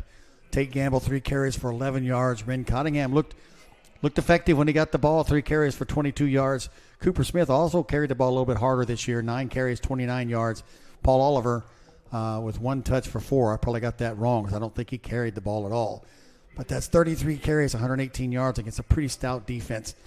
Passing tonight, 7-15 for Russell Goodman. Saw some real success towards the end of the first half when we were able to drive down the field. Again, Heather, gosh, I mean, if we put the ball in the end zone and score right there before the end of the half, we were down at about the 13-yard line, ran out of time. That's another one of those things. All the completions were to Paul Oliver. He has 7 catches, 85 yards. He was targeted 14 times.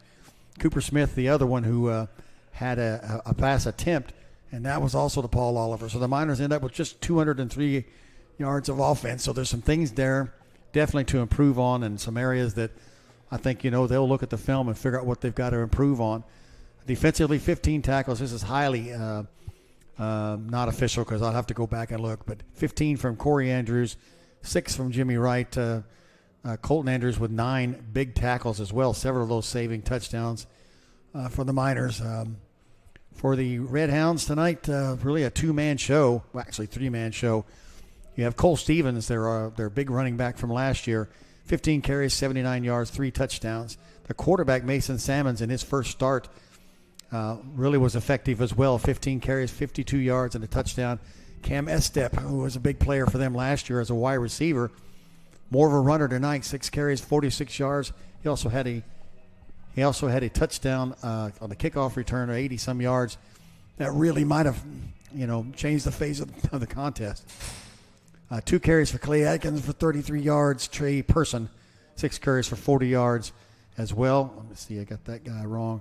1 carry for 12 yards for Tayton Cox, so that's 262 yards rushing, 42 carries. I have to excuse my cough. I'm hanging in there. 582 per carry. Passing, they only passed the ball really most of the whole game, just one time. That was a completion to Cam Estep, who went to 19 yards. They were 2 of 6. I guess they had a completion also to Cole Stevens. That one was a screen pass that was handled by Harrison James. 2 of 6 for 19 yards, so not much in the way of passing. So they end up with 281 yards. And let me tell you, 281 yards allowed against a team of Corbin's caliber. That's a pretty good number. And that may not be exactly official, but that's what I have here. 8 tackles for Zach Thomas. Looks like 5 from Malachi Brown, 4 from Malachi Zachary. So the numbers don't make it look like, about what you'd expect it to be. A little bit leaning in the favor of Corbin. But the total yardage tonight, 281 for Corbin, 258 for Linton. So that bodes well. Miners just made some mistakes tonight, as did Corbin. They had a fumble. They had an interception. Interception led right to a touchdown for the Miners. We had a fumble and also an interception, and the one fumble definitely led to a touchdown. Trying to go down and see if there's any more information. First downs was 17-13 in favor of Corbin. So, again, not a huge, disastrous number there. Miners had 4 tackles for loss for 28 yards. Corbin, 4 for 20. Miners with 1 sack for 11. Corbin had 1 sack for 8. Time of possession was about equal. Plays was about equal.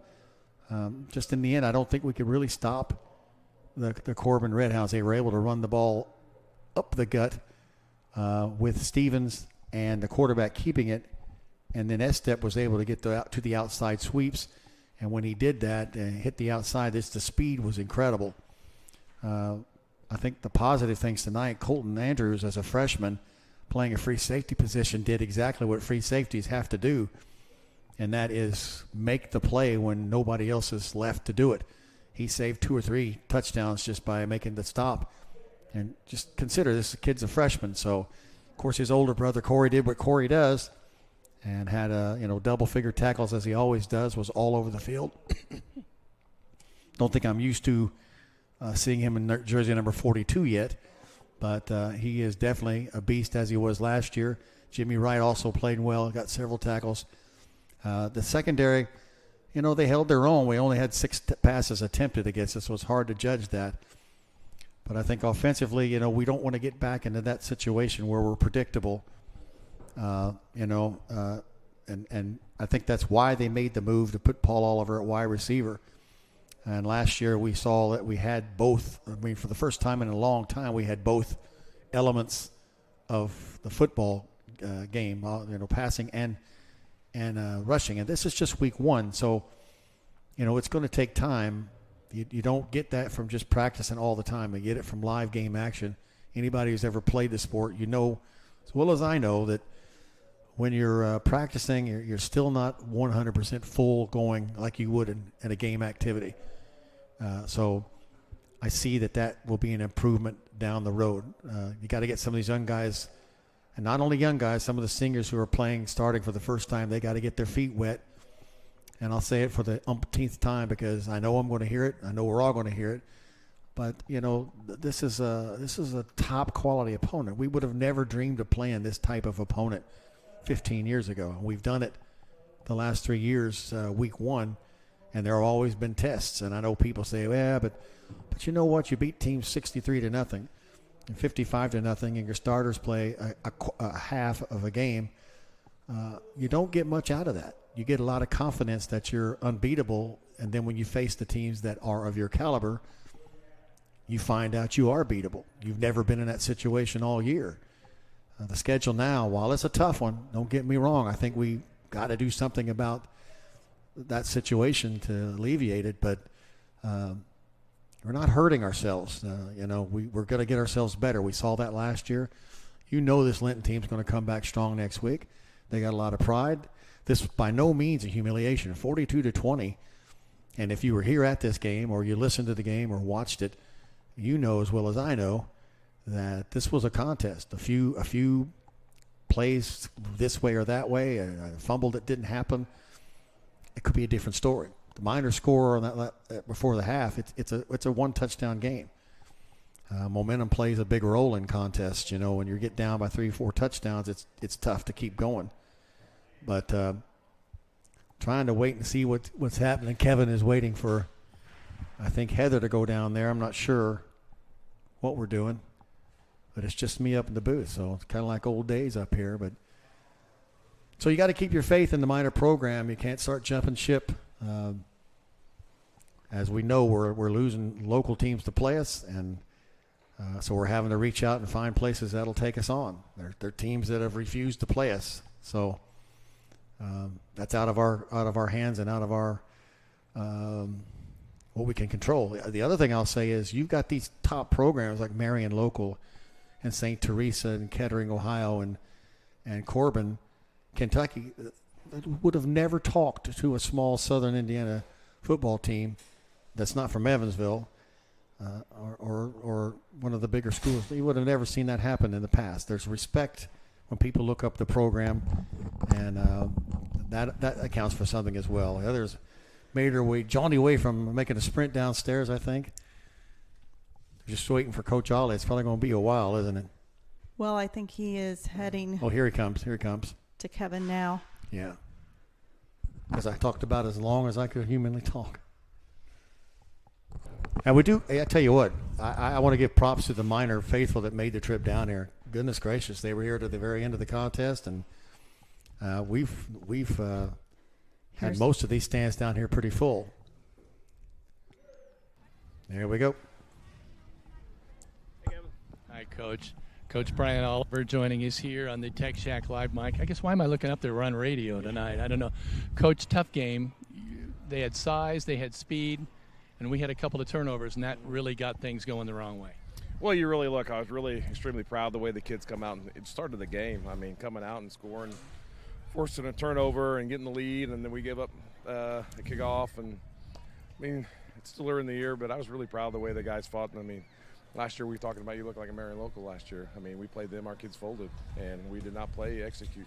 Our kids didn't back down. They kept their starters in the entire time, and we were fighting some hydration issues, and I don't know if the drive had to do it or whatnot, but that's not an excuse. We need to do better as a team and a staff to make sure our kids are better with that. So, I mean, so that was tough to see, but, I mean, the guys would come out, they'd go right back in. And so, I mean, we'll learn a lot from this. I mean, coming down here and playing in a nice facility like this, it's just I mean, you don't ever want to lose, but you can learn a lot from it. And we know one thing, we got a pretty good offense and a pretty good defense, and we eliminate some mistakes, and it could be a little bit closer ball game.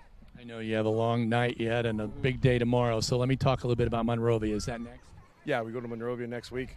I know they got beat last night by Cascade, but that's all I know. Talked to Coach Olson a little bit earlier today. Told him I'll send stuff as quick as I can so he understands, knows what we're at. So we'll start watching stuff probably tomorrow afternoon on the ride home. Tough question to end with. Do you still like doing these kind of games where you come in and play this top-notch competition in another state? I mean, I'm not the results now. I know. No, I'm never a fan of really. I want to play Indiana schools. That's why we're in Indiana. I mean, but when it struggles to find people to play us and get people on our schedule, and then, I mean, we have to get desperate. We picked this up in late April. That's not ideal for us. And so right now we got week 1 next year. And so we're trying to look and see, and that's the challenge part. But then again, we're going to play games. We learn a lot from a game, whether it's a win or a loss. You had some cramping, but otherwise are you injury-free tonight? As far as I understand, I don't know. We'll see once they all get going, but just some cramping. I think we'll be all right. I know you got a meal to get to. Thank you very much, sir. Thank you. Appreciate it. All right, back to you guys. So we want to do some wrap-up quickly here because we all know that everyone has some time to drive home. We want to say thank you to our live read sponsors for tonight's broadcast. I'm a little bit out of breath here from walking back upstairs. We are pretty high up. I'm going to read those to all of you. Fish Monuments, Bumpkin Valley Roofing, Midwest Satellite of Linton, Autumn Trace of Greene County, Violet & Company, Mayor Preble with the City of Linton, Katie Marie Photography, Gaither Power Sports, Correll's Gas of Linton, Powers Ortho, and Autotech Collision, as well as our pregame rotation sponsors, City Pest Control of Linton, Bandanas by Brenna, Southside Express of Linton, Wayne and Kathy Elliott, Dan and Teresa Carpenter, Tim and Joan Warwick, Diane Snobble, Jason and Susan Anderson, Martha Butler and Hadley, Niall and Kathy Regal, Casey's of Linton, Rodney and Renee Broadway, the Tone Trove Music Shop, Southside Express of Linton, Pizza Hut of Linton, Rick Crines of Crines Auto Detailing, and Margaret Ann Simon. Also to our Minor Pride sponsors, Walton Funeral Service, Key Associates of Linton, Linton Sporting Goods, Skinner's Towing Service, Bob Walters, Linton Motors, CAS Contracting, DBA, Kramer's Tree Service, Audrey Sparks with Richard Brown Insurance, Corey Motter with Century 21 Sheets, English Off-Road Linex of Bloomfield, Linton Cycle Sales, Jordan Vaught Insurance of Bloomfield, Alicia Cornelius of Indiana Farm Bureau, Heritage Lumber and Supply, Crane Credit Union, Team Ortho, The Grill, Brock Anderson Construction, and Jathan Wright with Indiana Farm Bureau. We also like to say thank you to Klusner Construction, Key Associates of Linton, Inman Realty Group, Greene County Vision Center, Stanger Homes, Tech Shack of Linton, Kingdom Air, Hometown Veterinary, and your local weather authority at WTWO. Kevin? Tough game tonight, but I think the coach kind of summed everything up. I think they walk away learning from this. Yeah, I think he hit it on the head. You're very proud of the way the Miners came out. How many high school kids get to come down and have see a facility like this with the production that went on before that game? I mean, you come out after that, and then we immediately come out and score. That might have been a floozy because we get an interception, we score. But the next drive, straight down the field and score. 14 points against the number 5 ranked defense in the state last year. Just too many things, I think, happened. We had, like you said it, had to be a perfect game. Couldn't have made any mistakes. Yeah. About 5 or 6 plays difference in this game. I don't necessarily think we could have won it, but I think we could have been tighter. I think the game was tighter than what the score indicates. I think it's a lot different than what it was last year. As I said to the coach, I think speed, depth, and turnovers played a key role in the outcome of this game. One thing I do want to say before we sign off, and I'm going to make this quick. Thank you to you for taking over for me briefly tonight. I lost my brother, Hank, tonight. During tonight's ball game. And so he was a good guy, and he'll be missed. Just wanted to say that. This has been a production of Rader Media Sports. This has been a production of Rader Media Sports. Until next time.